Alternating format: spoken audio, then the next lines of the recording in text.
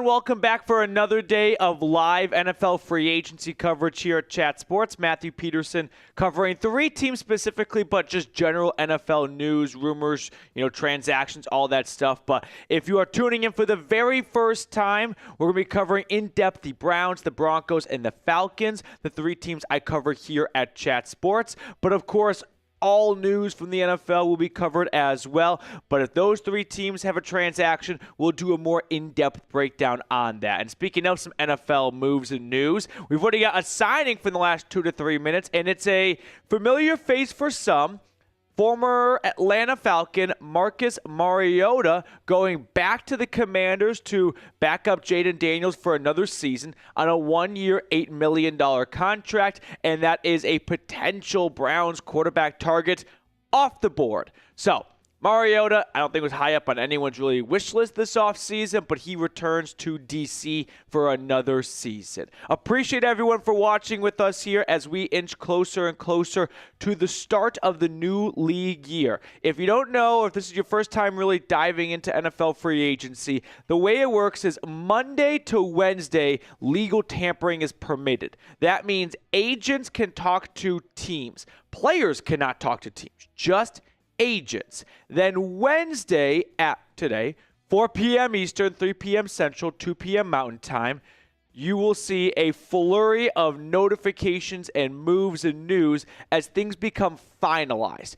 All the signings over the last 24 hours, 48 hours, are not actually done deals unless the player was a free agent already, meaning the team released him. But, okay, thank you. We'll get to that in a second here. But, as I was saying, once 4 p.m. Eastern hits, you're going to see a lot of, pen to paper and things actually get done. So don't be confused when you're like, wait, they already signed him. Why am I hearing about this all again? Now it actually becomes official. Now, we do have some NFL news here as the Rams are releasing Cooper Kupp. This was something we talked about during our live coverage yesterday. Not a surprise to me, and if you were watching yesterday, it shouldn't be a surprise to you. I did not think they would find a trade partner as we got close to the start of the new league year. That's when a lot of roster bonuses kick in, and teams don't want to pay that money, so they have to find a trade before the start of the new league year, or in Kirk Cousins' case, 5 days into the new league year, and if teams cannot, they ultimately just release them. So, Cooper Kupp will be a free agent. He can sign wherever he wants, and I think the Broncos are going to be a team to keep an eye on. I do not predict that Kupp will sign with Denver.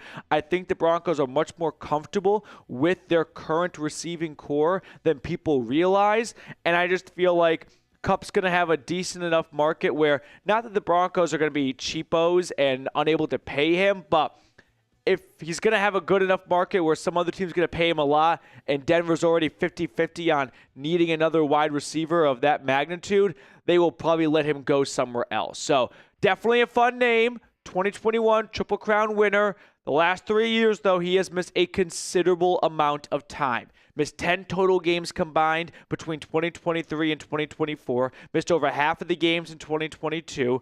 That's a good percentage. And for someone who's getting older and missing time, it's not pointing in the right direction, at least for me, to be comfortable with, hey, let's give you $15 to $20 million, which seems a little bit on the high end, but Devontae Adams just got a big, check from the LA Rams. And while he has not been injured, he's getting up in the age column as well. So 15 probably feels like a little bit on the high side for Cooper Kupp, but I do think that he's going to have a big enough bidding war to garnish a decent contract from someone. If I had to predict where Cooper Kupp ends up, it doesn't feel like a very Chiefs thing to do, but they do need some help at receiver. They shouldn't have a lot of confidence in Xavier Worthy staying out of trouble between now and September. Rashee Rice is coming back from an injury. Travis Kelce's getting older. They brought back Marquise Brown. It could make some sense for Kansas City. So that could be one place to watch for. I see 2 Super Chats have already come in here from our Browns show and our Broncos show. We have 3 different Chat Sports channels all watching the same feed right now. The Browns Report, Falcons today, and the Broncos Breakdown. So my eyes will kind of be across those 3 chats. But if you've watched the last day or 2 of our free agency coverage, you know how it can get a little bit competitive, which I did not anticipate when it comes to super chats and likes. Mac, what's going on, dude? I just realized Asante Samuel Jr. is a free agent. Think we can grab him and ship Newsome to a different team? I like Asante Samuel a lot as a free agent. I talked about him maybe being a good fit for the Falcons. They brought back Mike Hughes, so unlikely they pursue him now.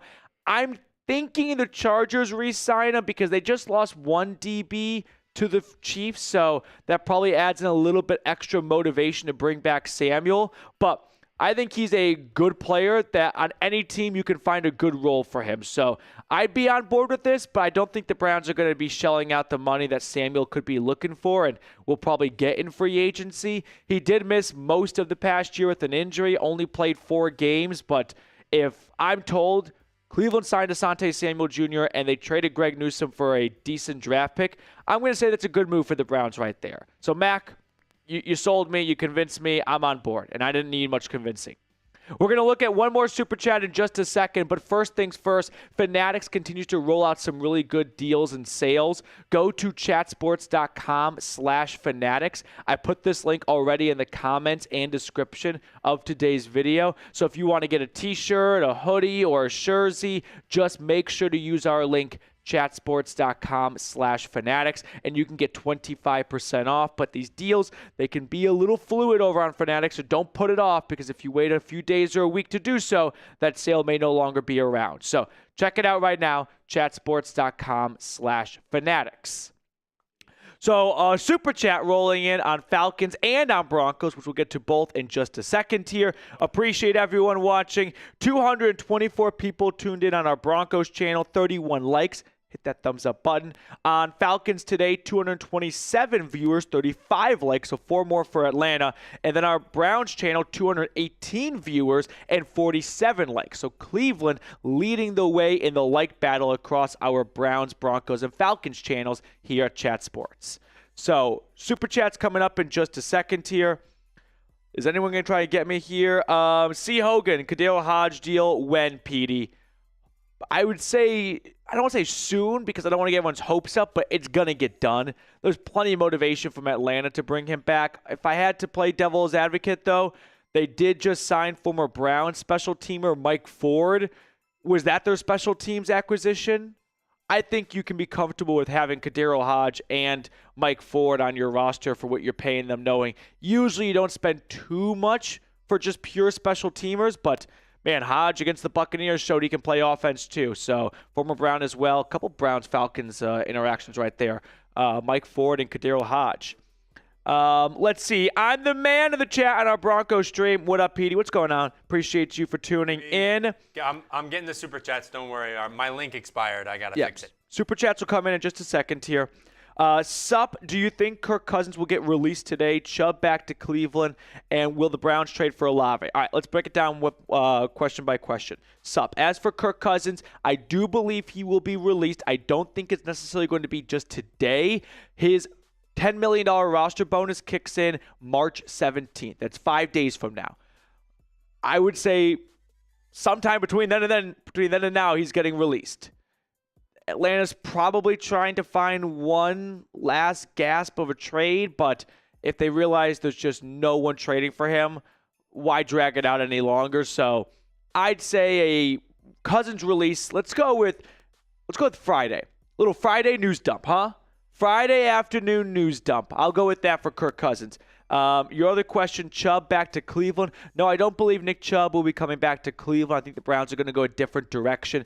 Really, I'm not sure where Chubb could end up. I think any team could have some level of interest. I don't think there's going to be an obvious fit for him. Maybe the Broncos, they do need some running back help, and I think he would be a great veteran mentor for a rookie that they inevitably draft. So that could be one destination for Nick Chubb, but I don't think he's coming back to Cleveland. As for Chris Olave, I don't believe they are going to trade him. I have a tough time thinking that Kellen Moore took the Saints job just to have one of his best players traded away a month later. Not really adding up to me, so I will say no go on Olave. Camden from our Broncos stream. Appreciate it, Camden. What could you see Kirk Cousins' trade value is if a team like the Browns do trade for him? It's on the Broncos channel, Camden. All right.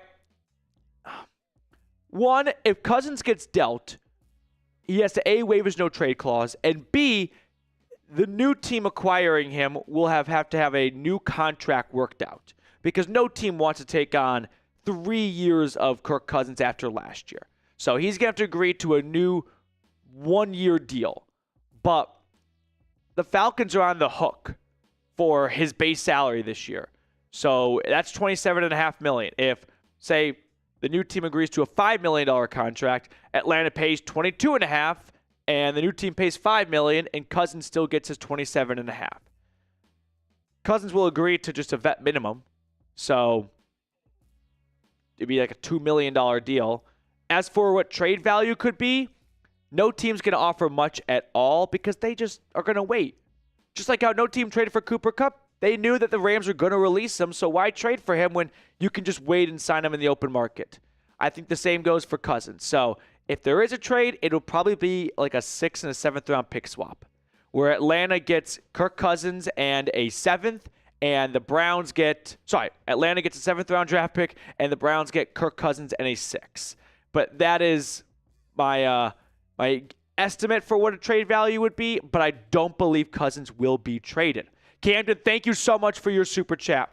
Trey with a $10 super chat over on our Falcons channel.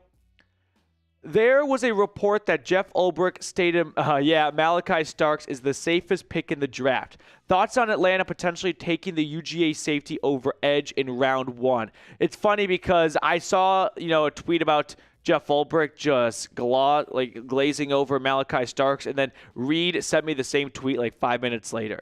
But I'm not in favor of the Falcons taking a safety in round 1.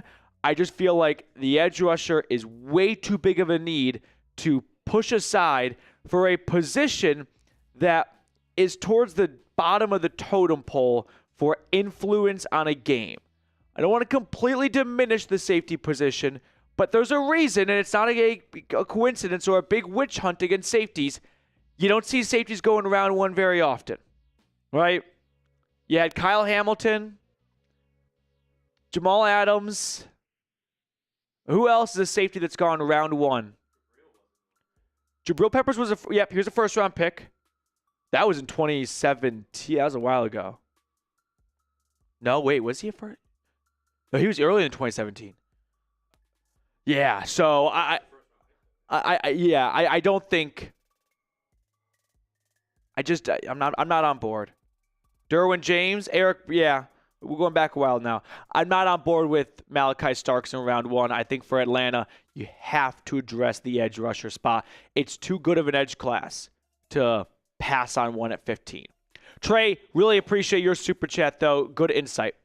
Sup, what's going on? From our Browns channel. Here we go, Brownies. Here we go. Thank you, Sup.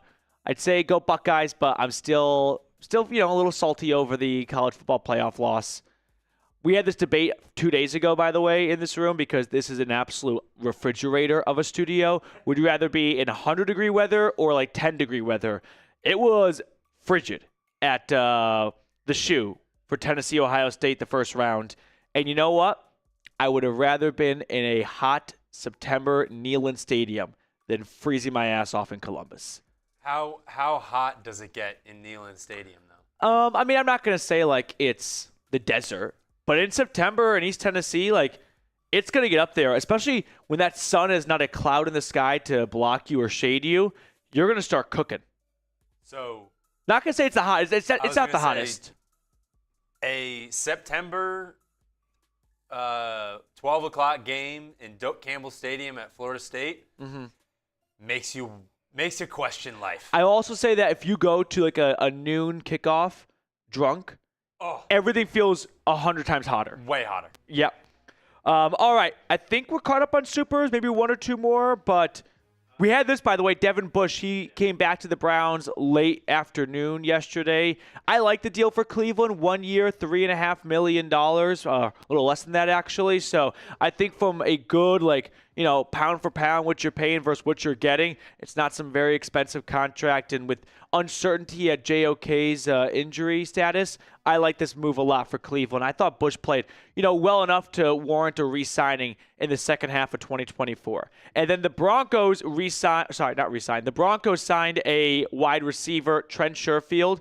He's a journeyman from the Cardinals to the Dolphins to the Bills to the Vikings to the Broncos.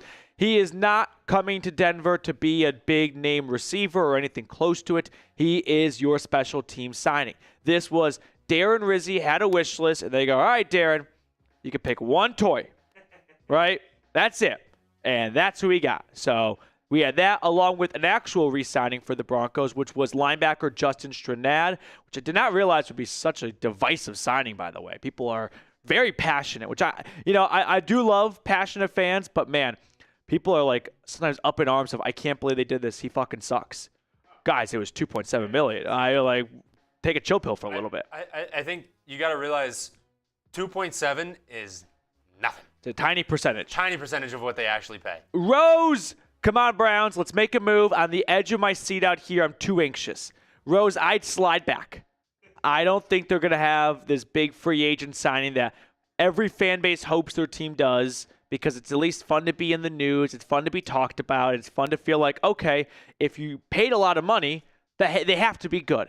But that's not the way Andrew Berry and the Browns have operated under his tenure. I don't think it's going to change now. So there'll be more volume moves like Devin Bush, but I don't think there'll be big signings. So Mike Ford, by the way, speaking of the Browns, leaving Cleveland to go back to Atlanta. Cheap 2-year, $4 million contract. He is going to be a big special teams asset for the Falcons. He was just a gritty guy. I mean, an absolute grinder with the Browns. And, Cleveland fans remember he took the terrible towel from someone's hand after the Browns beat the Steelers and just used it as toilet paper. So he's going to be a fan favorite for Cleveland for that, and he's going to be a good asset for Atlanta.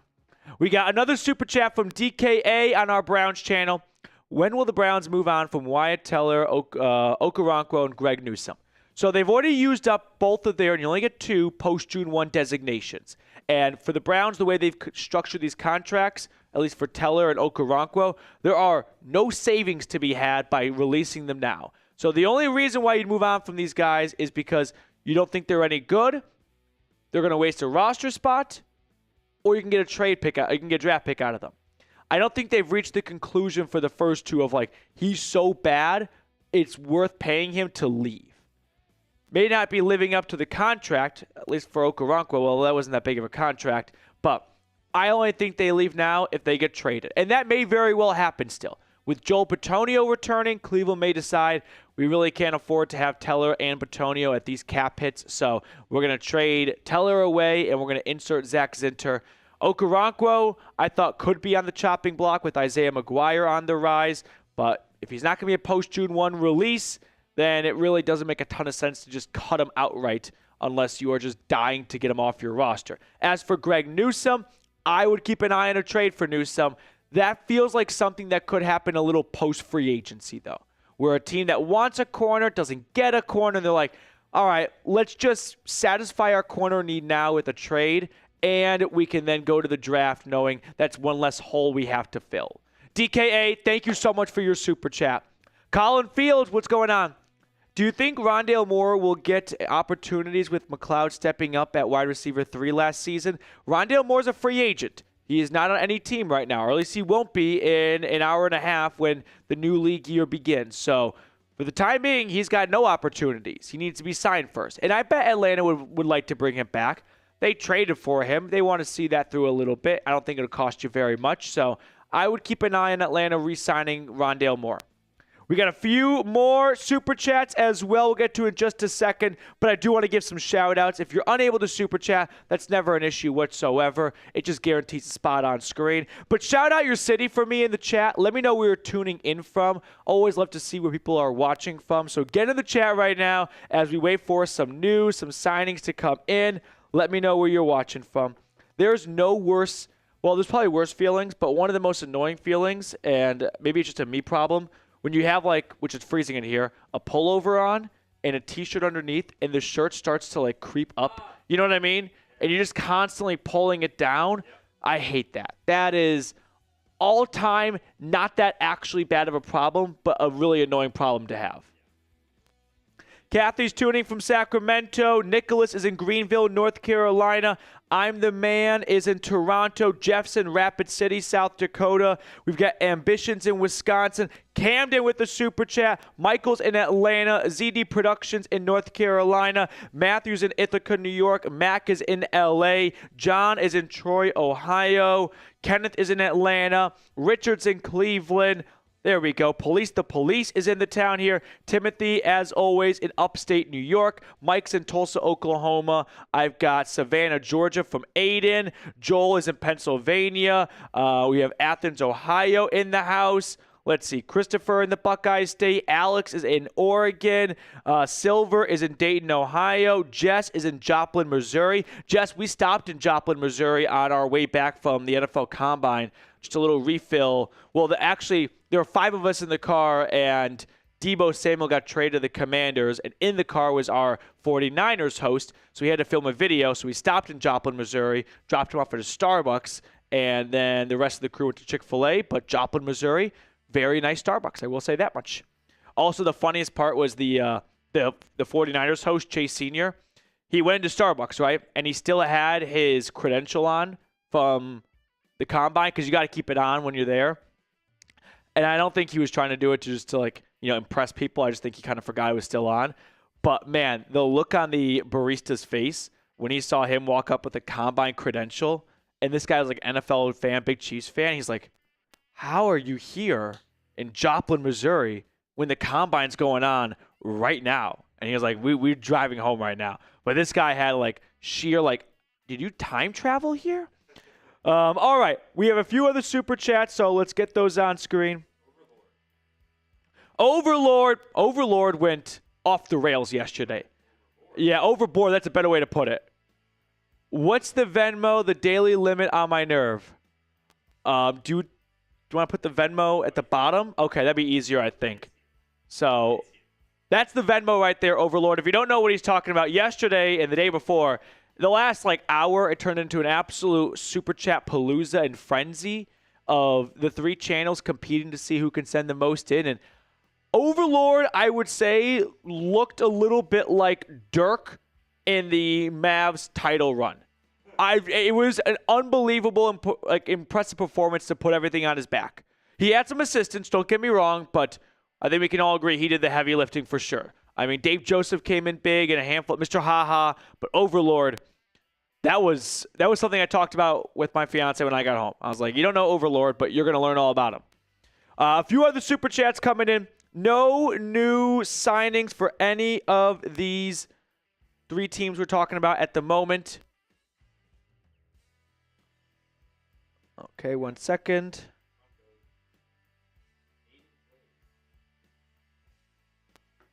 Aiden, need PD mock draft. I got Broncos taking Omarion Hampton. So I haven't done a ton of mock drafts, and I'd actually like everyone's input on this. A signing? No, Dov sucks. The new Dov blows chunks. I'm talking blows chunks of when it comes out your nose, you're throwing up that much. Cameron Wolf, just read it out loud. Regarding Trey Hendrickson, the Bengals are seeking a first-round pick and more for pass rusher Trey Hendrickson. So that's the Bengals saying. That's the Bengals saying we'd like a first, but we'll take a second. Remember, the Seahawks said we want a first and a third for DK. They did not get that. They got a second. Teams are. It's like bargaining in a third world country. You go up and you say this, they say this, and you meet in the middle. I want a goat. I'll give you a dog. Yeah. How about a chicken? Deal. But Aiden, this is the question I want to ask you first, and then I'll talk about your idea. I haven't done many mock drafts this offseason, and the reason being is mock drafts have become so accessible to everyone. And I think that's a great thing. I think that they've kind of been watered down a little bit because everyone has a mock draft. It's kind of like the podcast boom. Everyone's got a podcast now, right? Everyone posts their mock drafts on Twitter. Everyone does mock draft videos. And with so many mock drafts out there, I feel like they just don't quite carry the same oomph of, I remember in high school, it was crack cocaine when like Bleacher Report would drop a new mock draft before class started. I would scour the internet for other mock drafts. Now everyone does one, and it's like, what's new? Another mock draft with one of the same 3 picks that everyone else has. So I've pulled back on mock drafts. I'm only going to do mock drafts now when it feels like there should be an update because of a material change. A post-free agency mock draft. Hey, now that we know the roster needs for the team after signing these players, let's redo our mock draft. So let me know if you guys are like, Petey, you're being stupid, do more mock drafts, or you're like, yeah, that's actually kind of the reason why I don't watch many mock drafts anymore, because everyone's got a mock draft. I would love to hear everyone's thoughts on this, because I want to give you guys content you want to hear. Okay. Where were we? We had Overlord said, oh my God. Overlord with a $340 Venmo. Overlord! $340 Venmo after maxing out on Super Chats. Shocked. Shocked. Overlord. Spam Overlord in the chat. Holy shit. I'm in the wrong line of work. Overlord, are you hiring? Yeah. Wow. Thank you. Times a million. And times a million again. And then add like the little 2 on top of it so it's exponentially bigger. Overlord, a $340 Venmo. Wow. Cheese and crackers. Miami Mac, Overlord, can I give you my Venmo? I'll be a Falcons fan for the week. Well, that puts the Falcons, we'll do like Super Chats and Venmos combined. That puts Atlanta firmly in the lead right now for our Day 3 competition. Overlord. $340 from Overlord. I'm not kidding. I'm looking at it right now. $340 USD. Overlord. You got to hit up my wedding registry. That'll make my fiance very happy. I'm just messing around. Okay. I Dolphin X. Oh, God, we're doing this again. I didn't think it would start this early. I didn't think it would kick off like, what are we even in? 30 minutes into the show. Overlord. You are the combination right now of like Jordan and LeBron. You're one of one. For today, you are by far, you're the MVP, you're the 6th man, you're the starting 5, you're the starting 11, you're Connor McDavid, you're everything. We got another Venmo. Oh, who the fuck do you think who? It's Overlord. $120 Venmo from Overlord. $120 Venmo from Overlord on top of his original $340 Venmo. Salute to Overlord. Overlord. I am on borderline naming my firstborn son Overlord. We're getting close to that territory. I'm talking Chalupa Batman. Wow. Spam Overlord in the chat. I saw a few other supers. I don't want to forget those. Overlord with the performance of a lifetime, and we're still in the first quarter. He's not going to slow down, I bet, either. Fluffy Man, the Broncos are eyeing Broncos on Kyle Juszczyk. Your thoughts? Overlord, once more, God bless you and thank you. Fluffy Man, as for Kyle Juszczyk, if he can still play well, yeah, why not? I mean, if the Niners release him because they feel like he's washed, I expect Sean Payton to pick up on that and not just take a washed player because he's made 9 Pro Bowls. But he loves the fullback. Juszczyk can receive. He's not much of a rusher. Not that he really, maybe he was earlier, but like last year, I think he had 10-ish carries. So, not going to say no to it, but if you're going to sign him, you got to have, with a fullback, it's not about just getting a good player. It's about having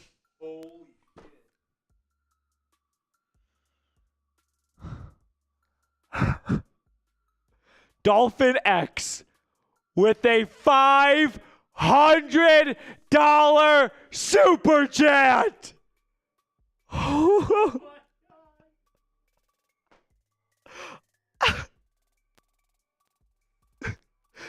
$500 super chat from Dolphin X on the Cleveland Browns report.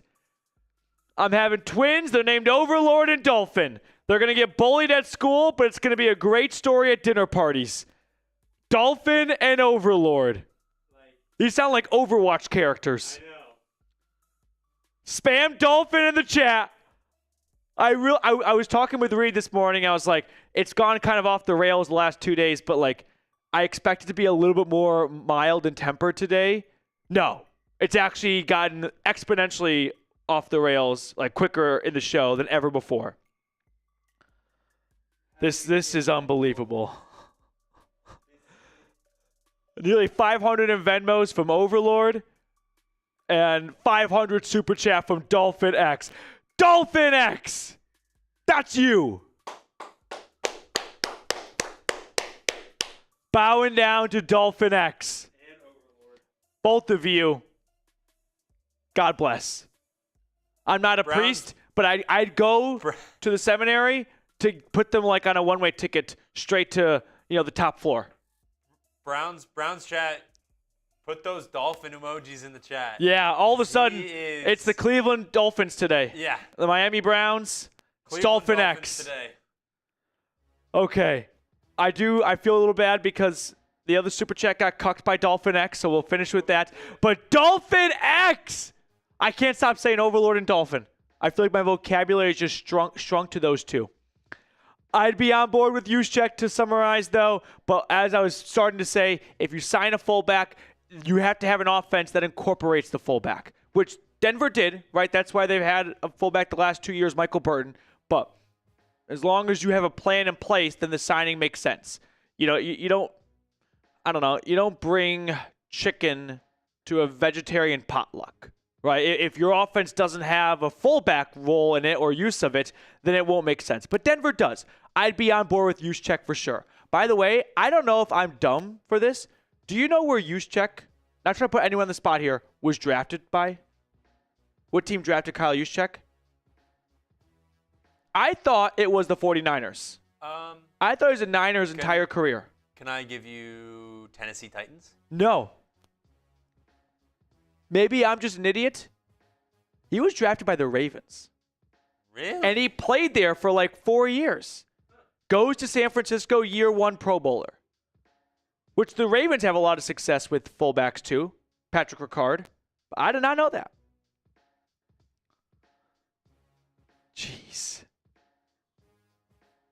Okay. So we have a few other supers. We're still waiting on, or maybe not waiting on, but seeing if any more signings and things like that come in. So far, no news.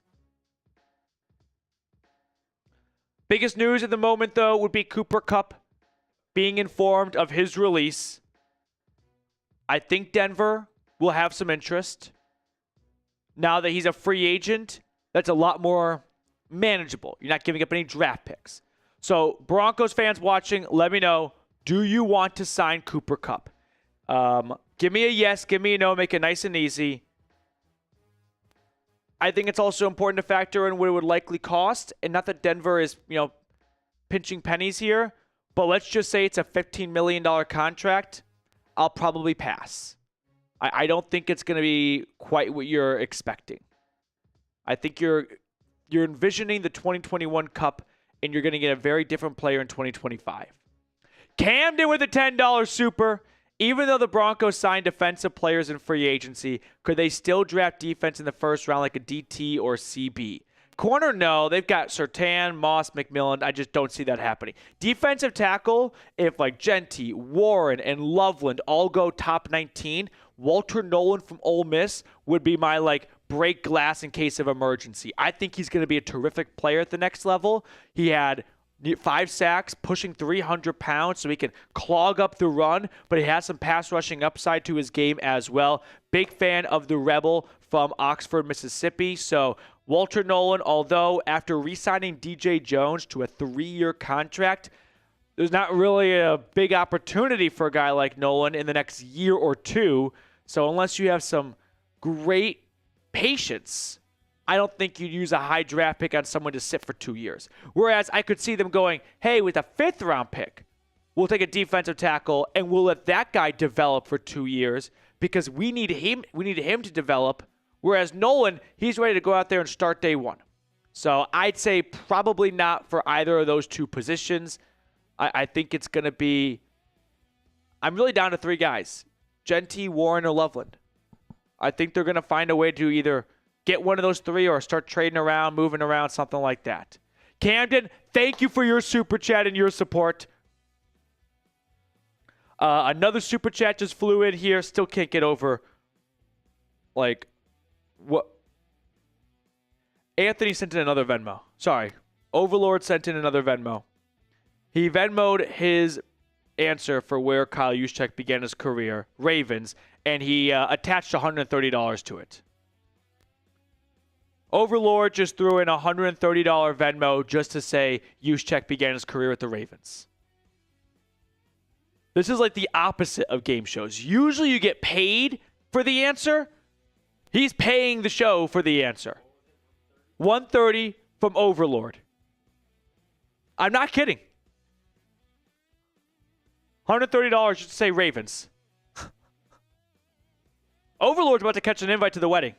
We're getting very close to that because Overlord's he already paid for his plate. Oh my God. There's nothing like this right now. Dolphin X and Overlord just dueling. Tim Green has done more than his fair share. I'd be surprised if we see anything more from Tim Green today. Man. Incredible. Joseph saying Overlord equals Arthur Blank. Dolphin X equals Jimmy Haslam. I wonder if there's a Walton Penner in the Broncos group then. That's the richest owner. It is mind-boggling to me how even amongst billionaires, the Broncos ownership can be so rich. Walton Penner, the Walmart family, right? They are richer than the 2nd and 3rd, and I believe still 4th, owners in the NFL combined. It's unfathomable. It's unfathomable to think about what money Arthur Blank and Jimmy Haslam have. The Walmart heir, that's on a different level. So here's where we stand right now, by the way, in the Super Chat battle. Overlord and, of course, Dolphin X going back and forth right now. Just a heavyweight slugfest here, exchanging blow for blow.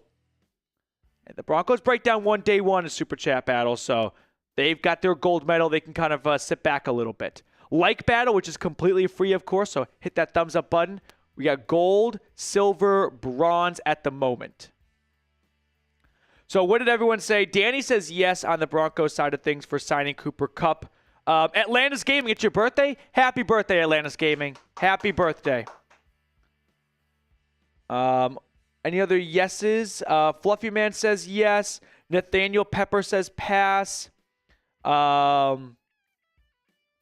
William says hard pass. Kevin says yes. Albert, 1 year, $10 million. Hey, if Cooper Kupp signs a 1 year, $10 million deal, I'll be okay with that. I think really any 1 year contract I won't have like an issue with in terms of being critical of, because it's not going to impact any future money. I will say I don't think it's going to be as impactful as you're probably thinking or hoping it will be, but it's not my money and they have the money to spend. So what's the actual negative financial downside?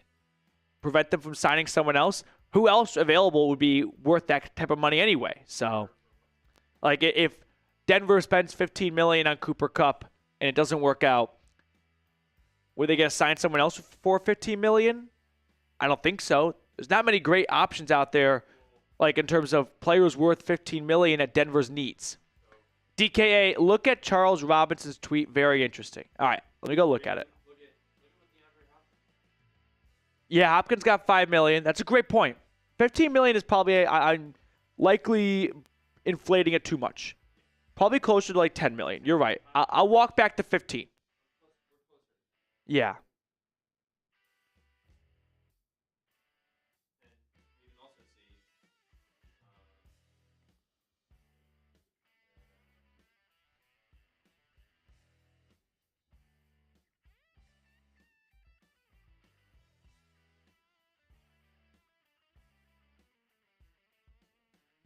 Well, this is an interesting tweet from DKA.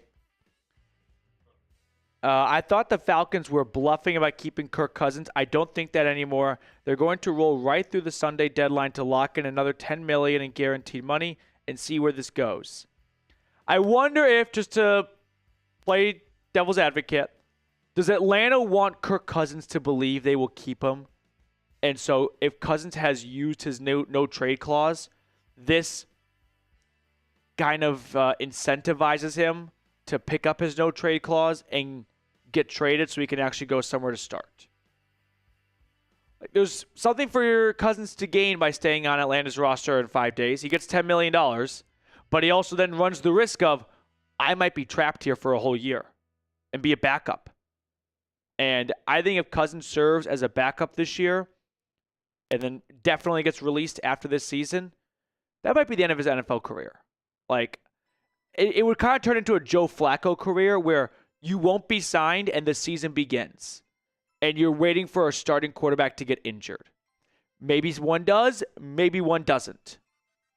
So, $10 million or go somewhere else that wants you to compete to start for their opening quarterback job.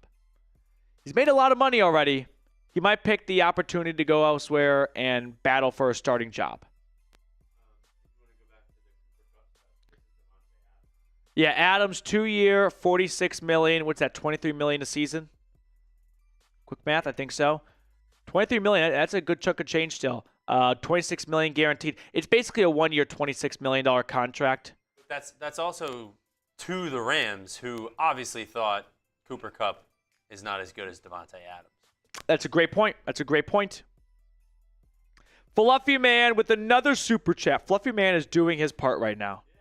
Fluffy Man is like I don't want to make fun of Fluffy Man here, but if Overlord is like the U.S. Army and let's say Dolphin X is like the British Army in World War II, Fluffy Man is just Luxembourg, just trying to contribute. Which RB in free agency would you want us to get? Mine is J.K. Dobbins. I'd be very much on board with J.K. Dobbins to Denver. I think after last year with the Chargers, he showed that the injuries have not taken all the great football juice out of him. And if he stays healthy, which is a big if, which the Broncos have already gambled on 2 players who have ifs next to them, he could be a really good asset for you.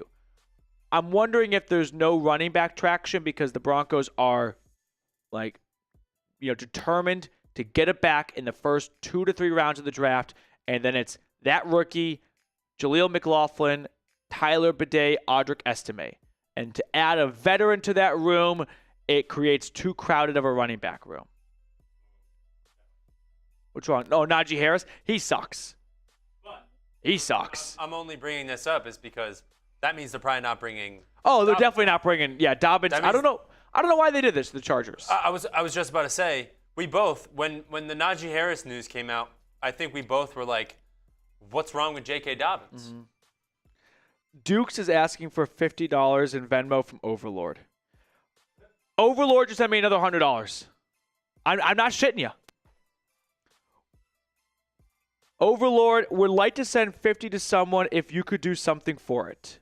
Oh, he sent me $10. I'm sorry. I added a 0. Do you want to do what's the guy on Twitter who just Venmos people randomly? No. He's like a philanthropist. He's got like 1 million followers, and he just tweets out like, "Who needs $100?" And everyone replies with their grocery bill and things like that. And he's like, "All right, Venmo sent."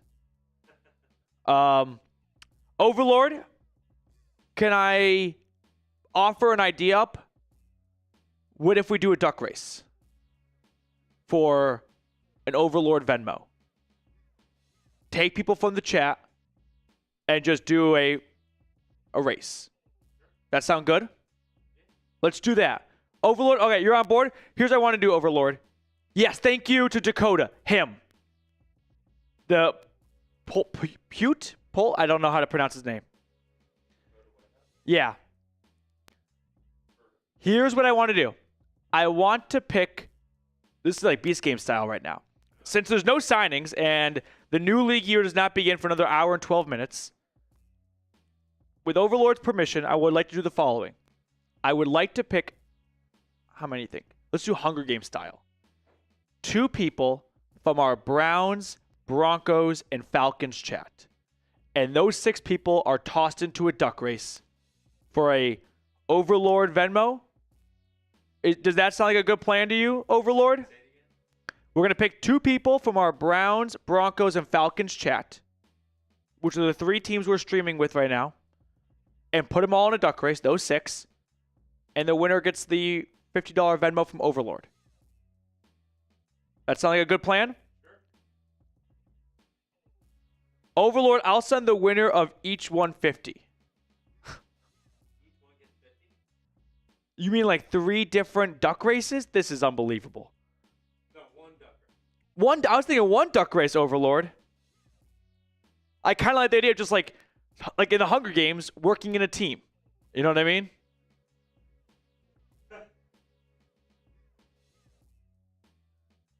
I'm going to come up with a fair way. Can we do the? Can you put the live chat on screen? Would that be No. Okay, that's fine. Yeah, I understand. Okay. All right. How about this, Overlord? Let's do 3 races spaced out over our stream. So we'll do one $50 race now, one in like an hour, and another one in like 2 hours. That's like a good plan. That way, if like someone tunes in a little bit later, they don't miss out on all the fun. Let's settle on that. So, with that being said, we're gonna pick 2 people from all 3 chats right now. Get in the chat, spam anything, whatever is easiest for you to spam. I'm going to pause the chat on my computer. I will close my eyes. You're going to take my Scout's honor, Troop 156 here, that I am not going to cheat or give preferential treatment to anyone or anything like that. My only request is if you're hopping into this, have a Venmo. Because I don't want to have someone win and go like, do you do Zelle? I went on a bachelor party, like half the group didn't have Venmo. It was an absolute disaster trying to pay for dinner at the end of the nights. So, have a Venmo. ZD, this coup is not going anywhere. All right. Have a Venmo because I don't want to make Overlord work and be like, now I got to download Cash App or something. You know what I mean? So I'm just going to go in order from like left to right for where my chats are on my monitors right now. We're going to do 1 from the Broncos, then 1 from the Falcons, then 1 from the Browns. So the first one up is going to be from the Broncos. This is a Falcons viewer named Overlord who would like to give away $50 to random viewers. We're going to do 3 separate races, all worth $50. Overlord, if I got any of that wrong, please correct me. This is your money, so I don't want to screw anything up. Are we ready to roll? Write down the names. Get the duck race set up. Keep spamming. Keep spamming. This is truly, you know what's going to happen in the middle of one of these, like, pick a names? Someone's going to get signed. And everyone's like, we don't give a shit about the signing, dude. Overlord's Venmoing $50. This feels like college game day when that kid had the Venmo up for beer money. All right. I'm ready to pick a Broncos viewer, and you are, Reed. Okay. You in a good spot to write down the name? All right. This is going to be for the Broncos chat first. We have 3 different streams on 3 different channels. So, Falcons and Browns fans, like, this is not your time just yet. Broncos right now. I'm going to pause the Broncos chat in 5, 4, 3, 2, 1. Pausing it. Doing too fast. 3, 2, 1. Pause it to Reyes Gaming. Reyes Gaming saying, let's go. That's the message. I'm picking the name at the bottom when I pause the chat.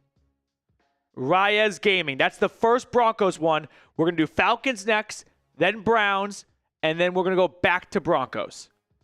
Not a snake draft. Okay, Falcons chat is up next here. Falcons fans, start spamming whatever your heart desires. By the way, we're all just taking Overlords, which I think he's got a pretty credible word, but we're just taking his word for it. So there's that information there. All right. Are we ready? We're going to pause. Yeah. Pause the Falcons chat in 5, 4, 3, 2, 1. Pausing it. It's Big Shep. Big Shep. Big Shep. Big Shep. Now Browns. We're going to do every team gets 2. Browns is up next. Browns, spam anything you want. I'll give you guys a few seconds to get your fingers warmed up. Start spamming, Browns. If you win and don't have Venmo, I'm going to be pissed. That's the one rule. All right. 5, 4, 3, 2, 1. Pausing it. I've got Ryan Chowdhury. Ryan Chowdhury. Broncos, the second ducky, is up next. Broncos resume spamming. By the way, for anyone just tuning in, a Falcons viewer is offering up $50 Venmos to 3 different viewers of our current try stream right now. So we're picking a total of 6 people, 2 from each channel, out of the chat. I promise we will cover the NFL free agency, but as long as no signings are happening, I don't think we just need to sit here and continue to rehash the same news and bore everyone's brains out. Yeah. Here we go. Broncos. Broncos only. 3, 2, 1. Looking. I've got Danny May. Danny May. For the Broncos. And if I heard and understood Overlord correctly, this is going to be the first of 3 races. So don't be heartbroken if you're not picked right now. We'll do another one. This whole process all over again in like an hour or so. It's only a 9-person. At 6. Yep. 6 per, yeah. This feels like the end of Beast Games. This is awesome. Yeah, this is really cool. Everyone show Overlord some love, by the way. All right, Falcons up next, and then Browns. Falcons, resume spamming. Our 2 Broncos races are in. It's Danny May and Reyes Gaming.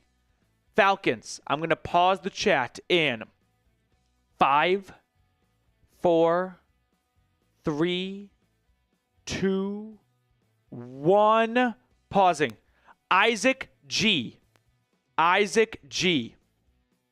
Isaac G. And now, Browns. Browns, spam anything. This is the final entry for the 6-man duck race. I'm semi-nervous that Overlord might just ghost us and like, what a crushing thing that would be.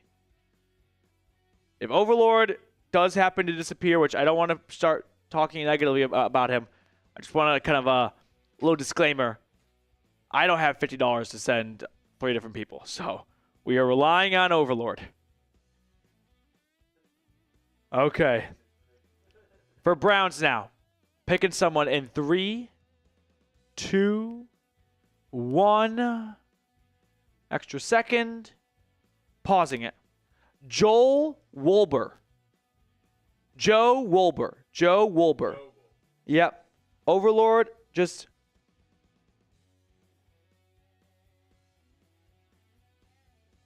Okay, Anthony, I don't want to say his full name.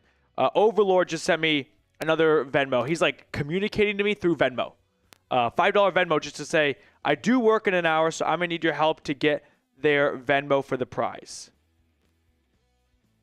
I don't want someone to win and him not be here. So, Overlord, do you want to do all 3 races right now? And just add a total of 18 people and just do 3 races? That sound good? Okay. I think we might have to resort to that. Because I don't want someone to win and Overlord not be here. That would not be fair. Overlord, he says, yeah. All right, we are doing this process 2 more times. There we go. Maybe instead of going like 1 by 1, I'll just pick all at once here.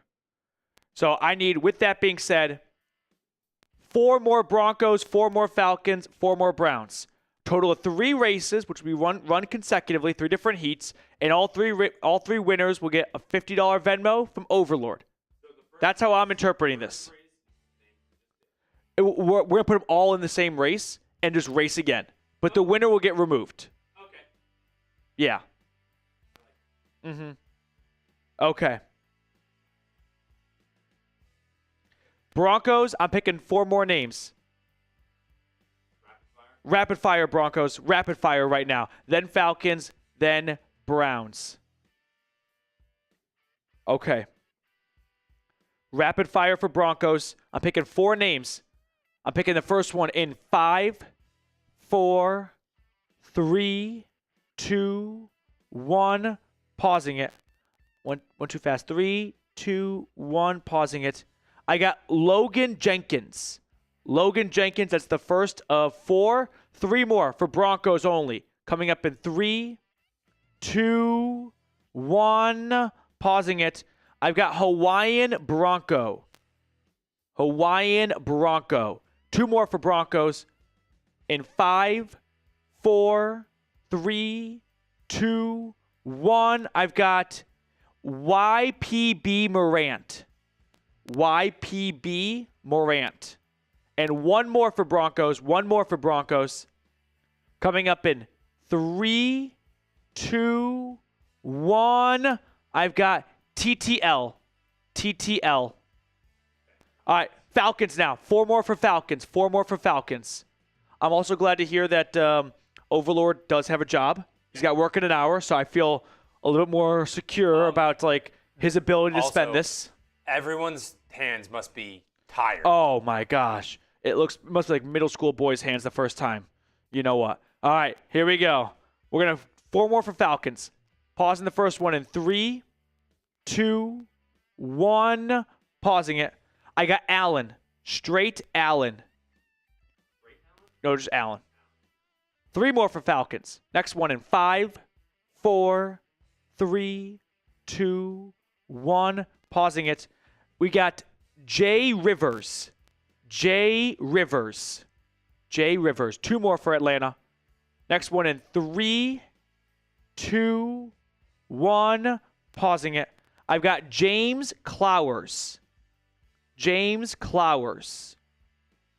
And the last one for the Falcons in 5, 4. Spam everything you got right now. 3, 2, 1. I've got Donta Spite. Speet? Donta S-P-E-I-G-H-T. Donta Speet. All right, Browns is up now. Browns is up now. Browns, spam everything you got here. Oh, Jared Brandt's in the house. Good to see you, Jared.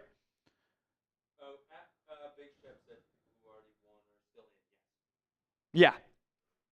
We're just adding on to it. Big Chef, yes. If your name got called already, You're in. you're in. All right, Browns now. I have 4 more for Browns. First one coming up in 5, 4, 3, 2, 1. Looking. I've got Bran Benny. Bran Benny. 3 more for Browns. In 5, 4, 3, 2, 1. I've got Kingston Powell. Kingston Powell. And 2 more for Browns coming up in 5, 4, 3, 2, 1. I've got Eric Laby. Eric Laby. Last one for Browns coming up in 5, 4, 3, 2, 1. I've got Gabe. Gabe. Gabe. All right. Okay. All right. I'm gonna go over the names. Yep. Do there should be total of 18 names, 6 Total on each of channel. 18 names, so you Yep. can count if you want. Uh-huh. For Broncos, we got Rays Gaming, Danny May, Logan Jenkins, Hawaiian Bronco, WPB Morant, and TTL. Sounds right to me. Falcons, we got Big Shep, Isaac G, Allen, Jay Rivers, James Clowers, Dante Spite. Yep. Browns, we got Ryan Coate, Chowdhury, Joe Wolber, Bran Benny, Kingston Powell, Eric Laby, and Gabe. Okay. I know we have really deviated from NFL free agency, but I promise after this the shenanigans will be over with. I feel like you guys would rather have an opportunity to win $50 than listen to me talk about punter Ryan Wright. So we're going to do 3 races now. We'll have 3 winners, and each winner will get from Overlord, who's offering this up and is sponsoring this whole thing, a $50 Venmo. Okay. So, because I don't have that many monitors, I will not be able to see the Falcons or Broncos chat. So help me out. If somebody super chats. Yeah. Anyone that's just climbing on in right now, what's going on is a Falcons viewer has offered to send 3 different people $50 Venmos for some type of competition. And the competition we are doing is a good old-fashioned duck race. So we'll do 3 separate races. After each, we'll take the winner out of it. So it'll go from a 1 in 18 chance to a 1 in 17 chance to a 1 in 16 chance. Sound good? Okay. Let's do this thing. And then after that, I mean, right now there's been no signings. There's been nothing. So I promise we're not missing any signings. I will do my job first. But there's nothing out there right now. The new league year begins in 56 minutes, at which point you'll hear a lot of like officials. This trade is now official. This signing is now official. And there'll be other moves as well. Yeah, a lot of moves will get made. Yep.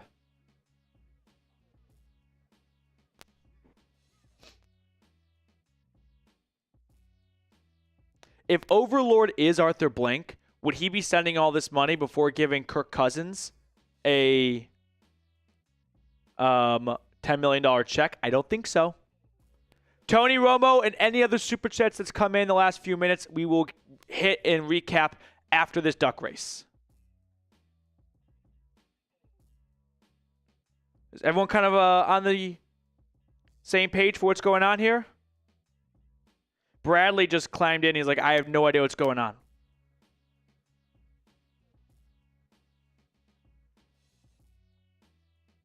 Kingston, do the duck. Kingston is like, I got mortgage riding on this, dude. Duck race is going to be here in maybe 30 to 45 seconds. I also just don't want to lose sight of Dolphin X and a $500 super chat, so show Dolphin X some love too, please. William 1, I just came in, no clue what happened after past live. Someone want to fill in William in the Falcons chat? I don't want to keep repeating myself for everyone that's been here for a while.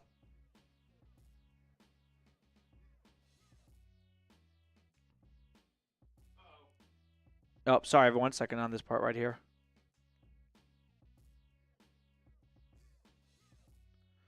Man, I'm excited. I'm excited. I can't even win anything, and I'm excited. I can't wait.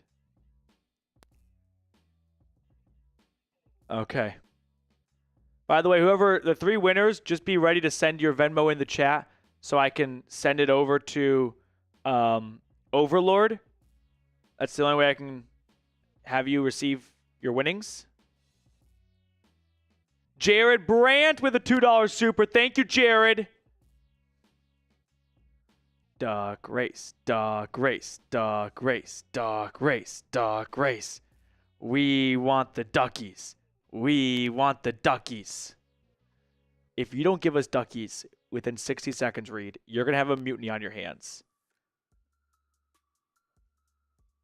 Reed, the people want the duckies. He's like, dude, I'm trying. Why is it not working? Bradley with a $10 super.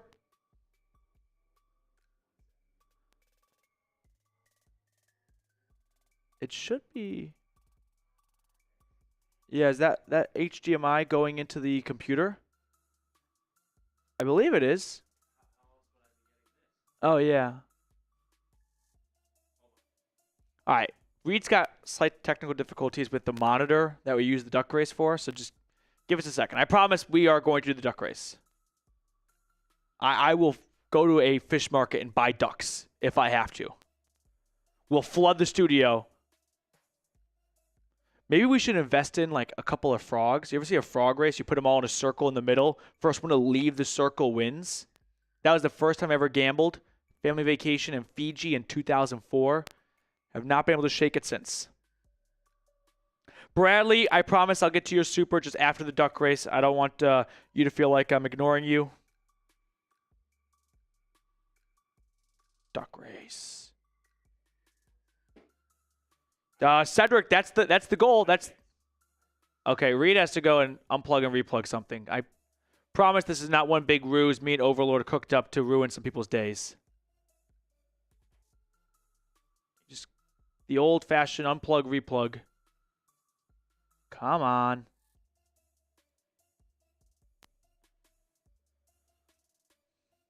Emmett, notify me when we sign Kirk Cousins. As long as you have your notifications on, Emmett, I will be able to do that for you.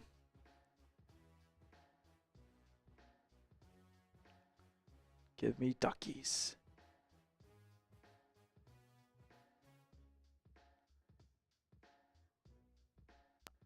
Yesterday, I made Reed do 3 beer bongs, and now I'm chanting duckies like an 8-year-old wanting cake.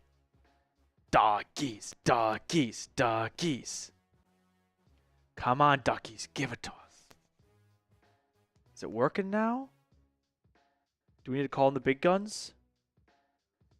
All right, we got to call in our tech guy, because I will say, in slight defense of us, this is a new studio. You've heard us talk about how Chat Sports has gone under a lot of construction. So with the new studio, some of the setup is still like in its not trial, but early stages of working through some kinks.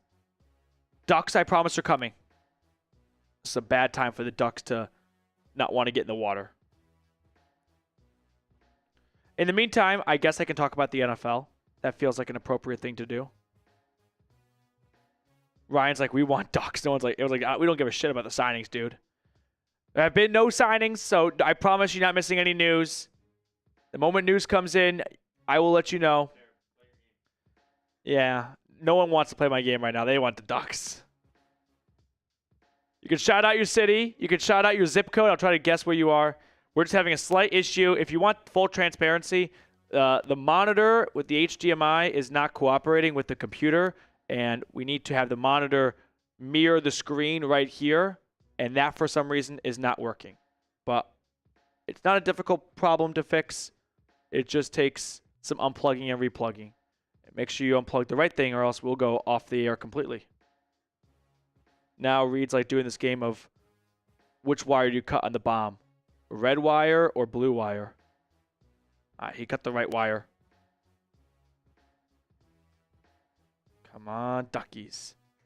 Robert, the Broncos did not sign Cooper Kupp, at least not yet.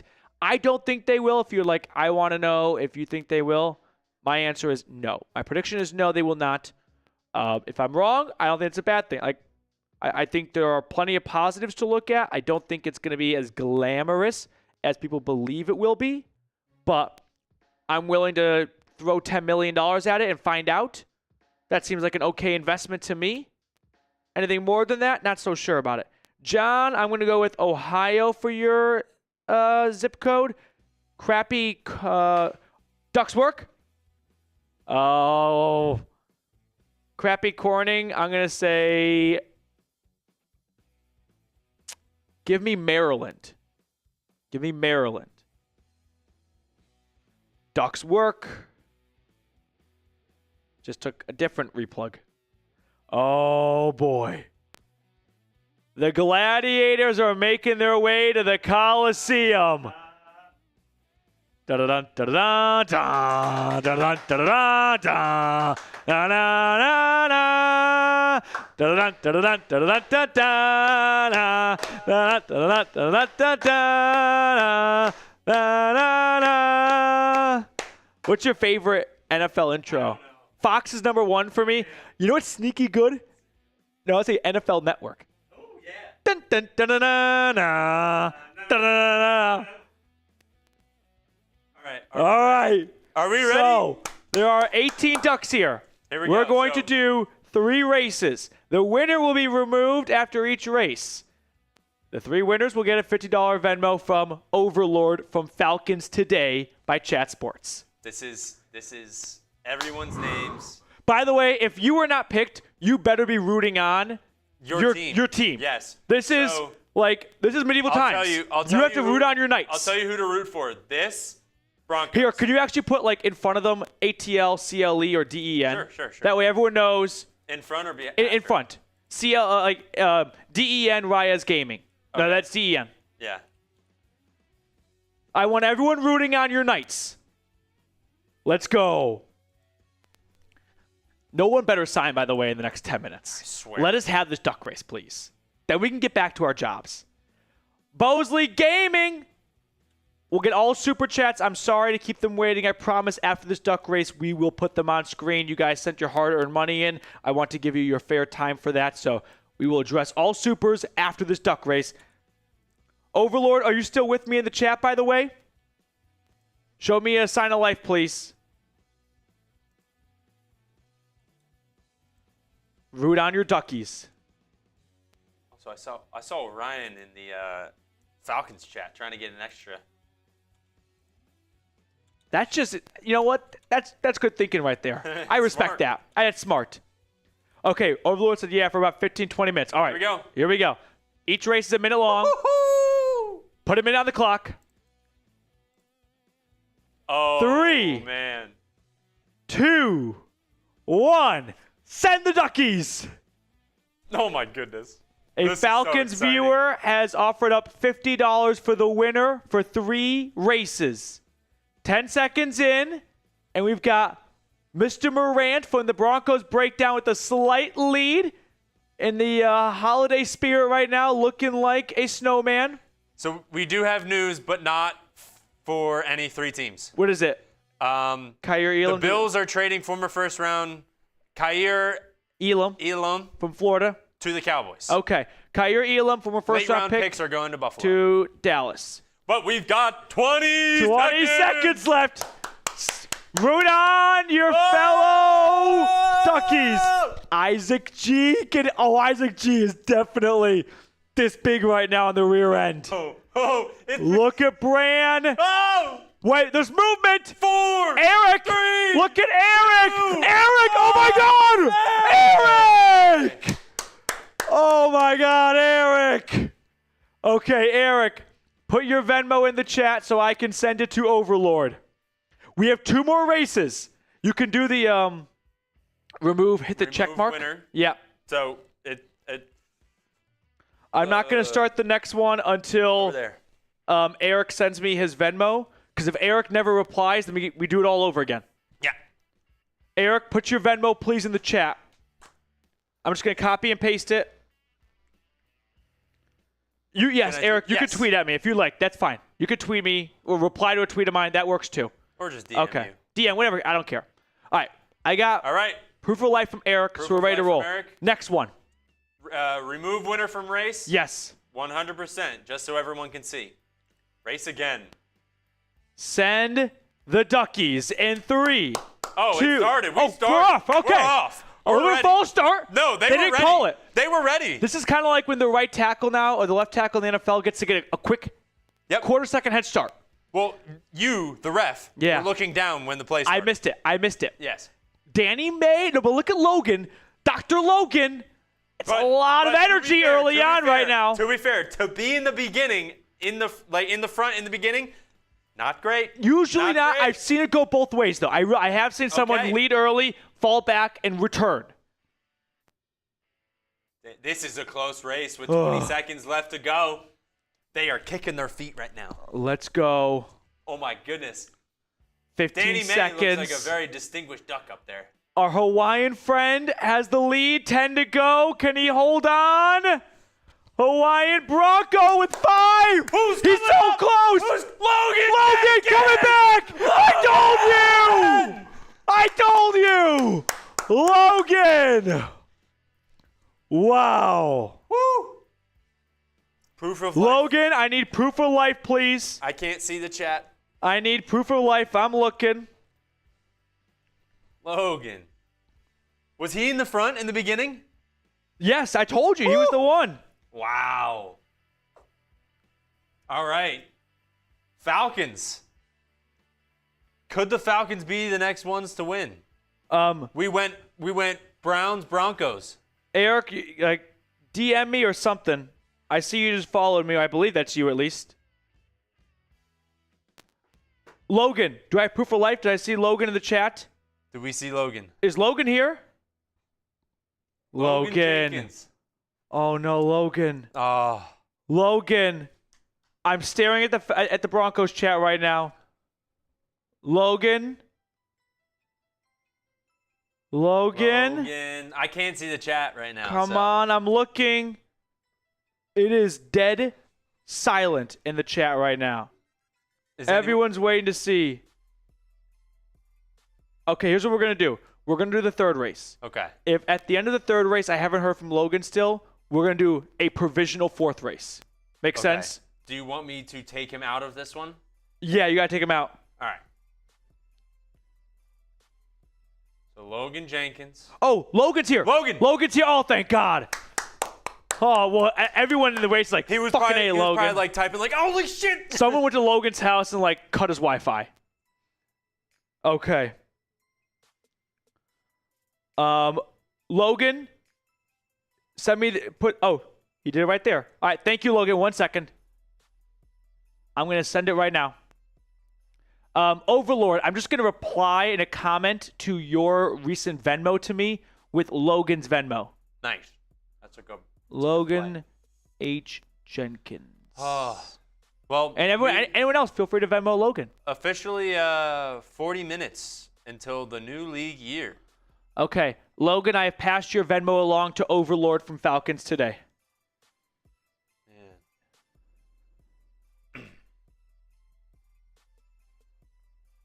And I got Aaron Rodgers news. Yeah, this is what I was saying like an hour ago. He's officially released. Yes. Eric, I got yours, and I'm sorry for mispronouncing your name. All right, so Logan, I'm going to do race again. Remove winner from next race. Correct. Race again. All right. 1 second. I just want to send Eric's Venmo over. Okay, that's done. Overlord, I've commented on the last two Venmos to you. On your last Venmo to me with their Venmo names. Here we go. This is the last one. This is the last one. A Browns viewer and a Broncos viewer has won. Odds are a Falcons winner will win now. What's funny is Dante Spite at the top is Superman Duck. Okay, well, he's going to be fast. All right, here we go. All right. Let's do it. Last one for 50 big ones Mr. here. Peterson. 3, 2, 1. Send the duckies. So, I think I've mentioned this before, but nobody can hear what is going on. I'm telling you, if you can hear, I have it muted, but they are going crazy. Like there's quacking fans. all over. There's fans out of the camera. There are people going nuts, streaming for these ducks right now. Halfway through, and I think Joe from the Browns Report has the lead. Yes, he does. It's King Joe, everyone. Can he hold on? This is a long river right now. We still have a ways to go. Isaac G. One furlong remaining. I see Isaac G and Allen down There's there. movement in the middle. From Falcons today, it's Rivers. Rivers with 11 to go. Remaining. Rivers getting competition from above. Benny. Here comes Joe. King Joe in 3. Joe. King Joe. Oh my God. Photo finish. King Joe. Wow. The origin channel of the Venmo gets that is a tough scene right there. Winners. Can I get confirmation and proof of life from Joe right now? Joe's here. He's like, I'm not wasting any time. He's like, none of this.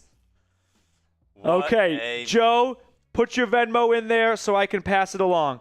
By the way, Logan and Eric, let me know if you guys have received Venmos from Overlord. Is Overlord, are you still here, buddy?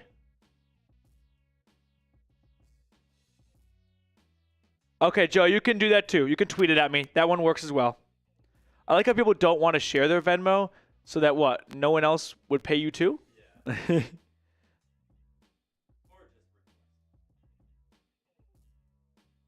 Overlord says, do they have Cash App? Oh, man, now we're... Oh, gosh. Cash App or Zelle, Venmo giving an error. So for my 3 winners, Logan, Eric, and Joe, if you have Cash App or Zelle now, this is taking a little bit of a turn here.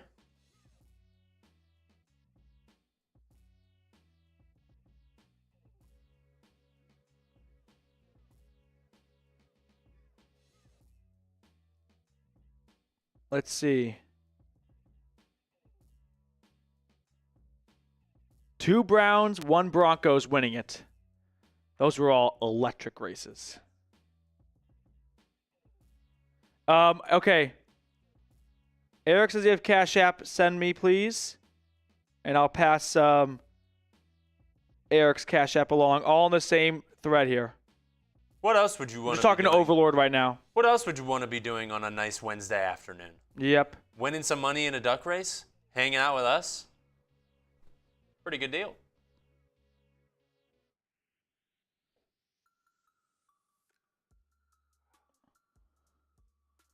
What was the new? We had Kyer Elam traded. He was a first rounder that was a healthy scratch for a little bit. Not to go a full Bills breakdown here, but then they had some injuries at corner, and he got back onto the field and played, I thought, okay, but never quite looked like a first-round pick out of Florida.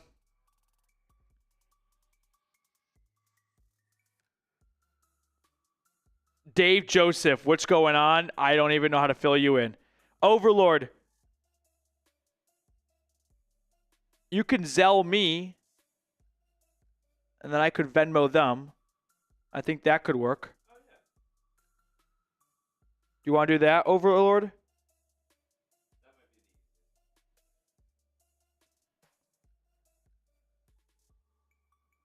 Yeah. So what's going on right now is a very, very kind viewer, Overlord, from the Falcons Today channel, has graciously given $50 to 3 winners of a duck race. Logan, that last thing you put in there, was that your Cash App? Also, who won this past one? The King? Oh, I got it. Joe. And Joe gave me his already. Yeah. So everyone, Browns, Falcons, Broncos channels, everyone starts spamming Overlord. Uh-huh. What a guy. What a time to be hanging out on all 3 channels right now. A chance to win $50. This is electric. Shout out to Overlord. I'm going to give... Here. I'm just trying to figure this out because I don't want anyone to get screwed.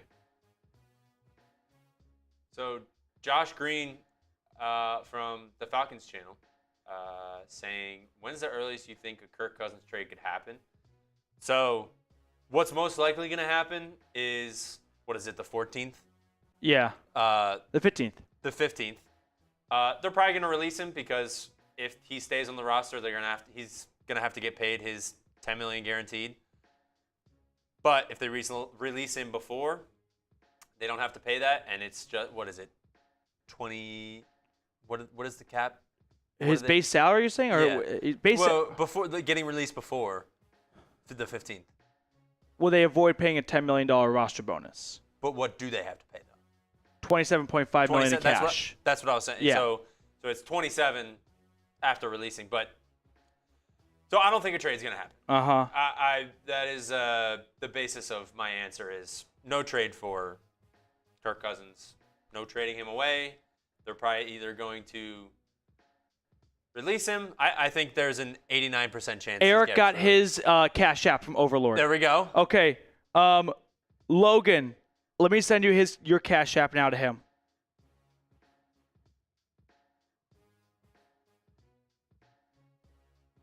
And then, Joe, do you have Cash App? I made this whole prerequisite of having Venmo, and that's blown up in my face. Yep. Okay, I'm giving Logan's Cash App.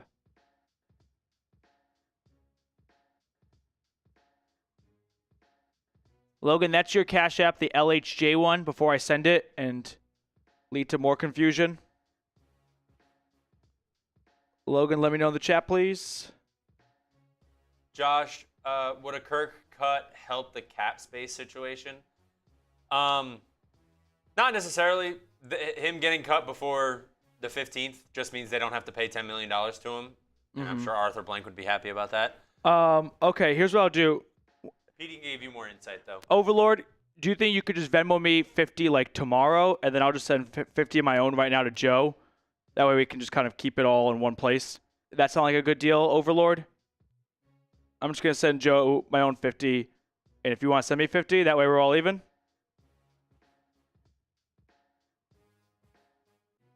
That sounds like a good plan, Overlord.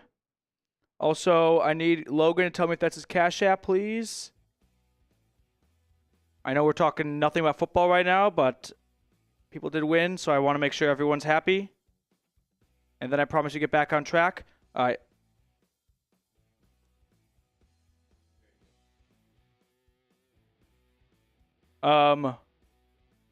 Overlord, if it doesn't work tomorrow, I'll just like reply to you on this Venmo thread with a different way to figure it out.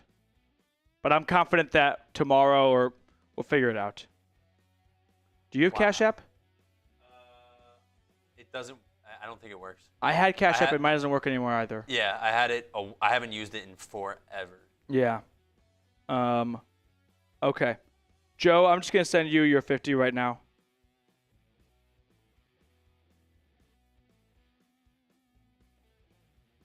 And then that's that. Wow. What a rush that was.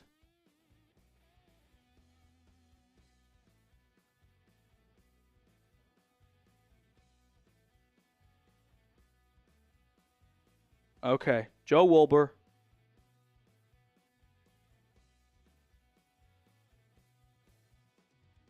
And done. So everyone, spam Overlord. The guy just sent out $150 to strangers out of the kindness of his heart. This is almost probably the craziest thing I've ever seen on a YouTube show before. He just came in here and was like, hey, I just want to give $150. So everyone spam Overlord. Logan, let me know if you got your Cash App.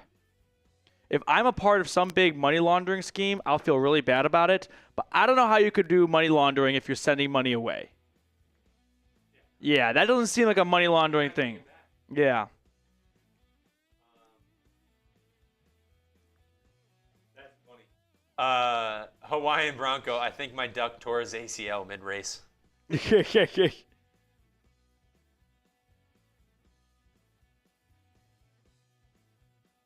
All right, one moment.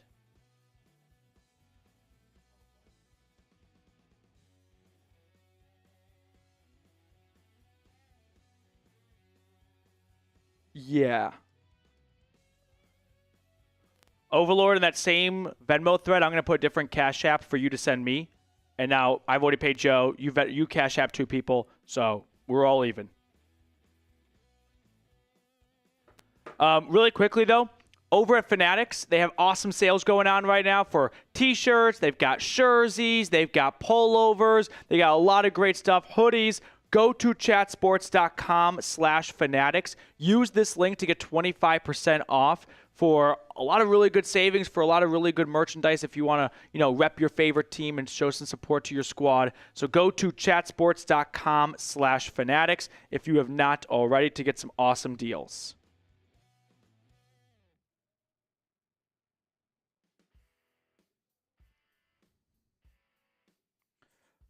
So that's the end of that. Wow, what a rush. We have some super chats, though, from like 20, 30 minutes ago that we're going to catch up on.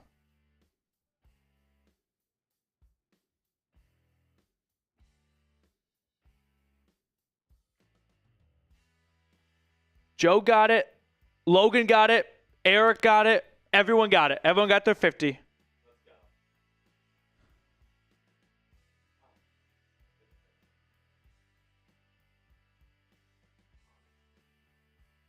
Seriously. That was awesome for Overlord because I was like, it'd be a real shame if like all this. I didn't think he actually would because he had already sent so much over Venmo. That'd be a weird thing to then back out at that point. But Wow, what a rush. That may hit harder than drugs. Yeah. Jace, what's your favorite teams, PD? MLB, NBA, NFL. Jace, appreciate the super chat. MLB, NBA, Cubs and Bulls, and then NFL, covering the NFL. You just don't really have an NFL. And this sounds so lame, and I kind of hate myself for saying it myself, but like once you, for me now, 3-4 years covering it, you just start to look at them more as a job. Like Sundays to me aren't sitting on the couch and just, having food and drinking beer. It's my biggest work day, so it sucks. I wouldn't say the fun out of it. That's not the right word, but it changes your mindset out of it. Okay. Next super chat.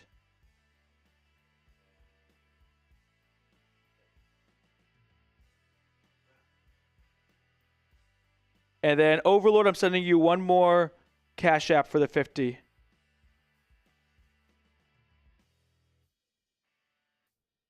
I'm sending it to my friend who's going to send it to me because I don't have Cash App. Chris Collinsworth. Now, here's a guy who reminds me of Patrick Mahomes. We got Chris and Tony Romo in the chat. Next one up.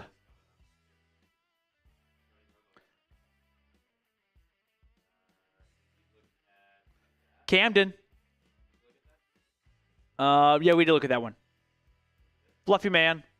Which running back in free agent? Oh, yeah, we did that. Bradley. Bradley's been patient. I'm sorry, Bradley. It was a long wait. Would a 2026 first be enough to get Brock? No.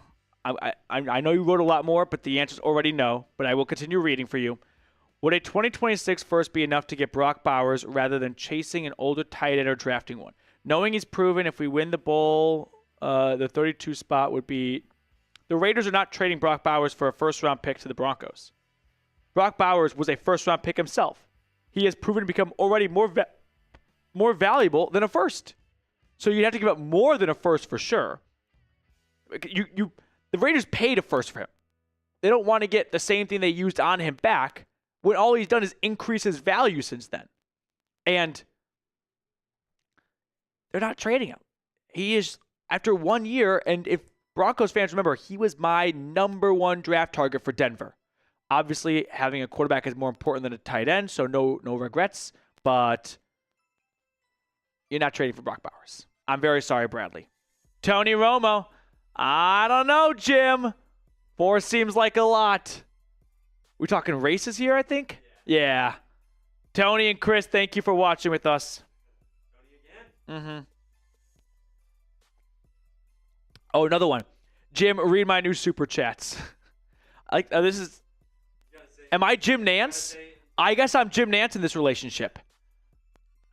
I don't know, Jim. Uh-huh. Okay. Oh, Jared. Last 3 days been good entertainment, brother. Sure has. I did not wake up thinking today we would be doing this. Dave Joseph from the Falcons channel. Reed, you still a little tipsy from yesterday, bro? That's a good question. That's a fair question. I had some good sleep. I had some food. I was feeling good. I was feeling great.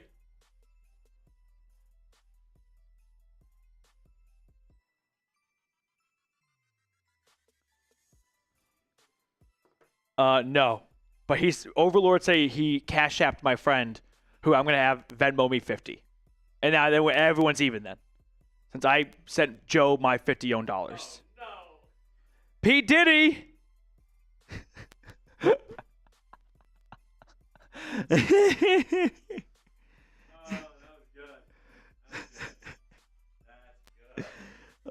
that was good. P. Diddy.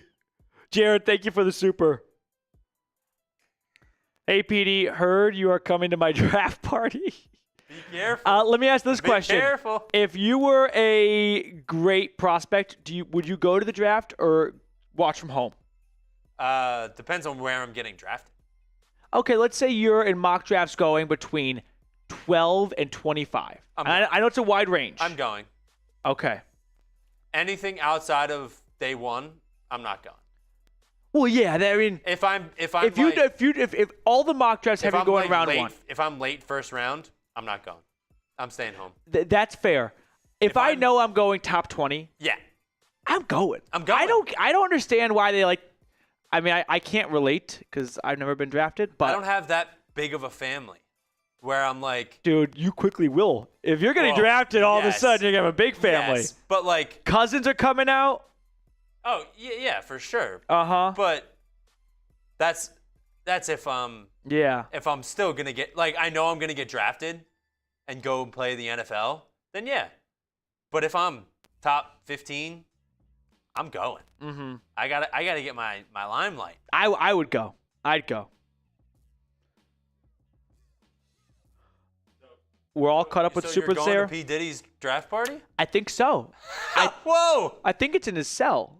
He's in jail, right? Yes. Wait, is he in jail or is he just? He's in the same jail as He's sharing a jail cell with who? The crypto guy, right? What? I think so. He's not sharing a. I don't know who he's sharing a jail cell with, like who his cellmate is. His cellmate is someone famous. But I know he's in the same facility as what's the healthcare guy?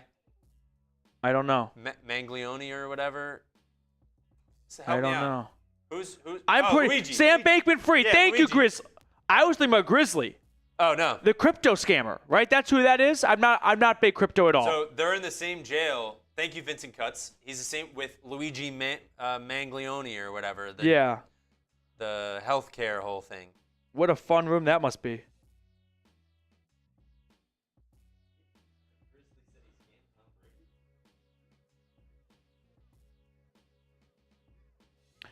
Trey, we got a super chat from Trey. So the news, though, over the last 20 minutes, just to make sure everyone knows, and this is why I warned you guys about an hour ago, so don't be like, whoa, what? The Jets are officially releasing Aaron Rodgers. You're going to see a lot of formalities come out. The new league year for 2025 begins in 20 minutes.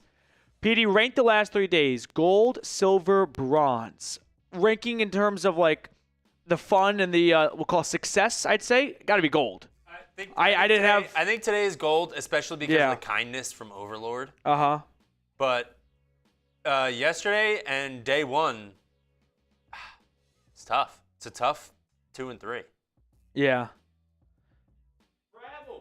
Fravel edits.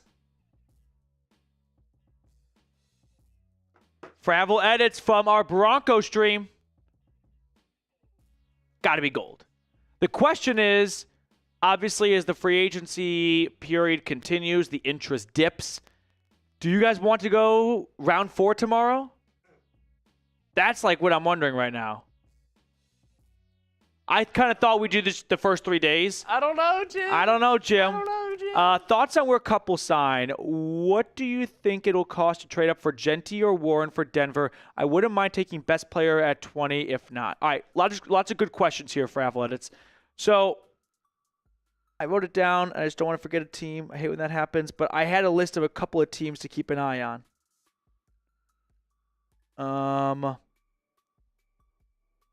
1 second. I just got to respond to this message really quickly.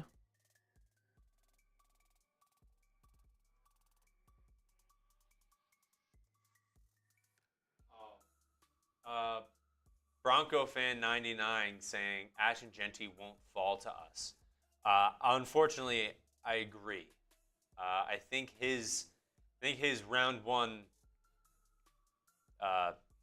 traveling stops at the Bears. Fravel edits for Cooper Kupp. I'll give 3 teams: Patriots, Chiefs, Broncos. Now there's definitely a wild card team I'm not considering. That's the nature of the NFL. Wow, no one saw this one coming, right? I think New England could be very aggressive though, just to give Drake May a better target to throw to. They've already spent a ton, so cash is not an issue right now. New England is definitely a target to watch for. But Kupp, here's the thing. This is where it could make it a wild card. What if Kupp's I just don't want to play for a team that just won 3-4 games last year? I think he knows. I think he knows his career is coming to an end. And just cash in? He's going to play anywhere. Yeah. But I'm saying is if he gets $15 million from New England and $10 million from Denver, What do you think he would take? I think he's going to New England. You think the extra 5? Drake May? He's got the ring. So, like, he doesn't need to worry about, like, I have to chase a ring at the end of my career. I think he's 5? It has to be a significant amount of money, though. Yeah. I don't disagree with that part. And then edits, what would it cost to trade up? All right, the example I can give would be when the Bears traded up with the Giants to get Justin Fields. That was from pick 20 to pick 11, and that cost them a future first. Denver's picking 20. If they want to go to around 11, it's going to cost a future first. I think if you go from 20 to inside of 13, you're giving a future first. So do with that information what you will. I will say, if you're pretty optimistic about next year for the Broncos, if you're like, hey, if we get Ashton Genty, it's over, you're going to be picking late in the first round next year.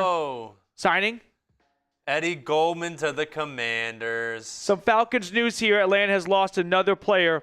Eddie Goldman to the Washington Commanders. No one is busier than the Commanders in free agency.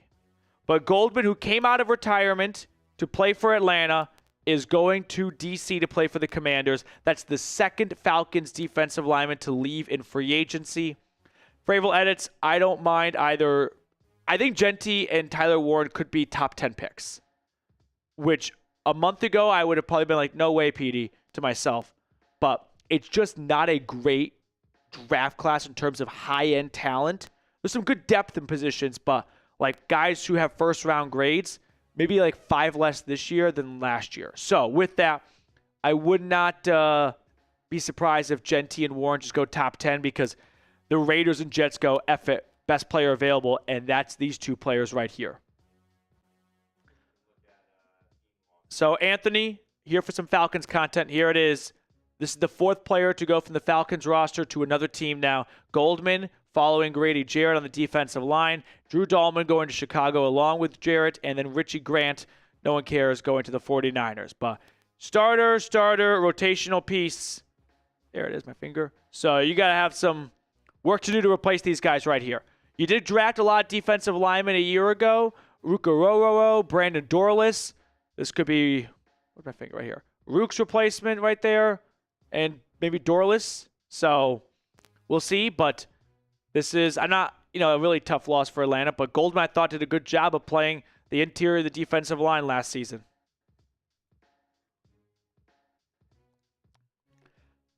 Do you want to? Yeah, no.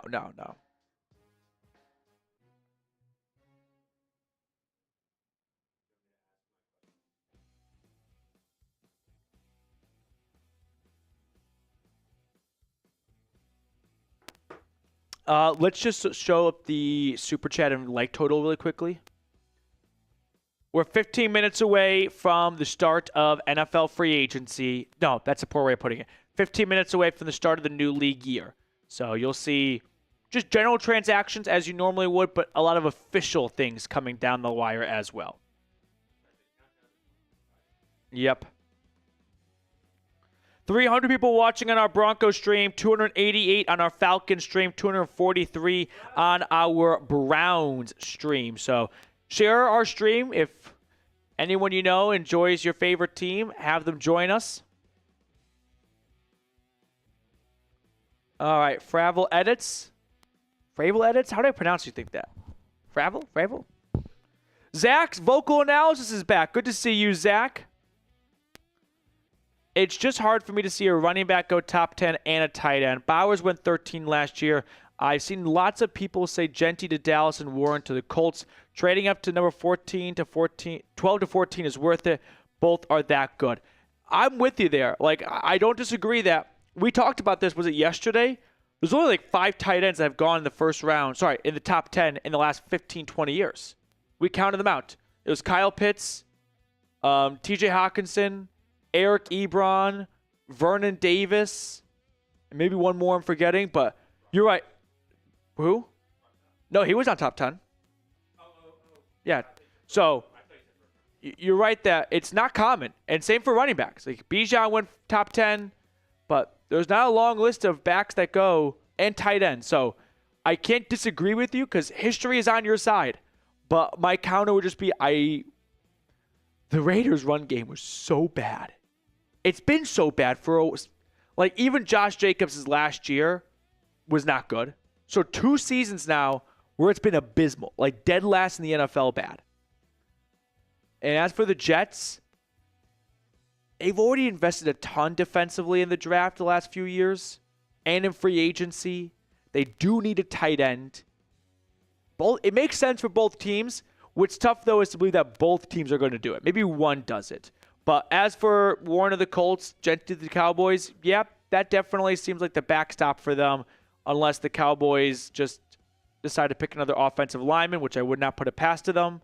And if it costs a future first to go from 20 to 12 and get Ashton Genty, people aren't going to like it now.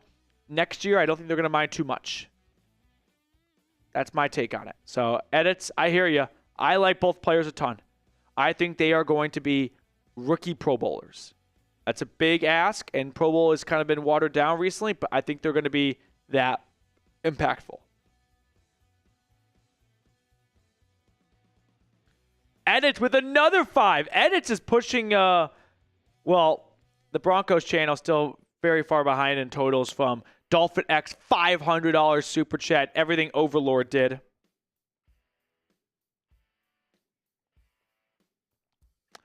By the way, my buddy sent me the $50 that Overlord sent him on Cash App. But for a little bit there, he was like, why don't I just keep it? Because this was very hard to explain over text. Mr. Cooperstein? Yeah, I told you. Freezing in here. Another super from P. Diddy as well. Trey says Taquan Graham is re-signing. Am I getting got? I don't trust you guys anymore. You've lost my trust, but that one does seem believable. Yeah, that one's real. Okay, Taquan Graham is re-signing. So they lose one DT, but they bring back another one. I don't have the number, Brent, for what the deal is in terms of contract value. All right. Fravel edits. My dream off season would be sign either Cup or Amari Cooper. I was like, Cooper, Cup. Trade up for Genty or Warren. Use our second on Hampton, Caleb Johnson, or Fannin Jr. Let Bo cook. So basically, edits, you're saying sign, let's say, Cooper Cup because he's better than Amari Cooper. Trade up and select, let's say, Tyler Warren, and then go get Caleb Johnson. So you've added Cup, Warren, and Johnson. Not going to lie, that fucks. That's a very good offseason right there, edits. That's good. I think that'd be a great, month and a half for Denver. P. Diddy. Odell is at the party too. Hey, it's the anniversary of Odell Beckham Jr. getting traded to the Browns. Where were you kind of moment? Where were you when OBJ got dealt to Cleveland? I don't really... Yeah. I was in college. I think I was just in my room. I think it was my living room. Yeah, no, we'll do a video for the signing and loss, like combo, Graham and Goldman. So yeah, let them know. What we're gonna do next, everyone, is if you don't know, this is a tri-cast between our Browns, Broncos, and Falcons stream. So I want to do a video about Atlanta re-signing a player and losing a player. I know that is not necessarily everyone watching's favorite team, but when your team makes a move, we'll break it down for you as well. So a little bit of patience. If you want to leave and come back, I can understand that as well. But we're going to talk about Falcons gaining and losing a player within an hour, or not even an hour, within 5-10 minutes. Madison, what's going on? Thank you for tuning in. New league year begins in 8 minutes. Okay.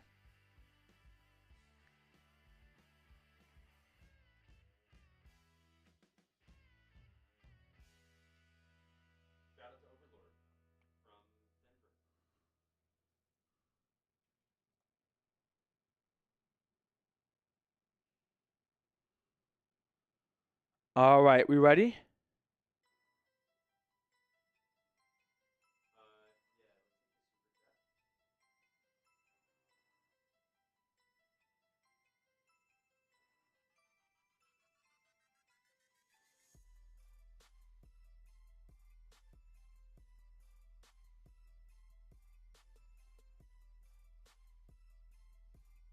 All right.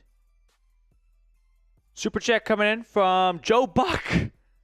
I respect the grind in hitting every single broadcast booth. And Logan, our winner. Logan's learning what it's like if you win at the casino. You feel like I can spend a little bit more and more and more, and all of a sudden you give it all back. This one's from Overlord, not myself. Logan Jenkins, shout out Overlord, over or under 10.5 Broncos wins. They won 10 games last year, went 10-7, right? Win with the Chiefs at the end. I think over. I think 11 wins. I'm not going to make some, grand 12, 13, 14 win prediction. Year 2 for Knicks. We've seen quarterbacks sometimes have a sophomore slump, but the roster construction's been excellent. The defense is fantastic. I'll have a better answer for you when I know who the running back is, because that is a big area of weakness. But Logan, thank you for your super chat. Congratulations, and definitely big shout out to Overlord. I'll say 11 wins for, you know what? I really want to say 10 on the dot. They might just go 10 wins back to back. That's what I'm kind of thinking right now. So I guess under, which is really sad to say. But 10's the number I have in my mind. So I'll say 10. I'll say 10. It's tough to win 11 games. You know what I mean? Joe Buck. That was a disgusting act by Randy Moss. You know how you're listening to a Joe Buck call? What Joe Buck does is, and next time he unfortunately doesn't do baseball anymore, but he was like especially known for this in baseball. He would just take the word is and just tack on a million S's.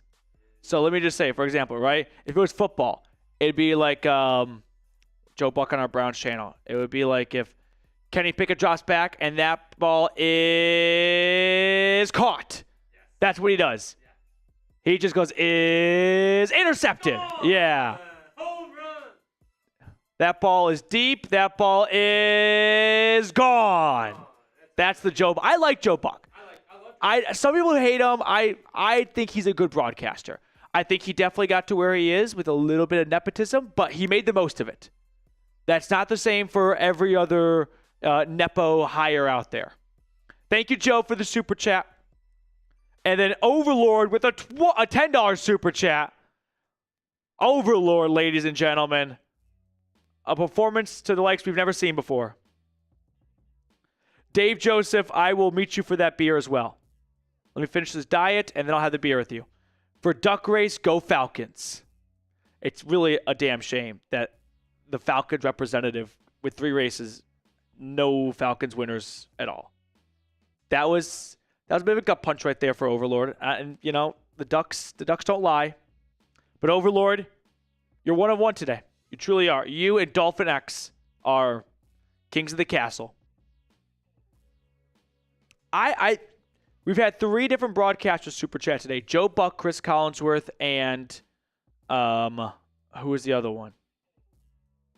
Tony Romo. I like all 3. I know that those 3 are polarizing. I'm fans of all 3. I think Collinsworth does a great job on color. I think Buck's a good broadcaster. I like Romo still. Everyone kind of got out on Romo. I still enjoy it. I still think his noises are funny. I like the noises. The thing with Romo, I felt like, was early in his career, he had such great analysis because he was so fresh out of the league. Now, as the game evolves, his connections and the way the game was played when he was there changes. I also don't think Romo does any homework. He does the bare minimum. I don't think he does a great job of preparing most often. Zach with a $5 super chat.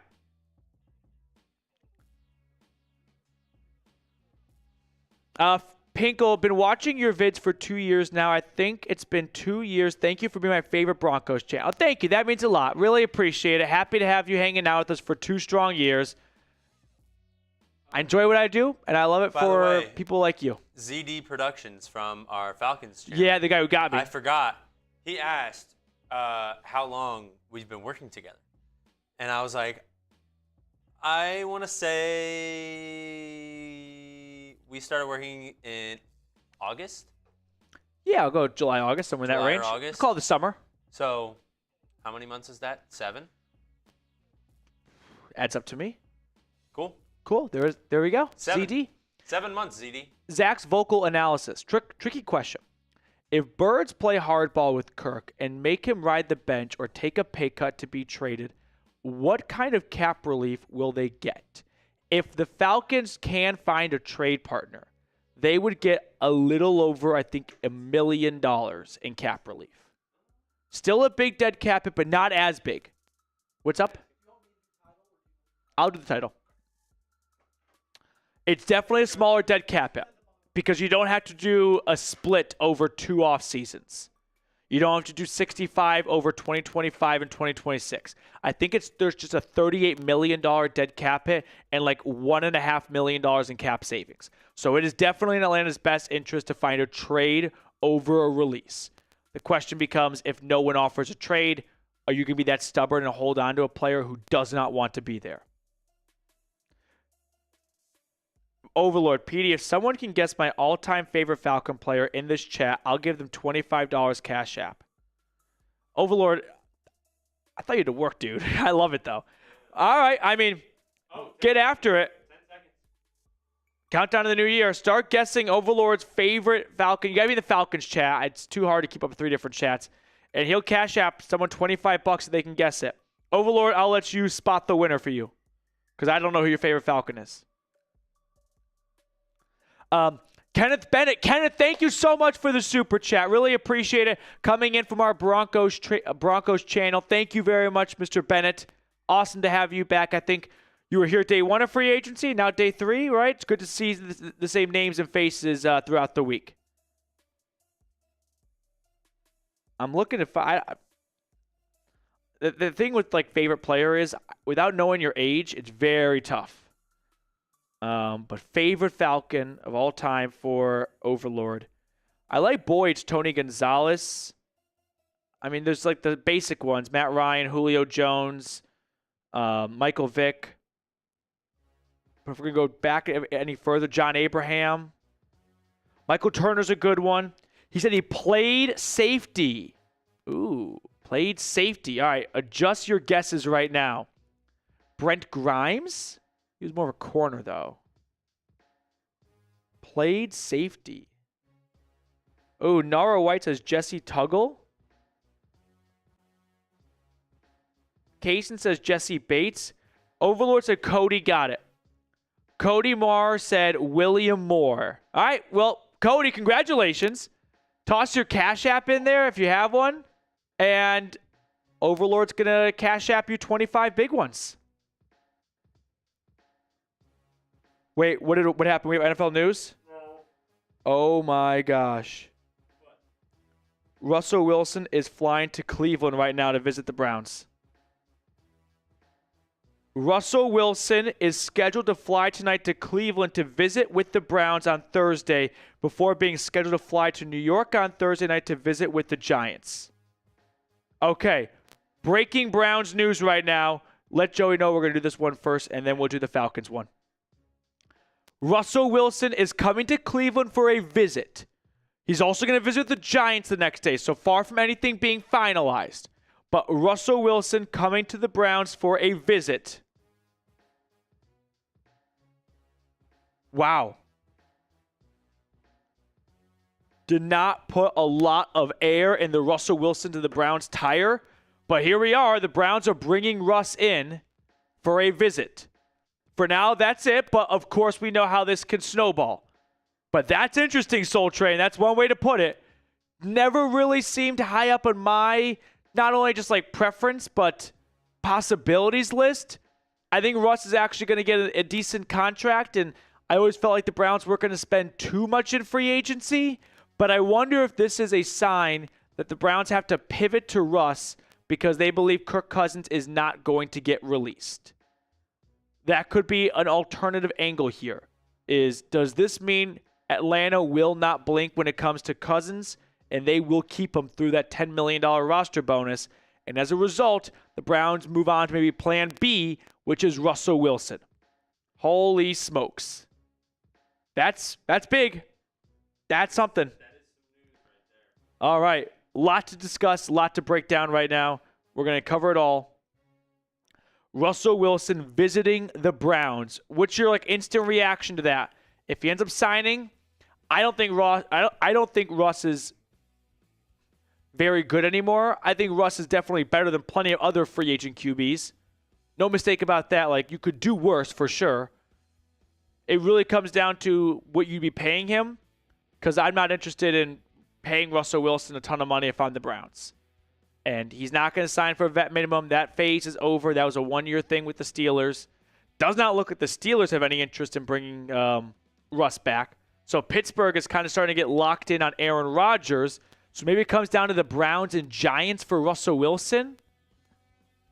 I honestly think if it came down to the Browns and Giants and both teams made fair offers, he'd probably pick the Giants. I feel like his wife Sierra would be like, I'd rather live in New York than Cleveland. She's been rumored to always have some level of an influence in terms of where they go. But Russell Wilson visiting with the Browns.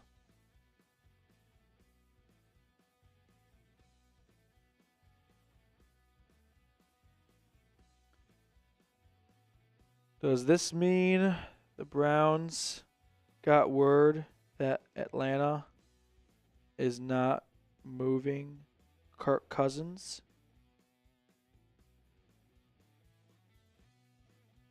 You can do worse. I'm just verbalizing my tweet.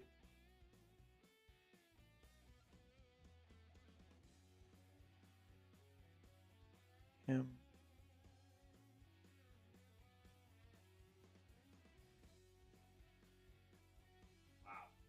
That's a surprise. That is, it's not a shocker. I mean, the Browns need a quarterback. He's a quarterback. It was kind of funny because everyone was talking about either he's going to the Steelers or the Giants. Yeah. I think everyone forgets Kirk Cousins is not released yet. Yeah. I know. Yeah, there's so much smoke of him going to the Browns, but he's not. I have not. Agent yet. I have not minced my words when it comes to Cousins and what I think is going to happen with him in Atlanta. I'll have crow to eat for sure if Atlanta holds on to him. Yeah. I'll just be wrong, which. No one likes to be wrong, but my counter is I'd rather give an opinion than be wrong than give no opinion at all. So I'll eat crow. You guys can throw tomatoes in the chat. I'll be the world's dumbest YouTuber ever. I've said, and I'm not going to try and shy away from it and try to walk it back. I really believe that the Browns meeting with Russell Wilson could be an indicator that Kirk Cousins might not get released, and they have to now start making another plan of attack. All right. Yeah. So if you can get the I'm just gonna make a player not great. You want to you can do the Schefter social. Okay, that works too. CLE, I agree. Even with Russ being mid last year, Russ was really bad down the stretch. That's what the big knock was, as the Steelers lost, was it 5 in a row to close the year, lost their playoff game. I think it was 4 regular season games and one after they beat the Browns the second time. I think they lost every game after that. They lost to the Ravens. They lost to the Chiefs on Christmas Day. They lost to the Bengals to close out the year. I think there was one more too. They lost 3 or 4 in a row, and Russ was very bad in that stretch.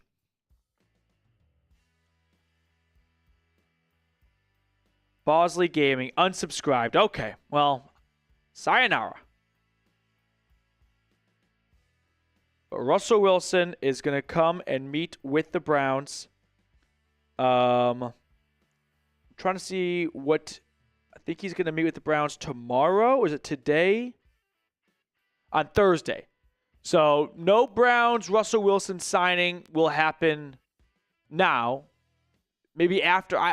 I don't think any signing will happen until he finishes his meeting with the Giants, unless he's blown away by Cleveland and can't turn down that contract offer. But one would assume he'd at least hear out both teams, whining and dining him and make the decision after that. So I don't expect a Russell Wilson signing, if at all, to happen until Saturday at the earliest, probably. Maybe he takes the weekend to think about it. It's a Monday thing, so it'll be a little bit of time here. Oh, I like this from Bradley. I hadn't even thought that far ahead. Well, Russell Wilson reuniting with Jerry Jeudy. That was not a very good tandem in Denver. Judy never got to 1,000 yards, was always kind of a disappointment for where he was taken in the draft. I'm sure Judy hated getting that notification. It was like, I'm finally away from this cornball, and now I've got to go back. So what a development. We're going to break it all down, though, like I said, in just a second. Give me a moment. I'm not very good at multitasking.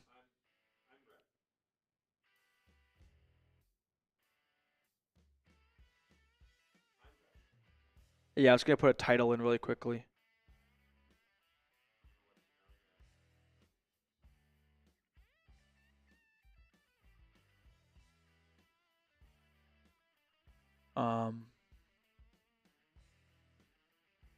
One moment, everyone. Sorry. I know, dead air, a radio nightmare.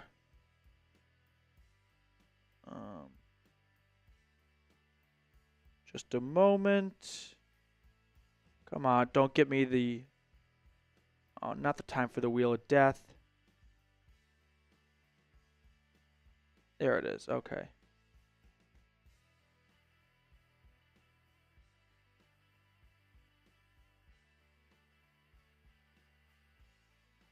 What if Spin Zone, maybe he's just going to Cleveland? A little weekend, like a one-night trip? No, just hanging out. Maybe he just wants to go check out the Rock and Roll Hall of Fame Museum. Yeah, and he probably told Tom Pelissero and Ian Rappaport about it just because he's friends with them. I would think maybe he invited them. Maybe. He got a big Airbnb? I'm out on Airbnb, by the way. After getting robbed in Airbnb. Hotel life for me forever.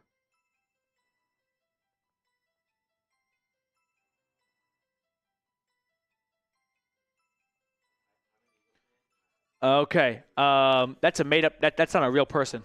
That is re-signing too. That's a made up name. That is not a person. All right. Let me just. Oh, the Browns just signed someone too. They just signed a defensive tackle, Malik Collins.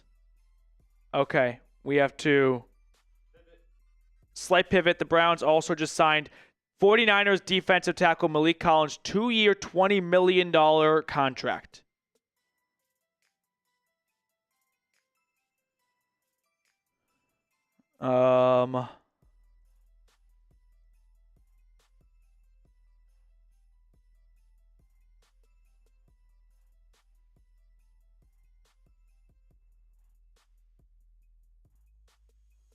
So let's add that to the show. We'll talk the Russ stuff first, and then we'll get to that. But get anything you have for that available as well, please. So Malik Collins comes over from the 49ers, defensive tackle, 2-year, $20 million contract. This is your Tomlinson replacement, but I'd rather have Dalvin Tomlinson, I think. So I don't really understand this.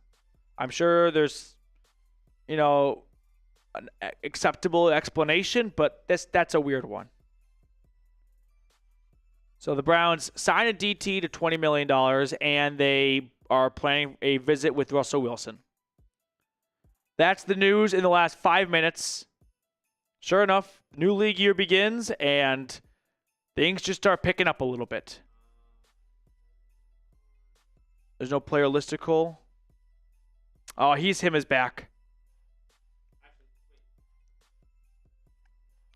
Anything would be great.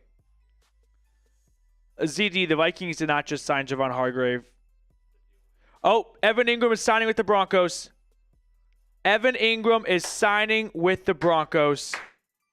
I repeat, Evan Ingram is signing a 2-year contract with the Denver Broncos. Holy smokes. Okay. So we have a lot of news to cover right now. We're going to start with the Browns and just kind of go in a little bit of a chronological order. We'll go Browns, Broncos, then Falcons. One moment. I need to get my plan communicated to everyone.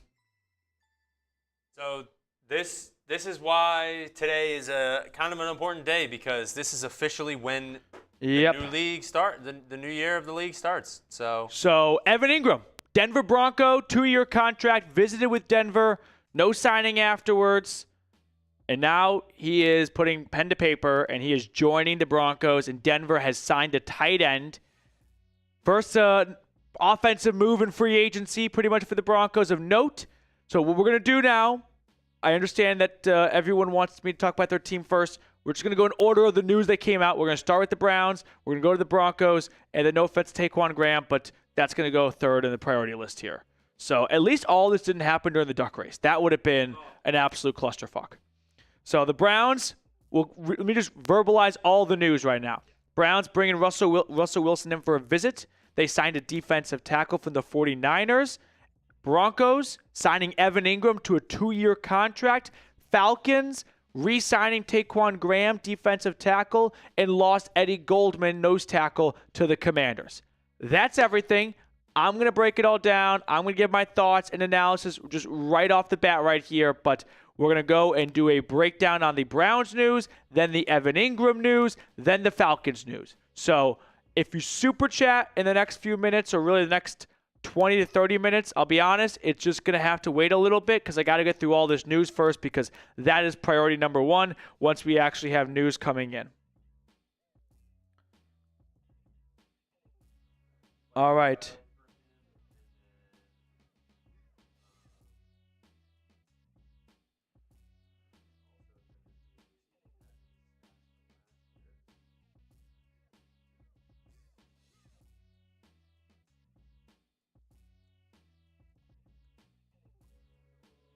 Okay. I just need to make...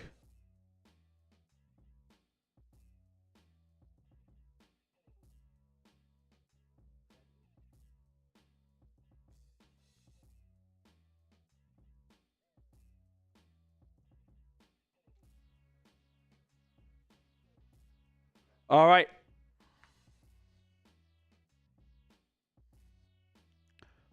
Are we ready to get this show on the road and really start getting into the nitty-gritty of all these moves right now? Beginning with the Browns moves and news, then moving over to the Evan Ingram signing, and then the Falcons signing. So appreciate everyone's patience and understanding, as we got a lot of moving pieces here. And we're just going to get to it all, and we're going to do it in the best way possible, or the quickest way possible. Let me know when you're ready, Reed. We've got Russell Wilson visiting Cleveland. I don't think it's a vacation. I think it's to meet the Browns. Yep. Yeah. Yep. Okay. All right. I swear it's going to be our luck. The Falcons are about to sign Asante Samuel. That's going to I'm just going to probably put that out there as keep an eye on it. So lots of news, lots of breakdowns coming in here. I'm ready to roll. You ready? Yep. Here we go. We'll begin with the Russell Wilson visiting with the Browns and their free agent signing. In fact, who did they sign? Malik Collins, that's his name? I just want to get his stats. Yeah. Okay. No, that's all. I'm good now.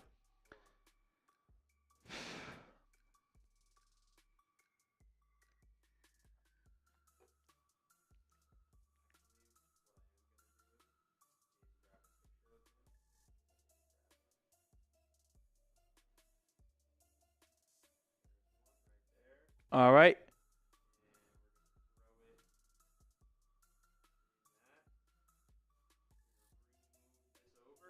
Let me know what Broncos fans watching grade the Evan Ingram signing. Give me an A, B, C, D, or F. I'll give it a B. I don't think we should have, like, whoa, this is a game changer expectations for us. Like, this isn't a, get your popcorn ready. But, hey, it's a good signing still. I think Ingram has played very well in Jacksonville, and I like this move for Denver. I'm optimistic about it. Half glass full approach for me. As for Russell Wilson, let me know if you'd like the Browns to sign Russell Wilson. Just point blank, is that a quarterback you would like to see come to Cleveland? Give me a yes or give me a no. As for the Falcons, minuscule move. They re-signed Taquan Graham, and Eddie Goldman left for the Commanders in free agency. Here we go. We've got some breaking news right now. Russell Wilson is visiting with the Cleveland Browns on Thursday and then meeting with the Giants on Friday. Welcome on into the Cleveland Browns Report by Chat Sports. Matthew Peterson here, breaking this down. And my initial reaction to this was, man, Jerry Jeudy probably does not like this news because him and Russ, I don't want to say they didn't get along or anything at Denver, but they definitely did not get the best out of Jeudy with Russ as his quarterback for a few years. But I am a little surprised by this because Russ, personally for me, was never high up on my radar, like my personal wish list.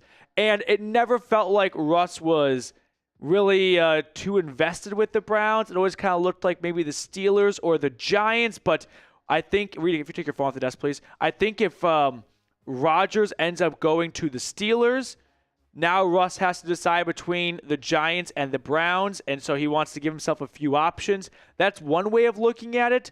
The way I'm going to look at it really quick, and then we'll talk more about Russ, just whether or not this would be a good signing. I wonder if this is plan B for Cleveland. If the Browns were all in on, we're going to wait for Kirk Cousins to be released, and then we're going to sign him. And if they got wind or got word from Atlanta that Kirk Cousins is not getting released, which, listen, I said on the channel just yesterday, I fully believe he will be released. I will eat crow. I'll be wrong. Maybe that's what's going on here. Maybe the Browns are starting to pivot to a backup plan if they're like, we can't get Kirk. Falcons are not going to cut him, so we got to find another option. Russell Wilson.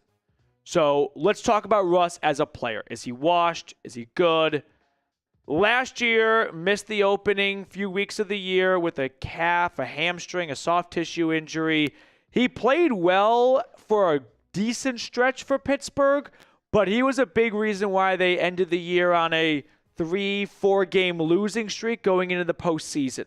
I also think it's worth noting that the Steelers are more in bed with signing 41-year-old Aaron Rodgers off an Achilles injury not too long ago than bringing back Russell Wilson, who just helped him go to the playoffs.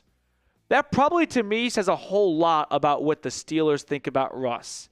And if Pittsburgh doesn't want him, I don't want to say that they are the greatest decision makers in the league, but that's worth considering, going, your rival team would rather go after Aaron Rodgers at his age and the way he's played recently off a team that had Devontae Adams and Garrett Wilson and Breece Hall and went nowhere. Maybe we should take word from them or take some advice from them and also do the same and not pursue Russell Wilson. I, for one, don't really want to see Russ come to the Browns. I don't think he's got much left in the tank at all. Don't get me wrong, though. He is definitely better than some other options. There's no question about that. You could do worse than Russ, like Kenny Pickett. But am I going to be super pumped up about Russ? No.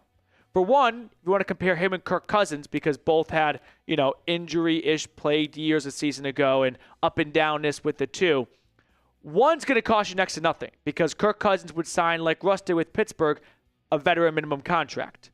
The other one, I think Russell Wilson can get 2 years, and if Justin Fields got $40 million, maybe Russ could get 2 years, $35-ish million. That's a decent investment right there, right?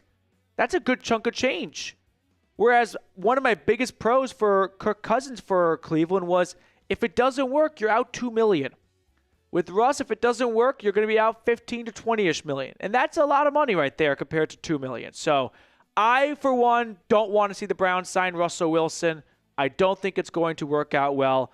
I don't think he's that good of a quarterback anymore. I think as the years continue to go by, he continues to go in the wrong direction, and you are chasing Seahawk Russ, who hasn't been here for, believe it or not, almost 5 years.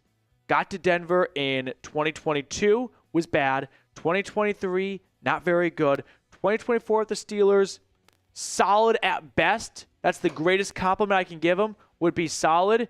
We're talking 2020 Russ in Seattle was also not very good.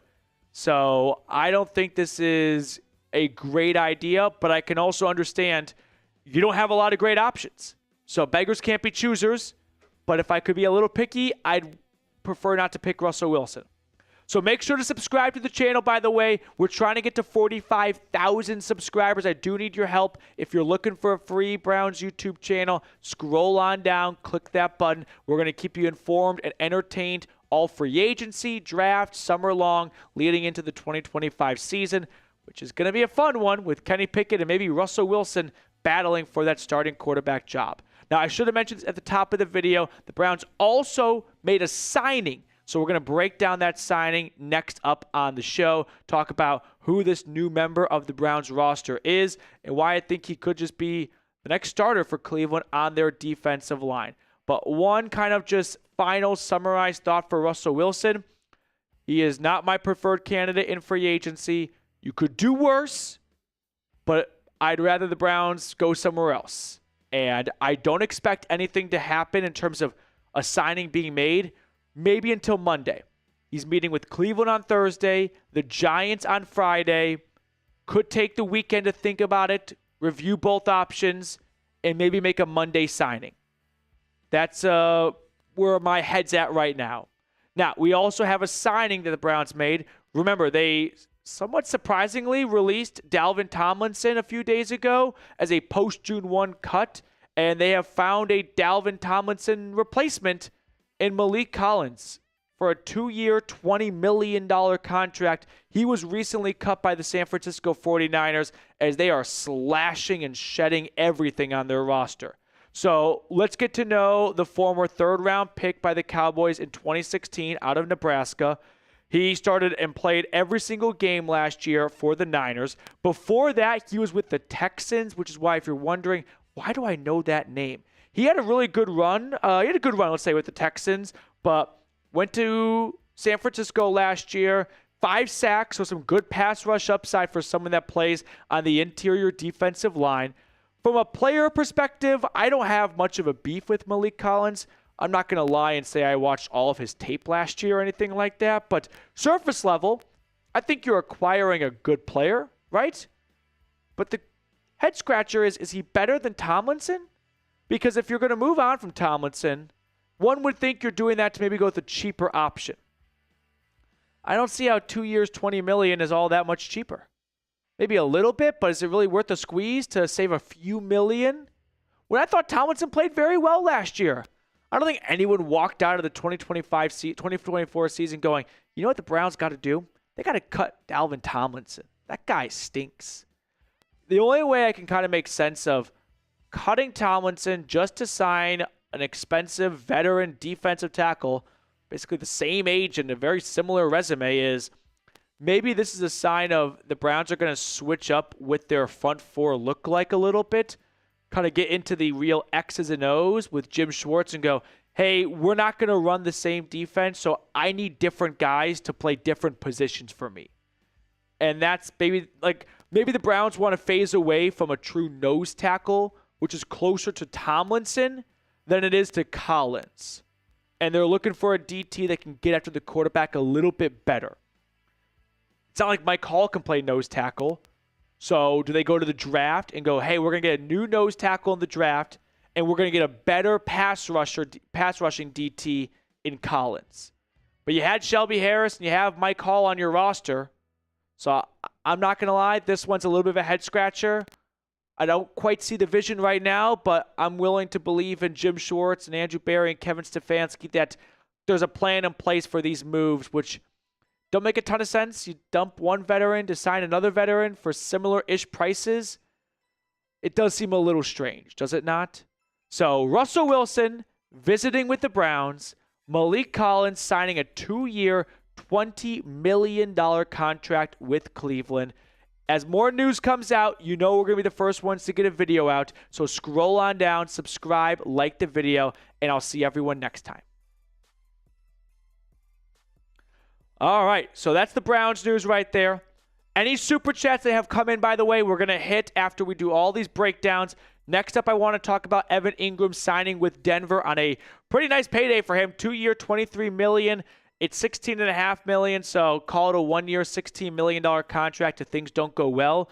But let's talk about this move right here.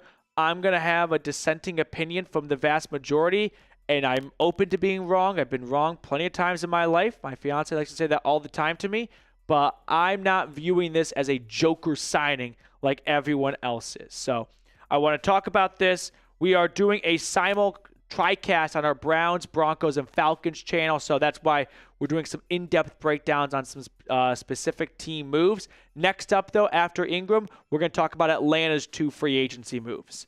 Are we ready to rumble? Okay, here we go. Let's talk about Evan Ingram signing with the Denver Broncos.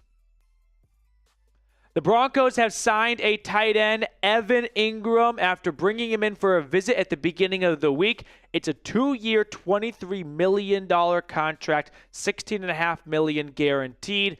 I'm not shocked. I'm a little surprised just because after the visit, he went to go visit with the Chargers, and a lot of times that might signal maybe the visit didn't go super duper well since he left without a contract, but it went well enough, I suppose, for the Broncos to decide, all right, let's get this done. Now, on yesterday's episode, we looked at 2 trade targets for the Broncos, Mark Andrews, Dallas Goedert.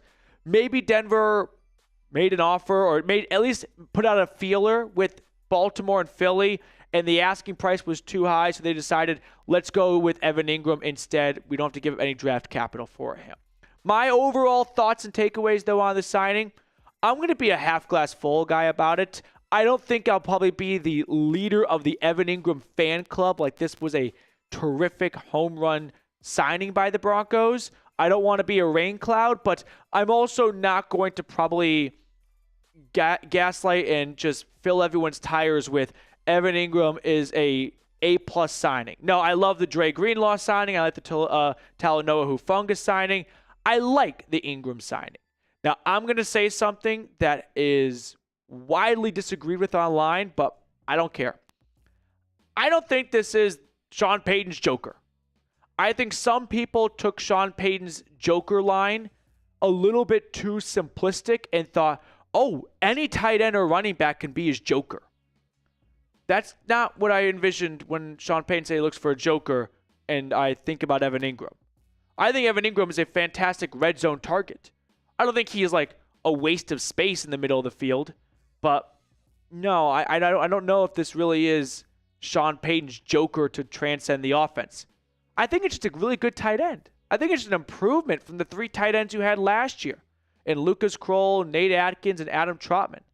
I think you improved your roster. I still think the Broncos in the draft are going to try and really find that Joker.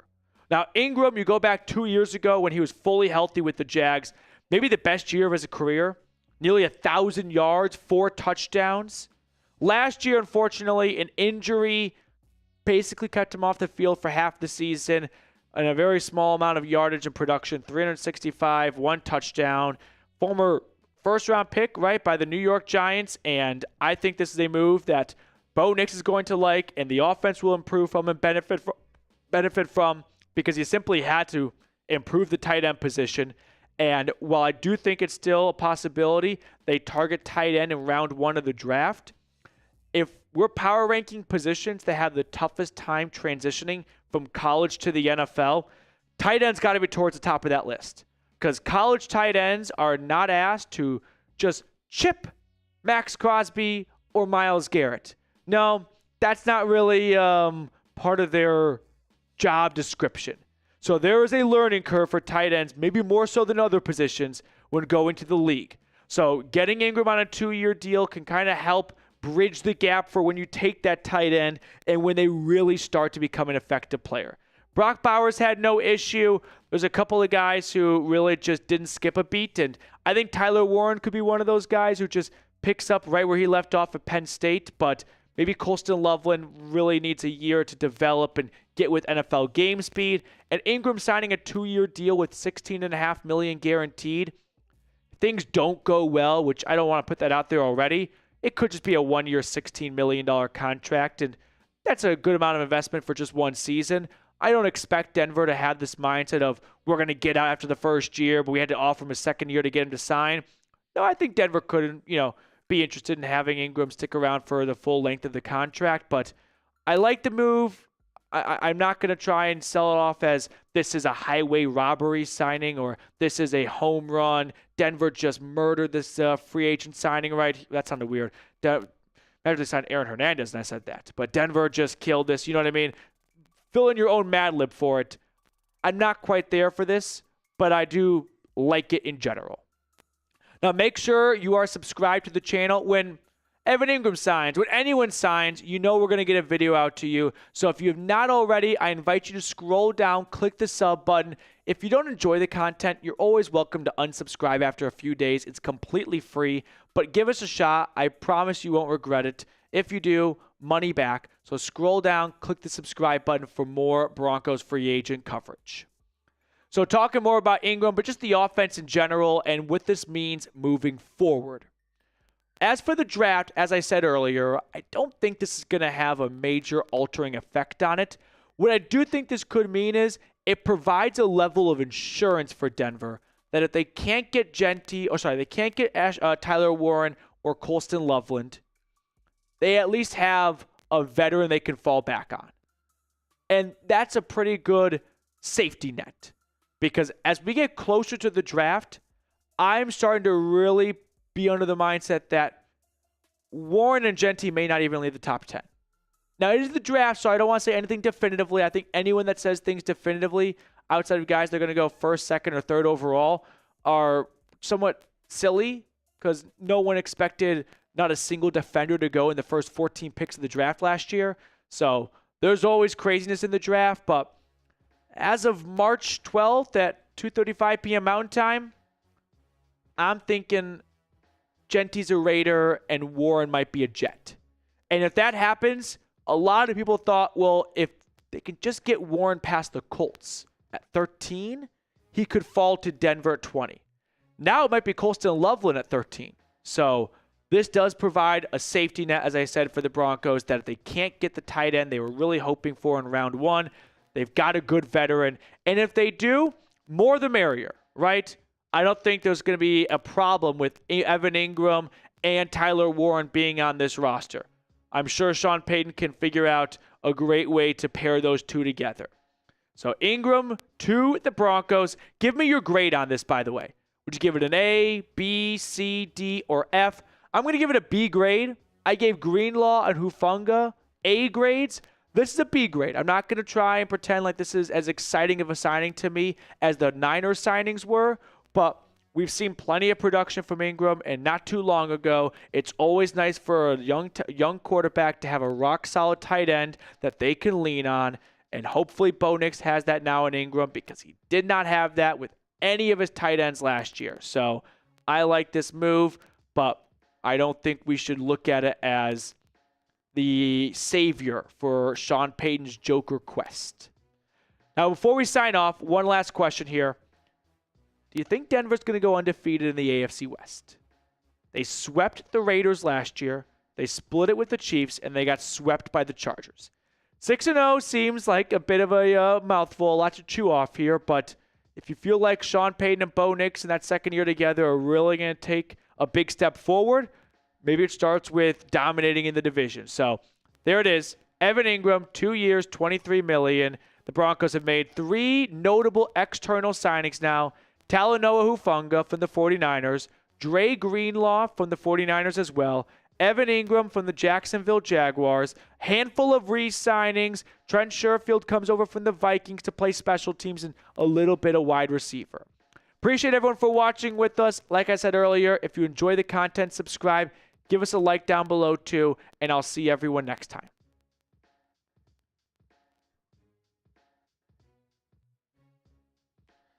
Willie's giving it an A.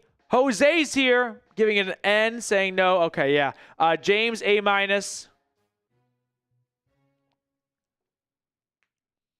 Next up, I want to talk about a few things for the Falcons. I want to talk about the signing and the loss. Sorry, that headset hurts my ears after a while.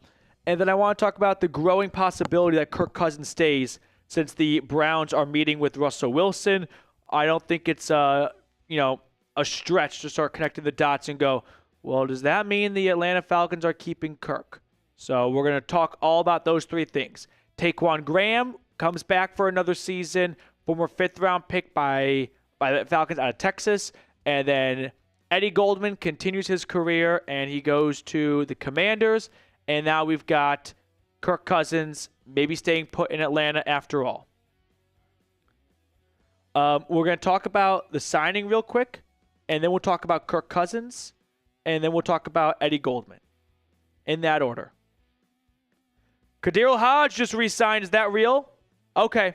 If you guys are all saying it, I'll believe you. So now we have 2 signings.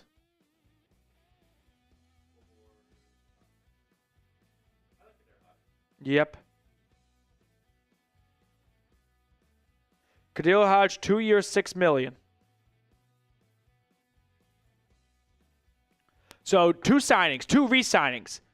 Taquan Graham. Let's talk Taquan Graham and Kadiro Hodge real quick, and then we'll talk a little about Kirk Cousins. Also, Browns fans watching right now, Mary Kay said that the Browns are still working on signing Malik Collins. So a little bit of a source off. I just want to relay the news to you, but too late now. This is kind of the nature of free agency. Things can be fluid. Yep, Graham, and then we've got Kadiro Hodge. By the way, I actually appreciate this time you guys letting me know and not just trying to troll me. Like Young Wei Koo yesterday. You know who you are.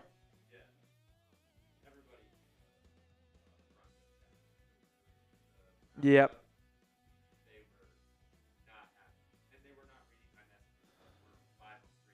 Uh-huh. Yeah, I'll say it again for anyone that just tuned in. We are live right now on 3 channels. We're live on a Browns channel, we're live on a Broncos channel, we're live on a Falcons channel. I host these 3 channels at Chat Sports.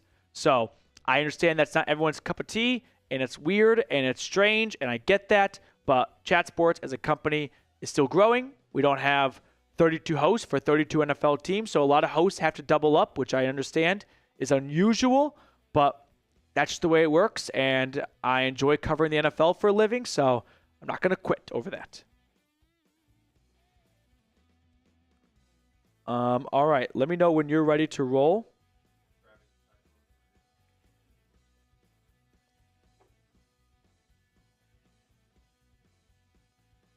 I'm going to put a title in for Falcons real quick.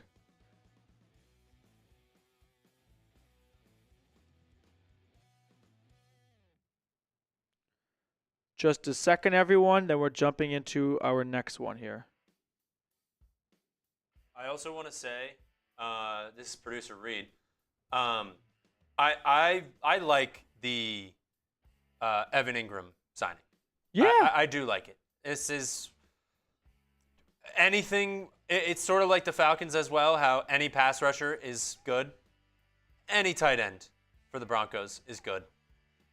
When you got a combined 400 yards from 3 tight ends for one season, it's bad. That's bad.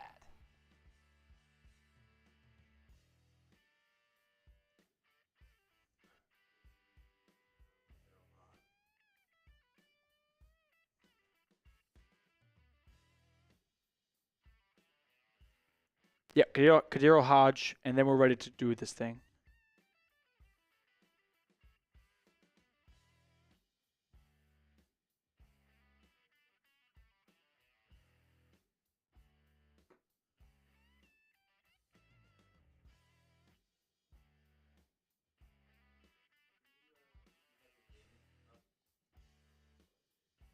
It's Khadarel,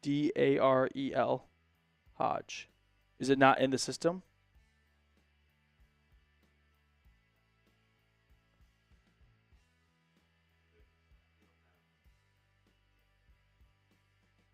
He's not going to have any stats, so don't worry about that. If he wants, okay. Yeah, he had the overtime touchdown against the Buccaneers, but he also had a great catch from Michael Penix in the Broncos game. I think Darius Slay is official with the Steelers. Yep. So, as I said, there's going to be a lot of signings that become official. It's not new information, but It's just pen to paper.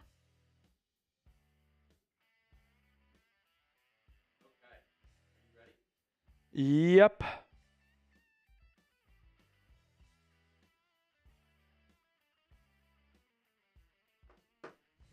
I'm ready.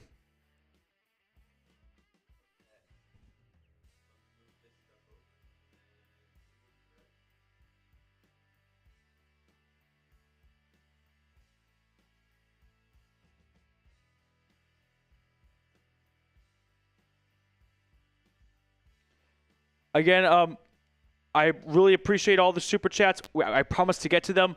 We just got to finish this last piece of news right here.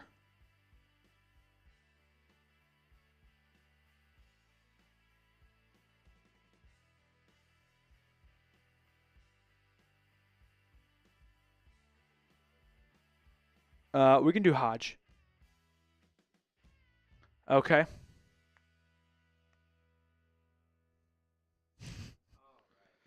Bramble, that made me laugh. I'm ready.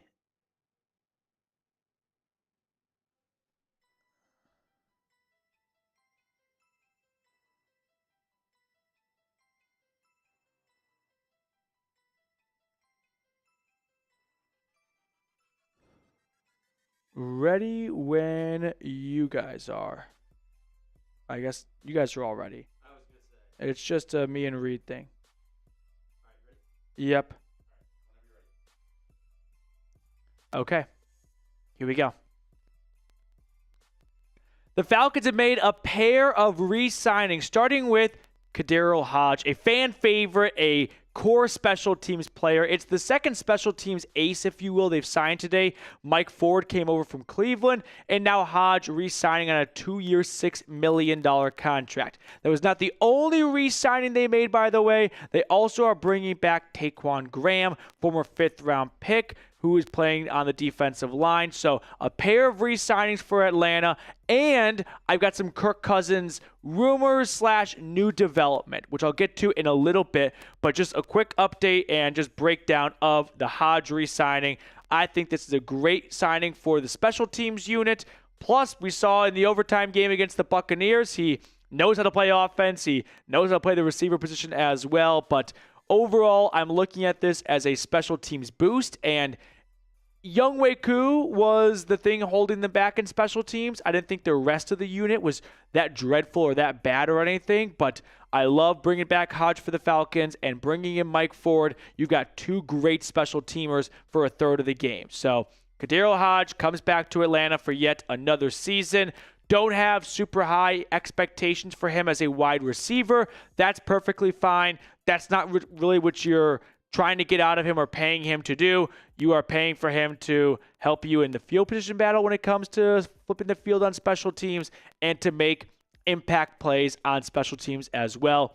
Anything beyond that, it's gravy. So Hodge, welcome back to Atlanta, a fan favorite for sure. And then we've got Taquan Graham re-signing with the Falcons as well. This one happened 5-10 minutes after it was announced that Eddie Goldman, who I thought just might retire again, is going to the Commanders. So the Falcons bring back one of their defensive linemen. They've lost Grady Jarrett and Eddie Goldman now, but they do retain a former 5th-round pick of theirs who has always been a solid rotational piece.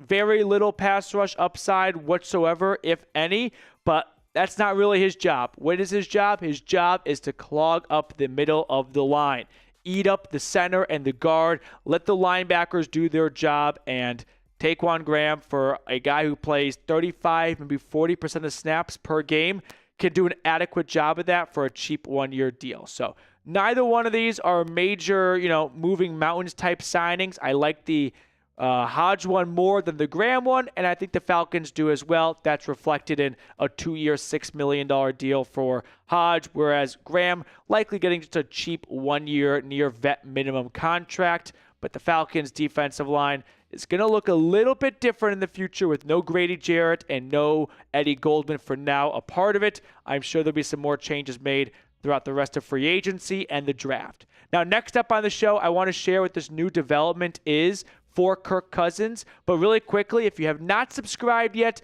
I invite you to do so. Click the sub button down below. We're going to make sure you get all of your Falcons free agency news and rumors coverage that you need. So if you are looking for a free Atlanta Falcons YouTube channel, give it a shot. If you don't enjoy the content, it's free, so you can always unsubscribe at any point.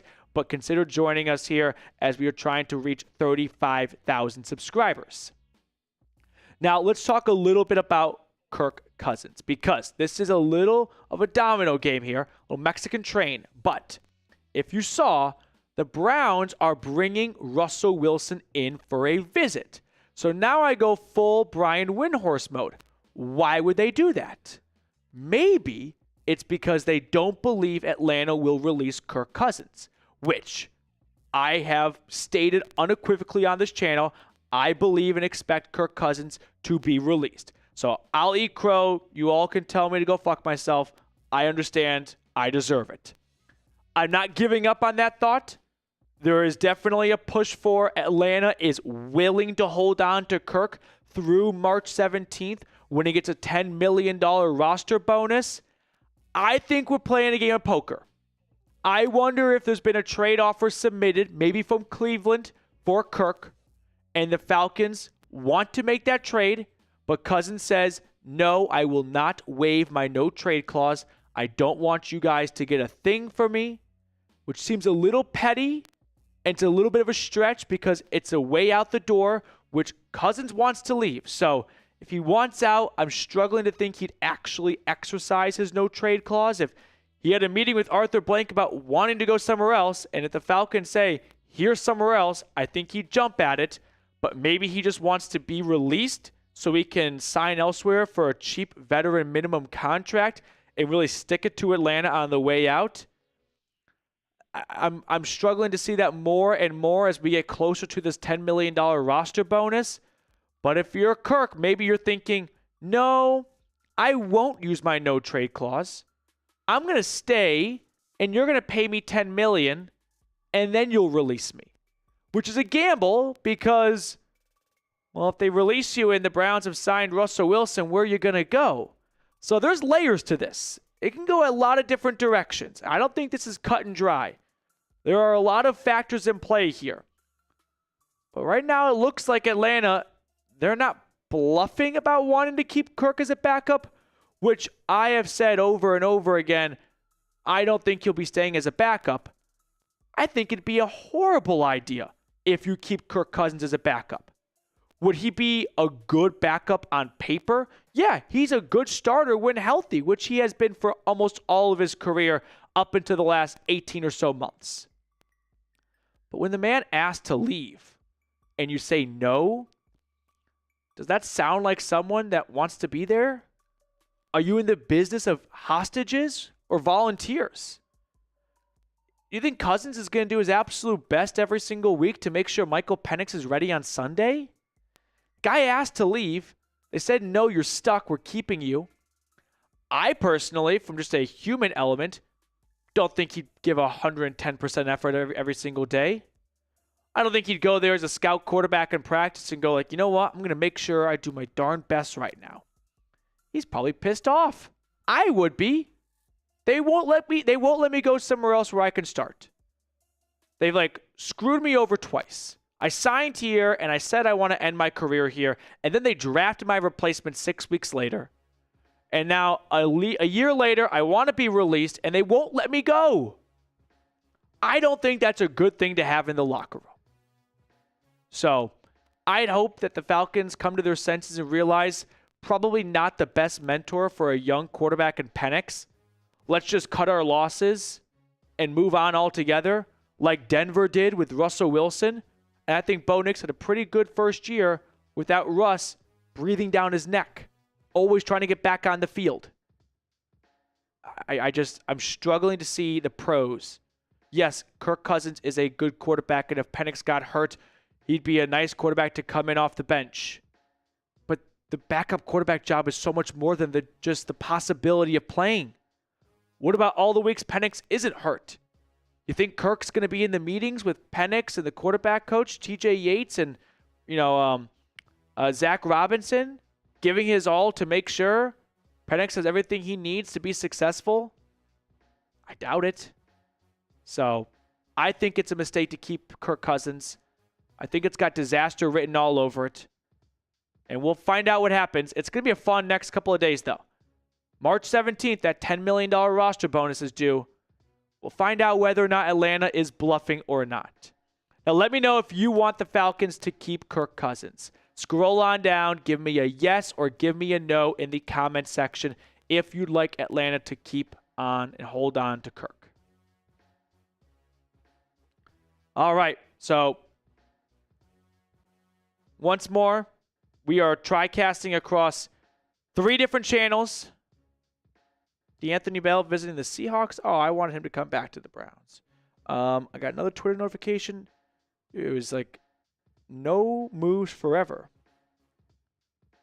DeMarcus Lawrence going to Seattle. Okay. So, a flurry of moves now that the new league year has officially begun. We're going to catch up on all the supers, I promise. I really appreciate everyone's patience with that. That's the next thing here. Okay.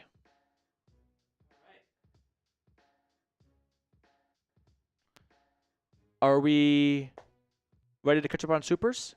I was just about to say, though, we are tri-casting on Browns, Broncos, Falcons channels and Chat Sports. So if you're confused why I'm not talking about your favorite team the whole time, there's your reason. Now, let's go back to the last super chat that we did not get to and answer and put on screen whatever you guys have to say or want to talk about.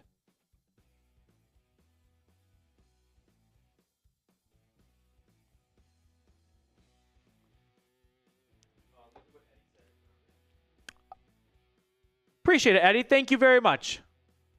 You guys don't know not just how much those comments can really mean to someone because a lot of hard work is put into this. ZD, I promise super chat reads coming right now.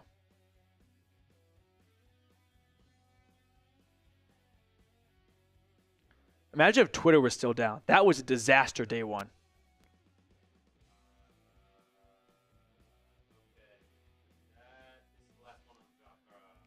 Yes, correct. Dave Joseph, Overlord drinks on me at the Benz week 1 lock-in. I love it. I mean, Overlord, if you missed it earlier, ask someone in the chat what that was about. That was an insane start to the show. It was honestly a great start because, like, there were no moves, and now we have moves, and I'm glad those two did not overlap.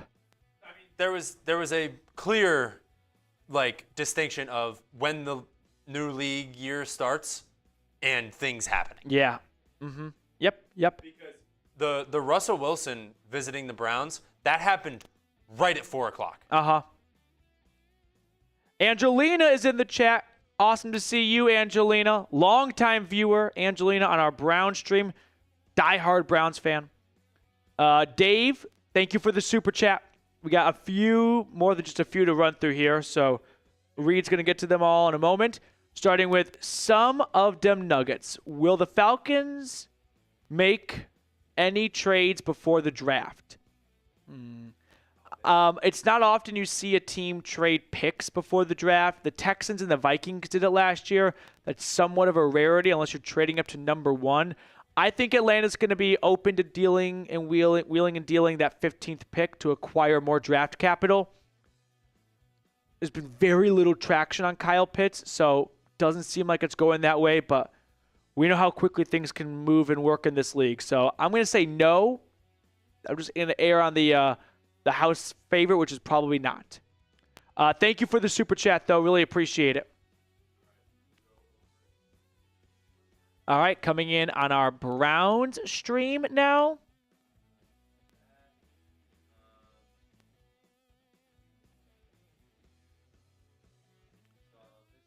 Yep.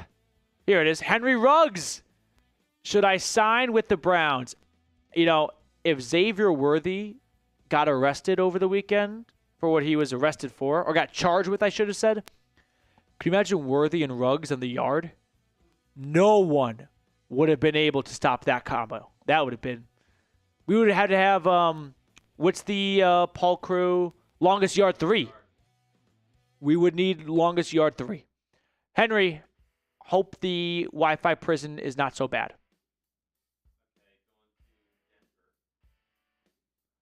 Over to our Broncos stream now. Bradley, Jerry Jeudy versus Andrew Berry fighting in the GM office. Judy's definitely not thrilled about this news. I just don't think Russ, as he progresses in his career, matches up with Jeudy as a receiver. Like Russ kind of likes to hold on to the ball a little bit and be a hero in the backfield, and he just doesn't have the athleticism to continue that anymore. Jeudy likes the ball in his hands at all times immediately, and Russ did not accomplish that enough in Denver. So, yeah, can't imagine Jeudy is thrilled with Andrew Berry, the Browns GM, for pursuing Russ. But if you're Berry, you got to do what's best for the team, not for one receiver. Grizzly from our Broncos stream as well. Unrelated, but who you got winning March Madness? All right, I know that like Auburn is almost a big favorite, but it's Kadiro Hodge. No. Yeah, thank you. I know Auburn's the big or one of the favorites. I always struggle picking a non-blue blood to really win it all. So I guess I'll take Duke. Give me Duke. I don't like Duke, but I'll take Duke. Back to our Falcon stream. Taylor Vaughn, will the Falcons go after Cooper Kupp after his release from the Rams? Good question, Taylor. My answer is no. They've got 3 good receivers under contract. Drake London, Darnell Mooney, Ray McLeod.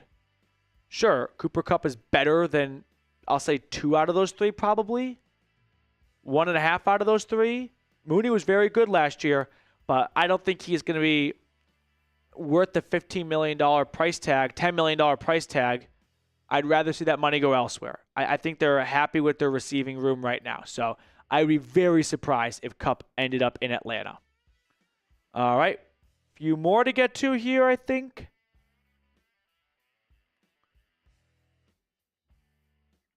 Let me know when you're ready, Reed. Oh, let's just... Zach's vocal analysis. So if Kirk agrees to rework his deal to make a trade feasible, what would the cap savings be at that point? So if Kirk reworks his deal with the new team, it doesn't change the cap hit with the previous team, Atlanta. If he gets traded, I believe the cap charge to the Falcons is $37 million, and the savings is a little under $2 million. So it doesn't matter what Kirk's new deal is with the Browns, the Titans, or any other team that trades for him. It's still going to have a decent cap consequence, but it would be better than releasing him. That's for sure. That is for sure. Here, I'll worry about that. I know. But you just get the super chats on screen. RST, Russell Wilson, yes, please. Coming in from the UK, so thank you for watching all the way over there. Listen, I'm not a fan of the idea of pursuing Russell Wilson. I don't think he'd be a very good quarterback for likely what you have to pay to acquire him. You could do worse. So I'm not going to have like a Kenny Pickett meltdown. Even though Pickett's just a backup, it's still getting a bad quarterback. But I'm not on the same wavelength of yes, please. It's a no thank you for me, actually.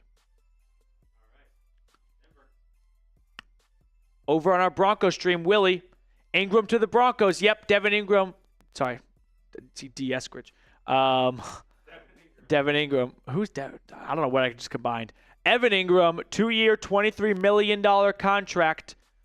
I like the move. I like the Hufanga and Greenlaw signings more, but it doesn't mean that it's not a bad move for the Broncos. They got a tight end, and they desperately needed one. And there weren't a lot of great options out there. Appreciate the super chat, Willie. Thank you very much. Over on our Falcon stream, Thomas Hodge re-signed. Kadero Hodge, special team star, fan favorite, if you will. 2-year, $6 million contract.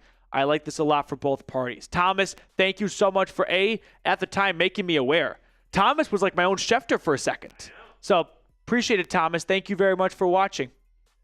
And now we get a run of everyone's favorite, but probably least favorite viewer. It's He's Him.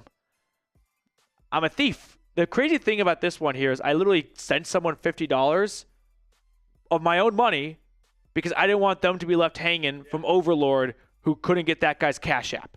But sure, I'm the thief here. I gave you my Max Politics opinions yesterday. He's him, and I'm going to tap out there.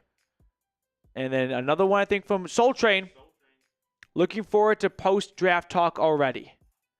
Post-free agency talk or post-draft talk? Because I am looking forward to post-free agency remaining needs that can be satisfied in the draft. That's a fun weekish stretch. Only the diehards really care about that. The casuals don't, but anyone watching right now, I'm going to dub as a diehard. Soul Train, always a blessing to see you in the chat. Thank you for hanging out with us. Over on our Falcon stream, Damon, a shout out to ZD Productions, a.k.a. the Nut Dragger. Yeah, he did. He got me. He said Younghoe Koo was released, and I bought it. I was in. It was feasible enough. It was NBA Centel level. I saw the funniest NBA Centel video today, by the way.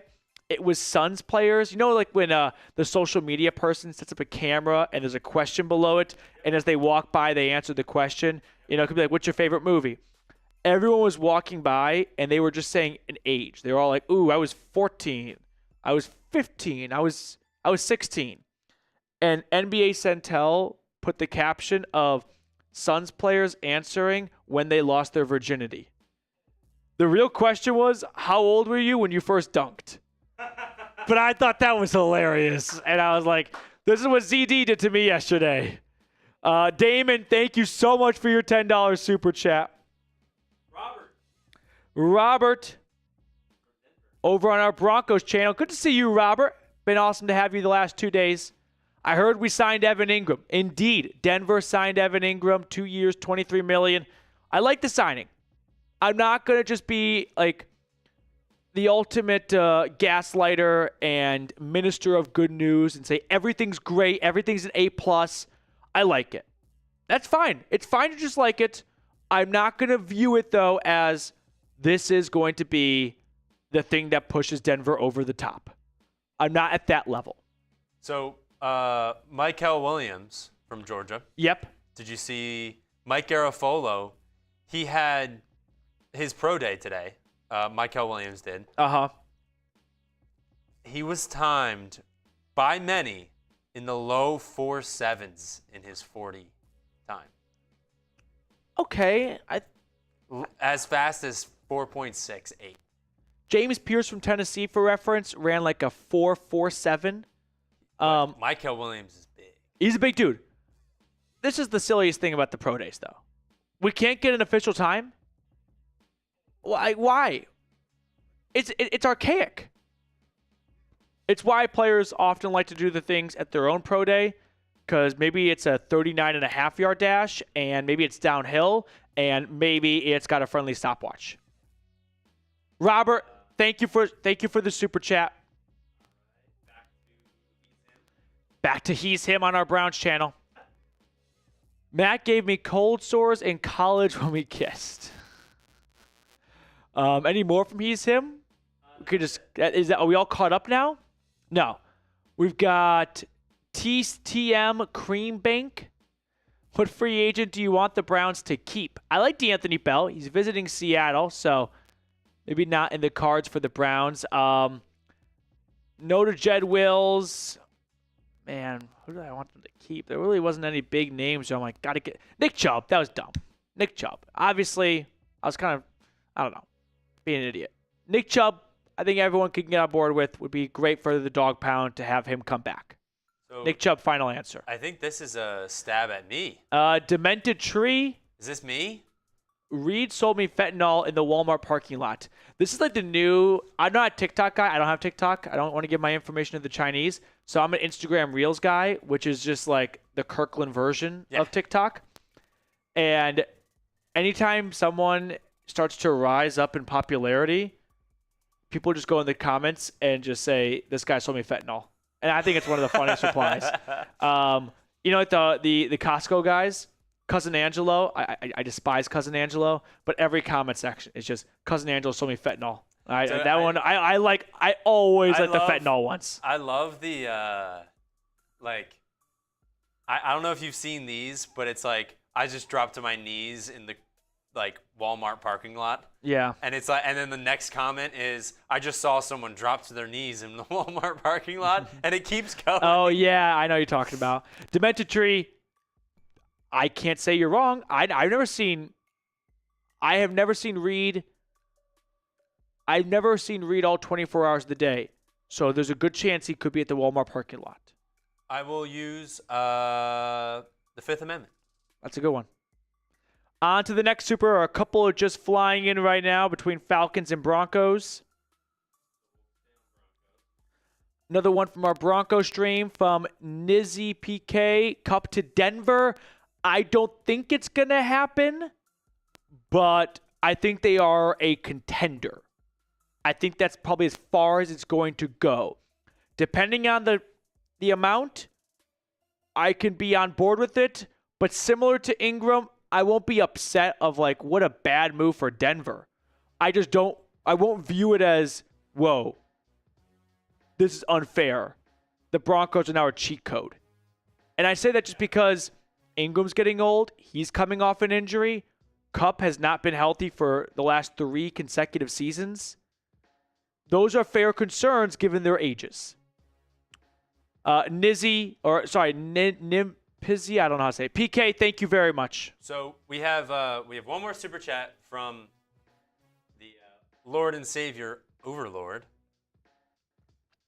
And then, do you want to do a little recap for all 3 teams of what has happened? Yeah, great idea. So Overlord from our Falcon stream, who put together one of the most electric, honestly, events I've ever been a part of in my near 4-year history at Chat Sports, offering up $150 of his own money to 3 random viewers in a duck race. If you missed that, it's worth going back to rewatch. Listening while working. Overlord, I got to ask, what is this line of work where you're like, I mean, just Drake on God's plan? You just, out it goes. Overlord, thank you, and then thank you a million more times. Okay, let's recap some of the news, though. We'll go in a rough chronological order of Browns, Broncos, Falcons, of Russell Wilson, some signings, Evan Ingram, and then Atlanta making a pair of re-signings as well. We are streaming this on 3 different Chat Sports channels, Browns, Broncos, Falcons, so that's why these 3 teams are getting specific coverage, but of course, we're going to cover all of NFL free agency for all 32 teams. Yeah, let's talk about Russell Wilson coming to Cleveland for a visit, going out to dinner. Man, let me ask you this question. If you're Andrew Berry and you take Russell Wilson, a couple coaches, out to dinner, what would Russ have to order at a steakhouse for you to go like, that's not our guy? If I were Andrew Berry and I'm at dinner, steakhouse, nice steakhouse, and Russell Wilson, waiter comes around and says, I'll take the rotisserie chicken, I think you just look to the waiter and go, actually, we'll get the check. We're done here. I was going to say, if he says, I'll do chicken fingers and fries. That would be childish, but yeah. Exactly. Another one, this one won't be, we'll get a check, but this one will be like, we need to talk about this. If you're at a nice steakhouse and you get it well done, that might be a, whoa. They'd say, hey, I don't think we can fit you for a helmet because you'll still be chewing your steak by the time you get to our facility. Also, if you're the Browns, what if Russ just goes to town on the bread and butter? Oh. You're like, hey, dude, how about you watch the carbs? Yeah. Like, why don't you lose a belt size right now? What about they're in the middle of their dinner? Yeah. And he finishes, and he starts stretching in the middle of the restaurant. Oh, if he stretches going to the back, if he lunges, like, after he's done, making sure that he's all stretched out, I'd be like, you gotta go. If he lunges while walking to the bathroom, I think when he comes back, the whole table's gone. So that's our Russell Wilson breakdown. He's visiting with the Browns tomorrow. Pretty much sums up everything for you. So there's that. The Browns also signed a defensive tackle as well. According to Mary Kay of Cleveland.com, they're still working through it, so maybe I should slightly pull back on the sign for sure part, but a lot of people with blue check marks are saying it's happening. So you've got a couple of acquisitions right here. These were all yesterday or 2 days or whatever, 2, 3, 4 days ago. But most recently, Devin Bush yesterday, and then I guess it hasn't come in yet. Okay. Yeah, Malik, I think because it may not be finalized yet, but Malik Collins, 49ers defensive tackle, someone put out there 2 years, $20 million, but it still could be in the works. Yeah. So I'm not going to publish this in ink, but I'm going to put it in pencil. But like a pencil a pencil with a bad eraser at the end. So it's really tough to erase, but it's technically still a pencil. Can't do standardized tests with those ones. No. So those are the two pieces of news for the Browns. Now the Broncos. Evan Ingram signing a 2-year contract with Denver, visited with the Broncos at the beginning of the week, then went to visit with the Chargers. Maybe the Denver Broncos said, listen, take your time. Here's our offer. Just let us know. Get back to us when you can. And after visiting with both teams, could have come down to money, could have come down to what he thinks is going to be best for him. Like, it's also important to remember, let's just say, for the sake of this point here, the Broncos said, here's our offer for you. And I heard you want to go visit with LA. Go do that. Come back. Let us know what your decision is. And let's say both teams offer the same amount of money. Sometimes I think as fans, people start to just only look at, well, which team is better? You also got to consider what's better for Evan Ingram. Maybe Evan Ingram, after visiting with the Chargers, him and his agent got together, and his agent's like, listen, good offers. I'm hearing, though, the Chargers really want to draft Colston Loveland. Harbaugh coached him at Michigan, wants to bring him to LA. And now Ingram thinks, well, if they're pretty similar, Chargers might be a slightly better team. They were last year. But what's best for me is not to go somewhere where they're going to immediately take my replacement in the draft.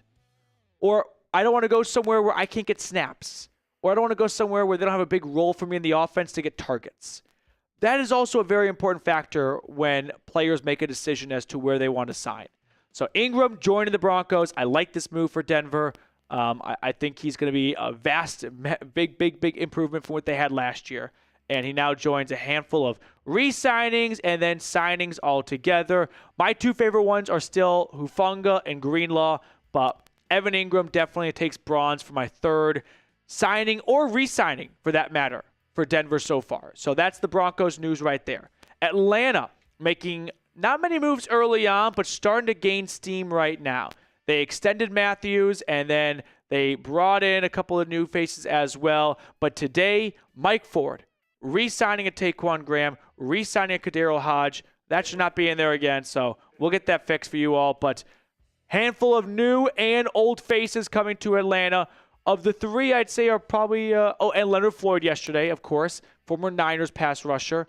Probably the most mild of the bunch. But they did lose Eddie Goldman in free agency. The nose tackle went to the Commanders.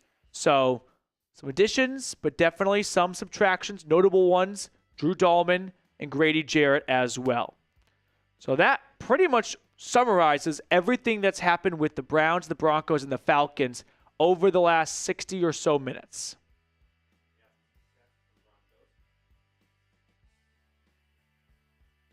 We got some super chats to catch up on here. Bradley, should the Broncos trade a 2 and a 6 for CMC? The Niners say no, though. The Niners give up a second, a third, and I think a fourth. They're not giving up CMC for a second. I guess CMC older now and coming off that injury. Maybe they'd. I don't know. They're all in on him though. They are. They are moving out from a lot of other guys. And I don't really care because of the running back draft class this year. I think you can get a really good running back in this draft. I'm not going to say you can get the next CMC. I agree with that. But you can get a really good running back in this draft class, whether it be Amarian Hampton, Caleb Johnson, even Cam Scadaboo. Ashton Genty's not falling because he's going to stop at the Bears if he's there still. But you can get a really good running back, and you don't have to give anything up for it. Just your first-round pick. Yep. You select him, and then move on from there. Younger, healthy. I say no. Thank you for the super chat, though, Bradley. Indeed. Thank you very much, Bradley. But I'm going to say it's just not going to be received well in San Francisco. This is funny. Robert, on our Broncos stream, Russell Wilson starts doing his high knees in the restaurant while people are eating while saying, let's ride over and over again. What does high knees to the table? Oh. That'd be. I get major Khalil Herbert signing with the Colts. I get major fish vibes from Russ. I think in a steakhouse, he gets a sea bass. I just don't. Let's power rank starting quarterbacks who would order chicken or fish at a steakhouse. I think Russell Wilson's up there. I've seen a list of quarterbacks in front of me. I think Aaron Rodgers gets something vegan. I think his diet. I could see Aaron Rodgers going, I don't eat red meat. I can see Kirk getting. Kirk, I think, is pretty simple in his taste. I was gonna say, I think he's getting a medium steak. I think Kirk might He's the most normal guy. I think Kirk might get the cheeseburger. Yeah. Yes. And that's fine. Yep. They probably have a very good cheeseburger. Uh-huh. What are we talking about? I think Bo Nix gets the ribeye. I think Bo Nix is like, I'm a carnivore. Any Cali guys? Who else would get? If we're still like keeping like Gardner Minshew, I think he gets a rare steak. Yes. I think he asked for very rare. Strip. Yep. Just rare. Uh-huh. He's like, have you seen salmon before? I'd like it to look like that. Who gets the prime rib? I'm not going to lie. I think Lamar eats before he gets there. I think he's like, I don't really like this shit. I am Uncrustable on the way here. I could see Baker having a big boy steak. I think Baker gets the tomahawk. Baker gets the prime rib. I think, yeah, that could be the case here. Burrow's kind of fruity. He's kind of weird. You know what he does? He is sitting next to whoever knows what they're doing, and he goes, I'll get that. And then doesn't eat it. Just eats the sides kind of and picks at it, maybe a couple bites, and then he's like, all right, I'm done. I think Russell Wilson, I think he gets sea bass. I think everyone goes around and says some combination of filet mignon, ribeye, prime rib, and he goes, I'll get the Chilean sea bass, please. He's going to just be different. He just wants to be different. Yep. All right, back to our regularly scheduled programming. We have another super chat. Or is that the last one? That was the last one from Robert. Do you want to update the super chat battles? Yeah. I'll Slack you the Venmo total.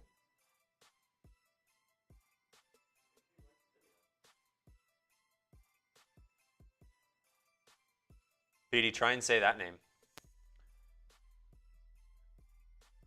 Chukuma Okafor. Chukuma Okafor. Where's the first R in his last name? It's silent. Oh. Yeah. You just chose that? No, I think it is. It's According like the to G me, in silent. lasagna.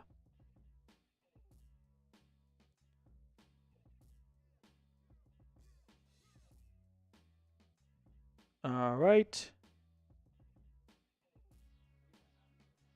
Okay, here's the Venmo total from Overlord.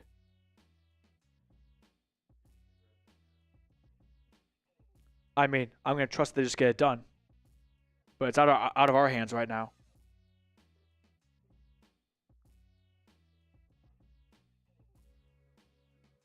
I mean, well, it says Durham's on it.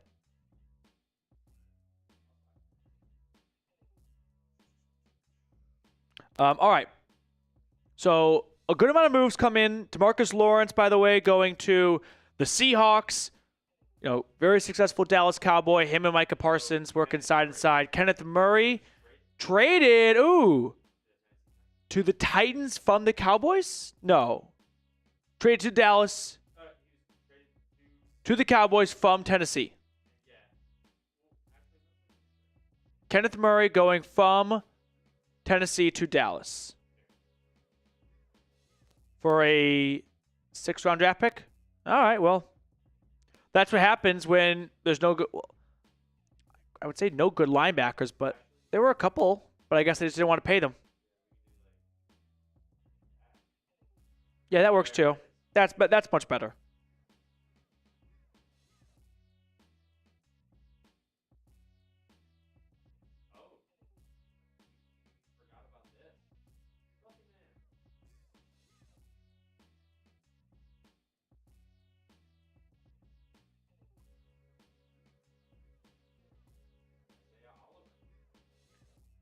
Isaiah Oliver, former Falcon right there, re-signing with the New York Jets. Fluffy on our Broncos channel, $5 super. The first 3 rounds in the draft, who would you want to get? And go Broncos, doing well in free agency. I think Denver's doing a good job in free agency. They have not made seismic moves like the Patriots, for example, but Hufanga, great player. Greenlaw, great player. Ingram, great player. Like, those are 3 good signings right there. And if I had to rank those 3 signings, it would be in that order. First 3 rounds for Denver, though. Okay.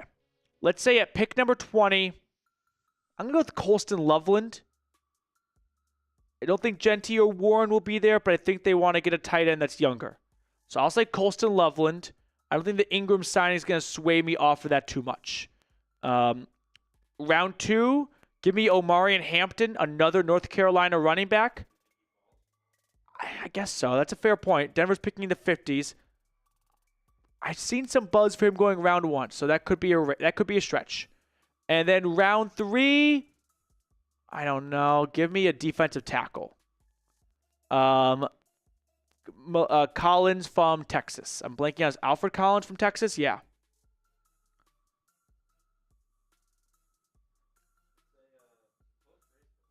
Ooh, we're going to update our super chat and our like battle. We have been live for 3.5 hours.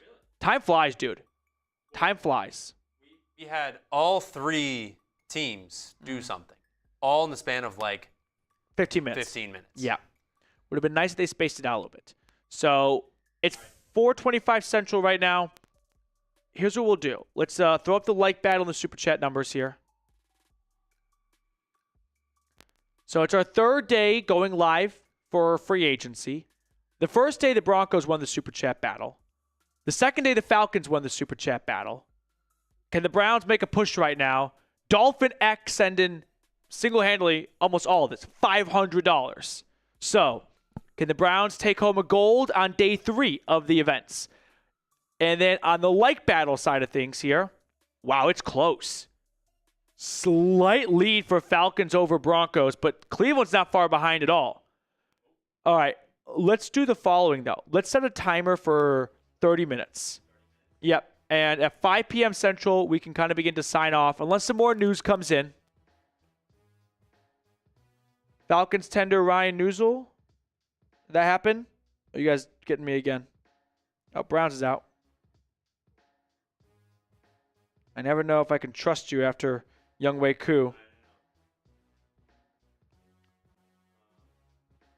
This time I'm willing to believe you, though.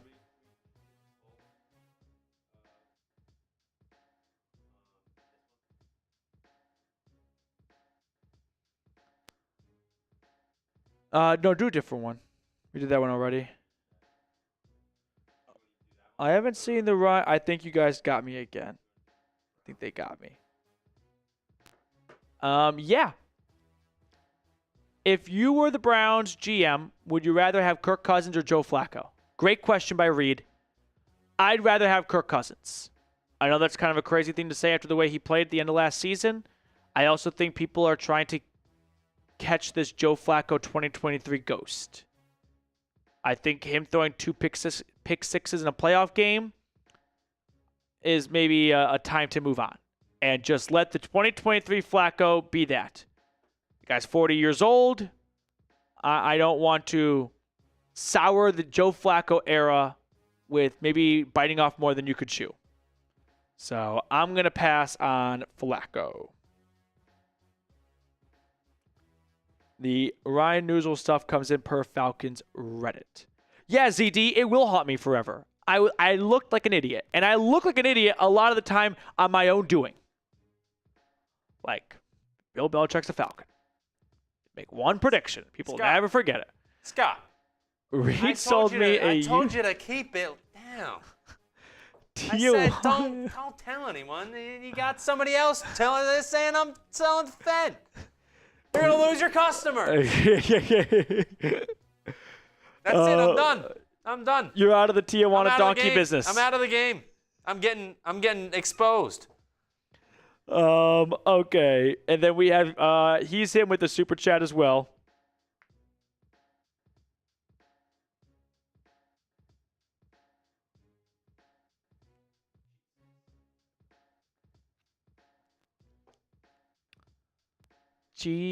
Arthur Blank would not approve. I'll put it that way. Listen, we will never silence anyone's First Amendment right here on the channel. But there's nothing him enjoys more than trying to get me arrested with stuff like this. You know what? I should probably find a different Walmart. I think you gotta change. I think you gotta find it like a new territory. Yeah. Yeah. I just love. You want to throw the 30-minute timer on? Yeah. So 30-minute timer till the end of the live show. See who can win the super chat and like battle for day 3.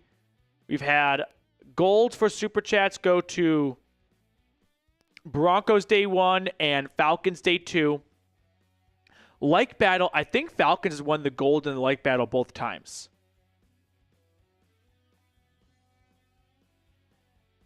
We have 246 people hanging out with us on our Broncos stream, 324 on our Falcons stream, and 278 on our Browns stream.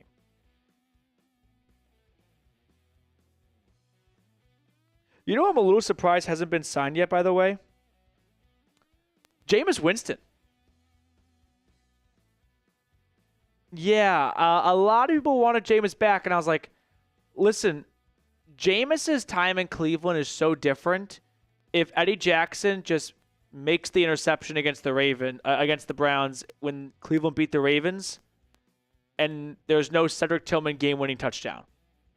Jameis tried not once but twice to end the game by throwing it right to the opposition. So there's that.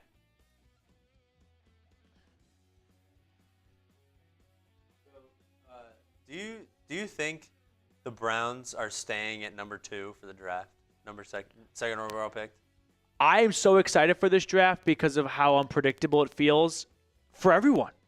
I think Everyone, the in, the vibe Browns, coming everyone out, in the Browns chat, let me know. Are you staying at number 2? Or are you trading that pick away? The vibe coming out of the combine was the Titans could be very much open to dealing the first overall pick. With the Titans not getting Sam Darnold or any notable veteran so far quarterback, I'm thinking that points to a Cam Ward pick at number 1. So Browns fans, let me ask you this. If Cam Ward goes first overall, do you want to take Shedeur Sanders? Do you want to take Abdul Carter, Travis Hunter, or do you want to trade out? I personally would trade. I think after 3 years of no first-round picks and hardly any day 2 picks, it's not the worst thing in the world to get some future draft picks. And I don't think Shedeur Sanders with this roster will be very successful. And I think he's a quarterback who needs a good roster to be successful. I don't know what in the Broncos chat what they're talking about, but I see Pinky 600 saying adding Chris in the chat. But Hampton wasn't in a powerhouse school playing good colleges. Henderson and Judkins were going against a lot of NFL-type players. I'm assuming it's the conversation of who's better. The level of competition argument, I don't think it's pointless, but I think it's overblown. You got to bring down Ashton Genty then. Yeah, Ashton Genty's going to stink. I guess Chris Johnson sucks now. He played at East Carolina. So, Marshall Faulk went to where? I don't remember where Marshall Faulk went to college. Where did Marshall Faulk go to college? You think it's ECU too? Did Marshall Faulk go to Marshall? Bowling Green? Where did Marshall Faulk go to college? Who's going to tell me first in the chat?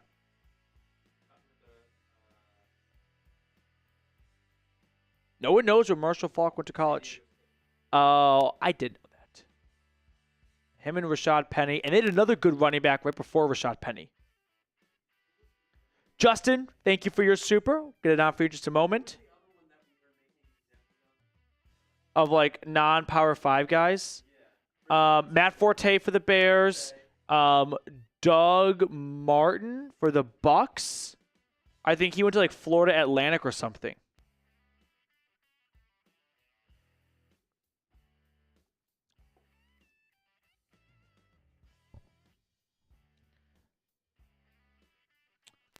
It does appear that the Falcons have tendered Ryan Newsel. 1 second.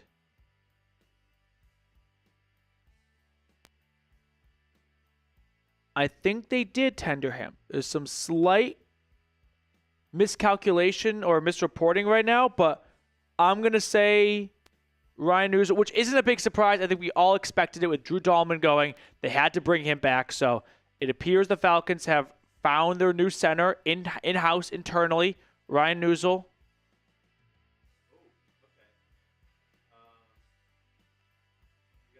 We got a couple people that, he's not like all-time good, but Kareem Hunt went to Toledo. Yeah, that's a good example. David Johnson, Northern Iowa.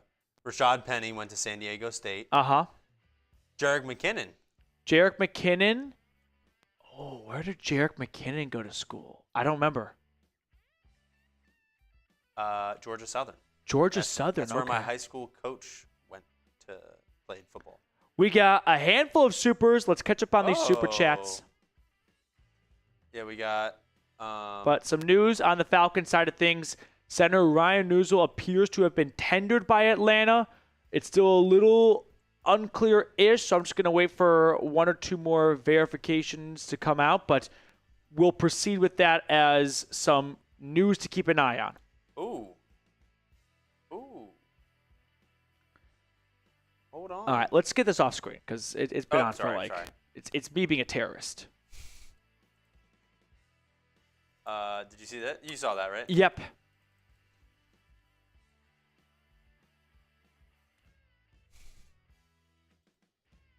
Oh, Justin Farmer. Yeah, we had Chargers signing former Commanders corner Benjamin St. Just. So maybe Asante Samuel's not coming back. Maybe he does come to Atlanta. But I don't think so with Mike Hughes. Although maybe they put him at the nickel spot. Justin, NFL insider James Palmer is saying the Falcons want to move on from Kyle Pitts or open for trading. Thoughts? This is the most polarizing topic with Falcons fans. A lot of you, and half of you watching right now, don't want to trade him. And I get it. If you still think he's going to be a good tight end, why would you want to trade a good player? My argument is I don't think the Falcons think he is good. If they did, he would play more than 48% of snaps the last month of the season. So if they're not going to play him, why keep him? No one's been able to answer that question for me. For $10.8 million, he better be on the field. And he wasn't. So no one seemed to come up with an answer as to why Atlanta should hold on to a guy who was phased out of the offense towards the end of the season. On top of just being underwhelming altogether.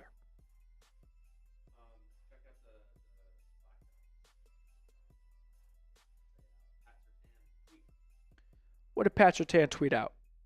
For the Broncos, Pat Surtain saying, they're cooking. Yep. Justin, thank you so much for your super chat. Anthony, hey Pete, can you shout out my brother Mike Oxlaw? Mike Oxlaw.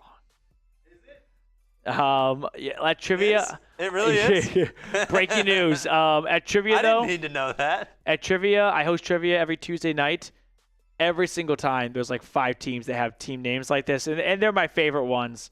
And once I actually just blindly got. The best team, though, is, and they come every single week, it's Haywood Jablomi. Haywood Jablomi. Oh, the Browns are signing Jack Jack Sherwood, Lovehead. Jack Sherwood, Lovehead. Lucas, what about, this is from our Broncos stream, what about Ole Miss wide receiver Trey Harris or Jaden Higgins early in draft to replace Sutton if he doesn't re-sign? Jaden Higgins is a name that's really moving up draft board, so that could be a fun pick.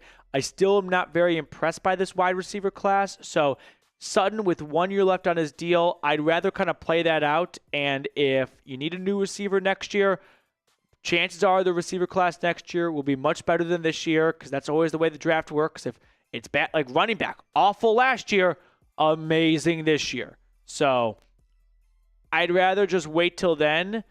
If you want to take one of these guys, take him because you think he's a good player.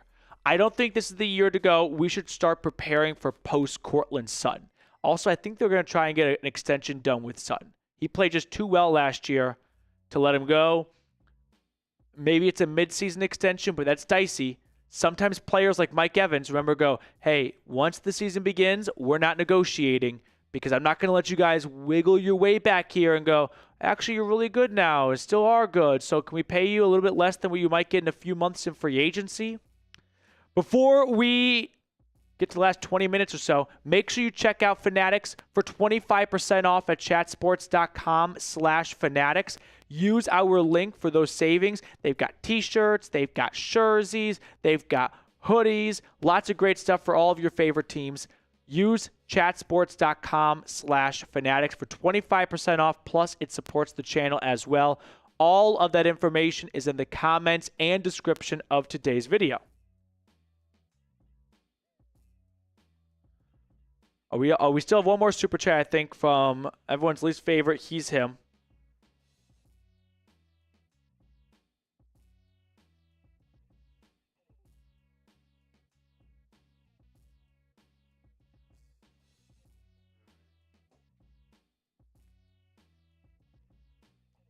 I do remember. Yeah. I'm going to say this. This is going to piss off Ohio State fans, and this isn't me trying to give excuses. The shoe, for how big of a stadium it is, I thought it was somewhat underwhelming for it being a college football coliseum. I feel like it wasn't that, whoa. You know what I mean? Like there are stadiums where every single summer when sports really dry up, there's rankings of like best college football experiences, right? LSU at night, Neyland Stadium checkerboard. I didn't feel like Ohio State Stadium was you haven't been to the shoot, you got to go. You got to check it out. So there's my one thing that I'll say that is what I can hold on to after painfully watching Ohio State kick Tennessee's ass. All right. Do you want to just quickly throw up with less than 20 minutes left, one last updated look at the Super Chat battle and the like battle? Probably get two more updated standings. No more Venmos. No one likes the guy that talks about when they lose weight because it's kind of like the person that talks about running a marathon.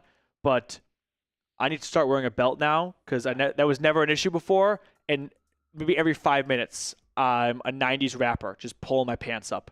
It's sagging. Mm-hmm.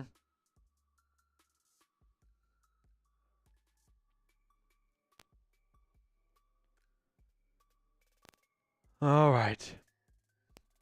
It's been a wild near 4 hours with you guys here. Hopped on at 1 p.m. Central, 2 p.m. Eastern. And what an electric start to the show from Overlord and all the moves that were made. Evan Ingram signing, the Browns, Russell Wilson coming to visit, and a defensive tackle signing, allegedly, Malik Collins. And then we've got the Falcons making a couple of re-signings of their own, Kadero Hodge, Taquan Graham. So these are the updated numbers. Someone's got to get the Broncos at least to triple digits. Yeah. But right now, Falcons is shaping up for back-to-back wins, which is crazy because the Browns, they've had 2 people send in $500 super chats.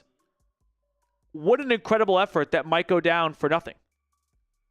Oh, it's going down. I mean, at least for gold medals. team awards. The like battle? Dude, it is very close. The Falcons have somewhat pulled away a little bit from the Broncos, but Cleveland's not far behind at all. Danny, thank you for tuning in. 15 minutes and change. So why don't we just quickly recap some of the news and more of my thoughts on it. Evan Ingram, I don't want to be a broken record, but I know people kind of come and go from the chat. 2-year deal, $23 million with the Broncos. Came to visit early in the week and left without a contract, but they get one done now. Overall, this is a good signing. Your tight end room was the worst in the NFL last year. Ingram, by far, just 4X's the talent in the room alone by himself. So you improve the roster. That's a big check. I don't like it as like I like the Hufanga and the Greenlaw signings more. That's probably the better way to phrase it. It's not that I dislike the Ingram signing. It's that it's probably my least favorite, but that doesn't mean it can't be a good signing. But I don't expect Ingram to come in here and revolutionize Denver's air game. So I like the signing, but I'm going to have somewhat mild expectations. Embrace debate. What's hotter, mild or medium? At B-dubs. Not again. Reed's like, I'm going to punch you in the face. Atlanta, they signed Mike Ford from Cleveland to be a special teams ace for them, if you will. Also, he played with the Falcons in 2022. They did lose Eddie Goldman on a one-year contract to the Commanders. Eddie Goldman, if you don't know, really quickly, second-round pick by the Bears. He sits out the 2020 COVID year. All right? 2021, comes back to Chicago. 2022, he signs with the Falcons. He retires after signing. He sits out all of 2022. 2023, he decides, I want to come back. Comes back to the Falcons. Retires. 2024, he decides, I want to come back. And he actually plays in 2024. So since 2020, he has played in 2021 and 2024. He has either sat out or retired 3 seasons. So he's off to D.C. Taquan Graham, though, a different defensive tackle, is coming back to Atlanta, former 5th-round pick out of Texas. And Kadarius Hodge, a fan favorite, if you will, 2-year, $6 million contract. So a couple of additions and subtractions for Atlanta. Evan Ingram to Denver. And as for the Browns, half an addition so far. First, we have Tom Pelissero putting out Russell Wilson is visiting Cleveland, going to meet with the Browns. Then he's going to meet with the Giants the very next day. So Thursday, he's in the land. Friday, he's in the Big Apple. Probably stews on it Saturday, Sunday. Maybe he has a decision immediately. Knowing Russ, though, he kind of likes the attention. I doubt he wants to do it on Sunday because that's Selection Sunday in college basketball. So he might wait till Monday so he can be the number one talking point. And they also are signing Malik Collins. There's some conflicting reports about whether or not this is truly finalized. The Broncos are making a push right now for Super Chats. But allegedly, 2-year, $20 million contract for Malik Collins to Cleveland. So that's kind of the news roundup for the Browns, the Broncos, and the Falcons. But this one's got a slight asterisk to it. I probably ran with it too early, but I saw a tweet from someone who's an NFL insider, and I was like, all right, I'll take it. And usually after the new league year starts, there's no going back because you can actually sign contracts now. All right. Dalton Sipes with a $50 super chat. This is actually our first $50 super chat of the day. What are some under-the-radar wide receivers the Broncos could draft in the later rounds? If you ask Bo Nix, he would probably say his brother from Oregon, Tez Johnson. As for some other under-the-radar ones, later rounds, I'm thinking of guys who I think are probably not going to fall too far. I'm blanking the name, but the TCU wide receiver. Oh, Justin Stranad. Yeah, that was this morning. We covered that in a video we put out already, but yep, that's true. Van Jefferson, Falcon legend, going to the Titans. Dalton, I'm blanking on the TCU receiver's name, so I just want to look at it. It starts with Beck.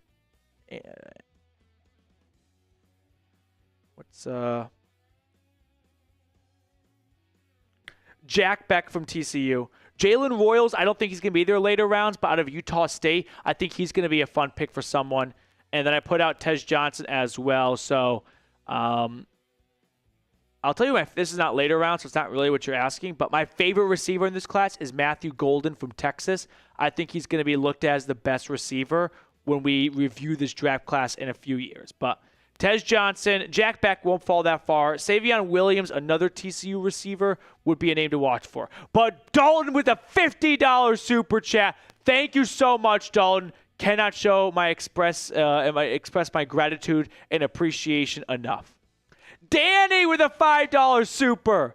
How does the Denver tight end coach, worst in the NFL, get promoted to OC? Two-part answer for you. One, I think teams don't just solely judge the coach based on that individual position's production. Everyone knows that he was not Declan Doyle, who we're talking about here, was not working with a whole lot of talent, whether it was early draft picks or free agent signings. Plus, I think that some of these guys are brought in because they want to have him on the coaching staff. Like Tommy Rees, for example. Tommy Rees was the Browns tight end coach. He was the Notre Dame play caller. He was Nick Saban's final play caller. Then he goes to Cleveland to be the tight end coach. Tommy Rees played quarterback at Notre Dame. Tommy Rees is not a tight end. Being around the game for a long time, you learn all the positions, I'm sure. But I think that was a reflection of we want to have Tommy Rees on our staff, so we're going to make him the tight end coach. As for why he gets a job elsewhere, Declan Doyle is never going to be a play caller in Denver as long as Sean Payton is here. So he knows he can't go up. So it makes sense for some of these guys to kind of want to go diagonal, up and away. Danny, thank you so much for your super chat. We have some news. What is it?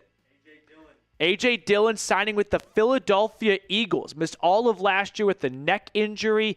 18 career touchdowns. He's a bowling ball of a back. He's going to be fun at the goal line for Philly. Maybe this is to take some of the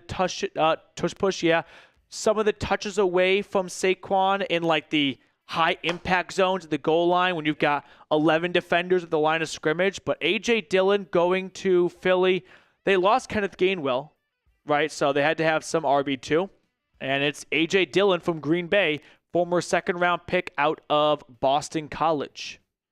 Few other super chats here. The Broncos channel making a little bit of a push to try and get back in this super chat race with less than 10 minutes to go. Scott Fry, 2024, the Broncos beat the shit out of Atlanta, and I'm guessing that's clowns for Browns.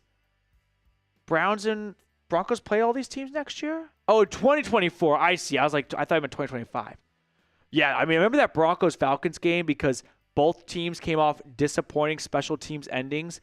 Younghoe Koo for Atlanta went 1 for 4, and Atlanta lost by 3. Of course, we know what happened between the Broncos and the Chiefs at Kansas City, and it's like, what team's going to get back on track? It was Denver. As for the Browns, Jerry Jeudy, though, he definitely got the last laugh. He put up a historic performance in Denver, but the Jameis Winston final pick 6 really sealed it, and that was the most Jameis thing ever. JC, of your three channels, rank which team you like from best to worst. You can't do that. You ask your parents to rank your 3 kids? No, that's preposterous, JC. Yeah, you know what, Ty Man, you have been flirting around with all the other channels. I hear you on the 49ers and the Eagles channel. I'm like, Ty Man, he's gotten too big for me. Can't even go back to his roots. JC, I understand why you're asking, and if I were in your shoes, I'd probably ask the same thing too, but I enjoy covering all 3 teams. JC, thank you for the super chat, though. Next one up.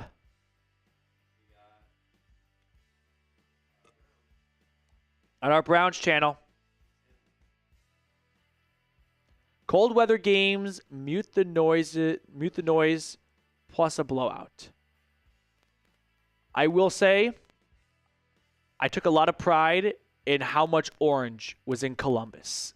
And I don't think Buckeyes fans, and they got the last laugh, of course, they won the Natty, but I think they were kind of triggered of, we've never seen this much of a takeover. I mean, it felt like it was 30 to 35% orange.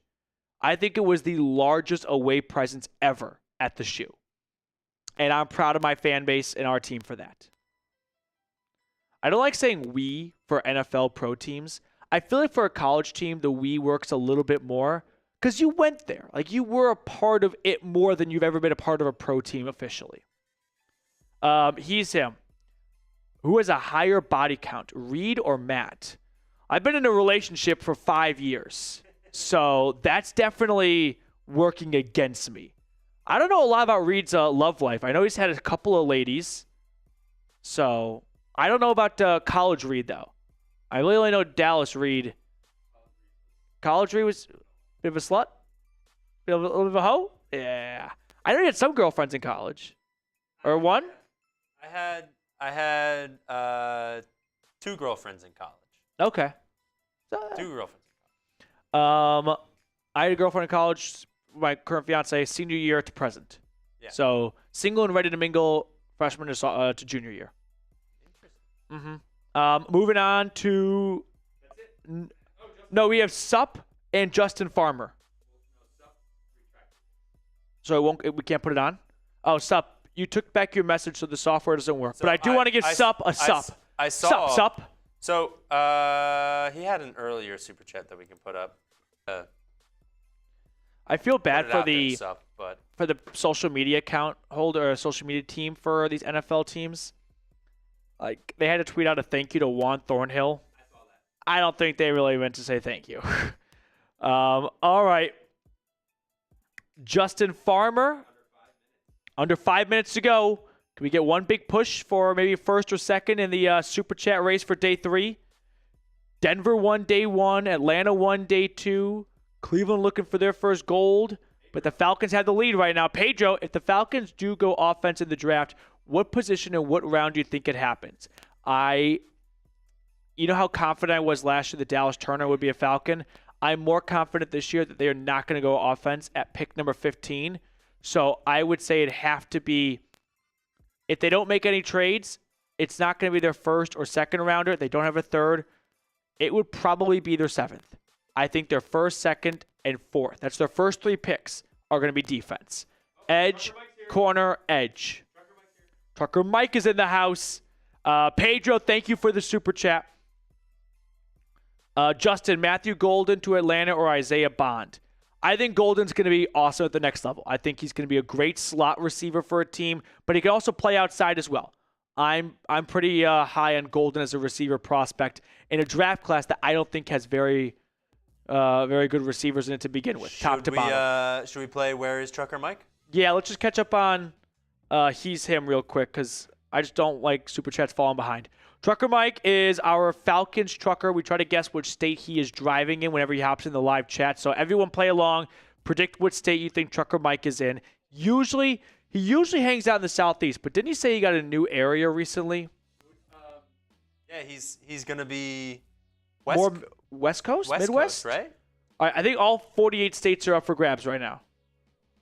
I'm going to go with give me Missouri. Give me Missouri. Ohio is happy to take your redneck money. I don't know. All right. I guess that's how business works. So, yeah. Matt, what is the blackest thing about you? I don't know. I can't dance.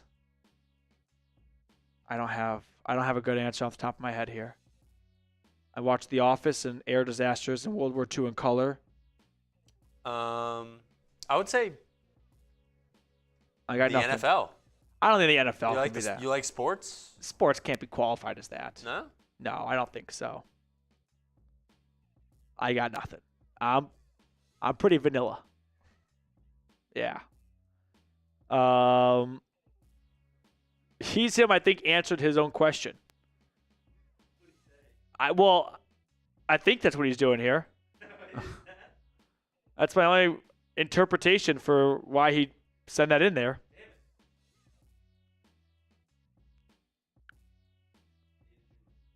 One moment.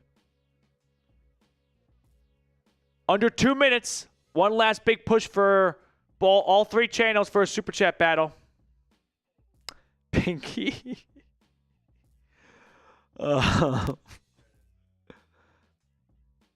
Max says it's the braids. He's him. I don't turn my phone on. Ready for this? I do turn my phone on airplane mode on flights. I also don't want Wi-Fi on an airplane. I like the old traditional, when you go on a plane, you're like out of communication for however long you're in the air for. I like the rush of when you land and you turn your airplane mode off and you see if you have friends and if anyone texted you. So that's a fun feeling to go like, does anyone care about me? I do it on purpose, just so that I get that. So that I get all my messages when I land. So I like that feeling. So that I have things to look at when I land. Yeah. Like when you're just waiting for, like you're taxiing or whatever, and like I put it on airplane mode so that everything comes all at once, so that I can look at it all. Yep. I like. I'll use not because I think it's gonna mess up the plane. No, the airplane mode thing does not mess up the plane. I'm not gonna bore you with the explanation behind it, but it's just about maybe too much frequency. But anyway. I will use the in-flight Wi-Fi to watch movies and shows and TV, but I do not want to get messages. I want to be off the grid while I'm in the air. Like the olden days when that was the accepted norm of like, I'm flying. I am out of communication for the next few hours. All right, you want to show the updated Super Chat battle? Yep. All right. By the way, Trucker Mike, he says, new job. I will be traveling to more places soon. Trucker Mike, what's the state? I went with Missouri. What state did you go with? I am going with South Carolina. South Carolina? All right, Trucker Mike, let me know.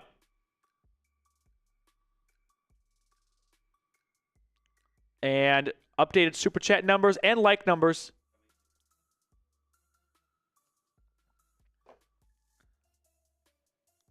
Oh, it's Tennessee. I thought about doing Tennessee just to stick it to he's him, but I didn't want to just be a homer.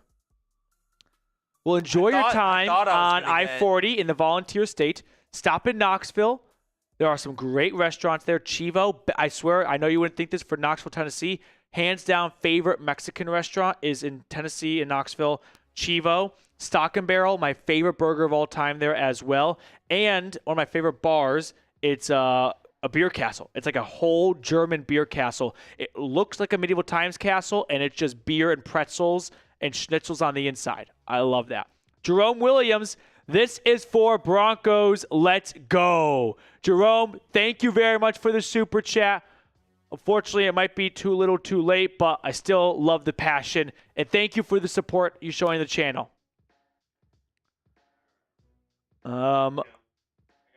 Okay, we're going to get the updated numbers. Miami Mac. Ooh, Mac wants to know. Mac is like dipping into the he's him well. Yeah, we'll throw it on screen.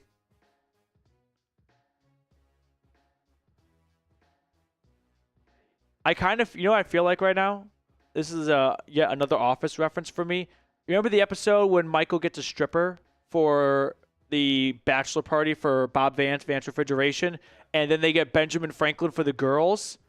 I feel like we've gotten to the point now where people aren't interested in asking about the teams. They just want to know more about me on a personal level, but in like peculiar ways. They're not like, what's your favorite place to travel to? It's, have you ever been in a fist fight? Have you ever been in a fight? If yeah, did you win? So how do we qualify a fight? I've never been in a fight where it's like a true rock'em sock'em, throwing knuckles, everything like that. Like I've never been in a fight that would have. I've never been in a fight that if it was videoed, it would be a fun video to watch. You know, you see those fights at stadiums. Whatever reason, it always happens at the Cardinals Stadium between like Niners fans and Cardinals fans. I've never been in one of those fights. I've been in sports scrums, though, I'd say. Like, I played lacrosse all through high school, and that's not like hockey or anything, but there were plenty of instances where temperatures flared and heated up, and there was pushing and shoving, and penalties and things like that. Same in football, but no, I can't say I've ever truly been like a real fist fight where I came home with a black eye. So same thing. Like I played sports my entire, like I've been in pushing matches and shoving matches on the football and basketball. I've been in shoving matches with court. like fraternity friends at bars in college, but everyone kind of pussies out and no one really starts throwing fists. So I worked at a bar for 2 years in college, and I broke up a lot of fights. Okay, yeah. And I love watching fights. I got like into like scuffles with like drunk people and stuff like that. But like I've never thrown a punch. I've never had a punch. I may have had a couple punches thrown at me or near me, but like none have landed. Like I haven't gotten punched. Yeah, I haven't either. And I haven't punched anyone, but I saved someone from getting knocked out. All right, let's update the Super Chat totals here. He's him. I don't watch like political commenters. When I go home, I don't throw on Fox, CNN. So I don't have a good answer for you. But I think you already know the answer to that question.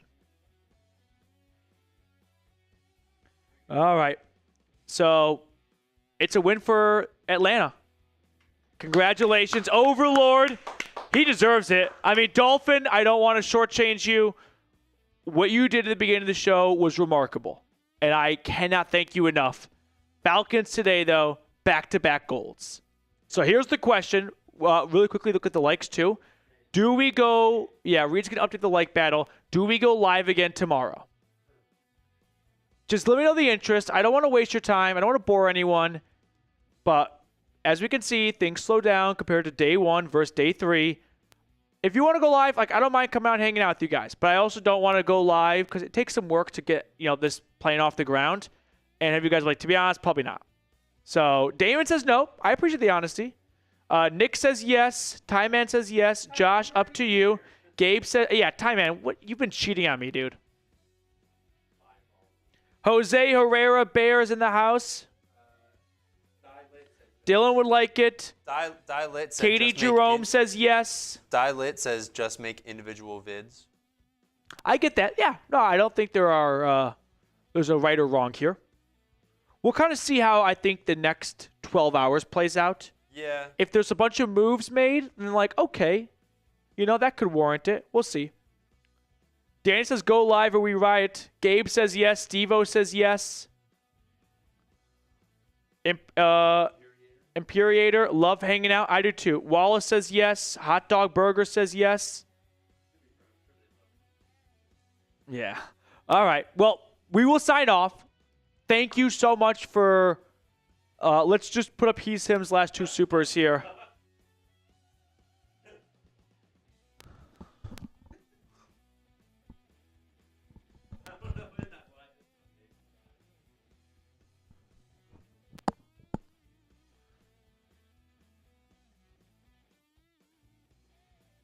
Ben Shapiro or Rachel Maddow. How do you pronounce that? Maddow? I think it's Maddow. I'm going to let you guys make your own prediction for what my answer would be, but I don't watch either one on any sort of consistent basis whatsoever. Go live, but wear a bag on your head, please. The first thing that popped in my head was not like Browns fans, like Factory of Sadness. It's the Lonely Island, I Just Had Sex song. She put a bag on my head. Still counts. Still counts. All right. We will let you all go. Thank you for all the super chats and support, liking, commenting. It was a blast. 4 hours and change. So you guys are awesome. I love every single one of you. And enjoy the rest of your Wednesday. And I'll see everyone tomorrow.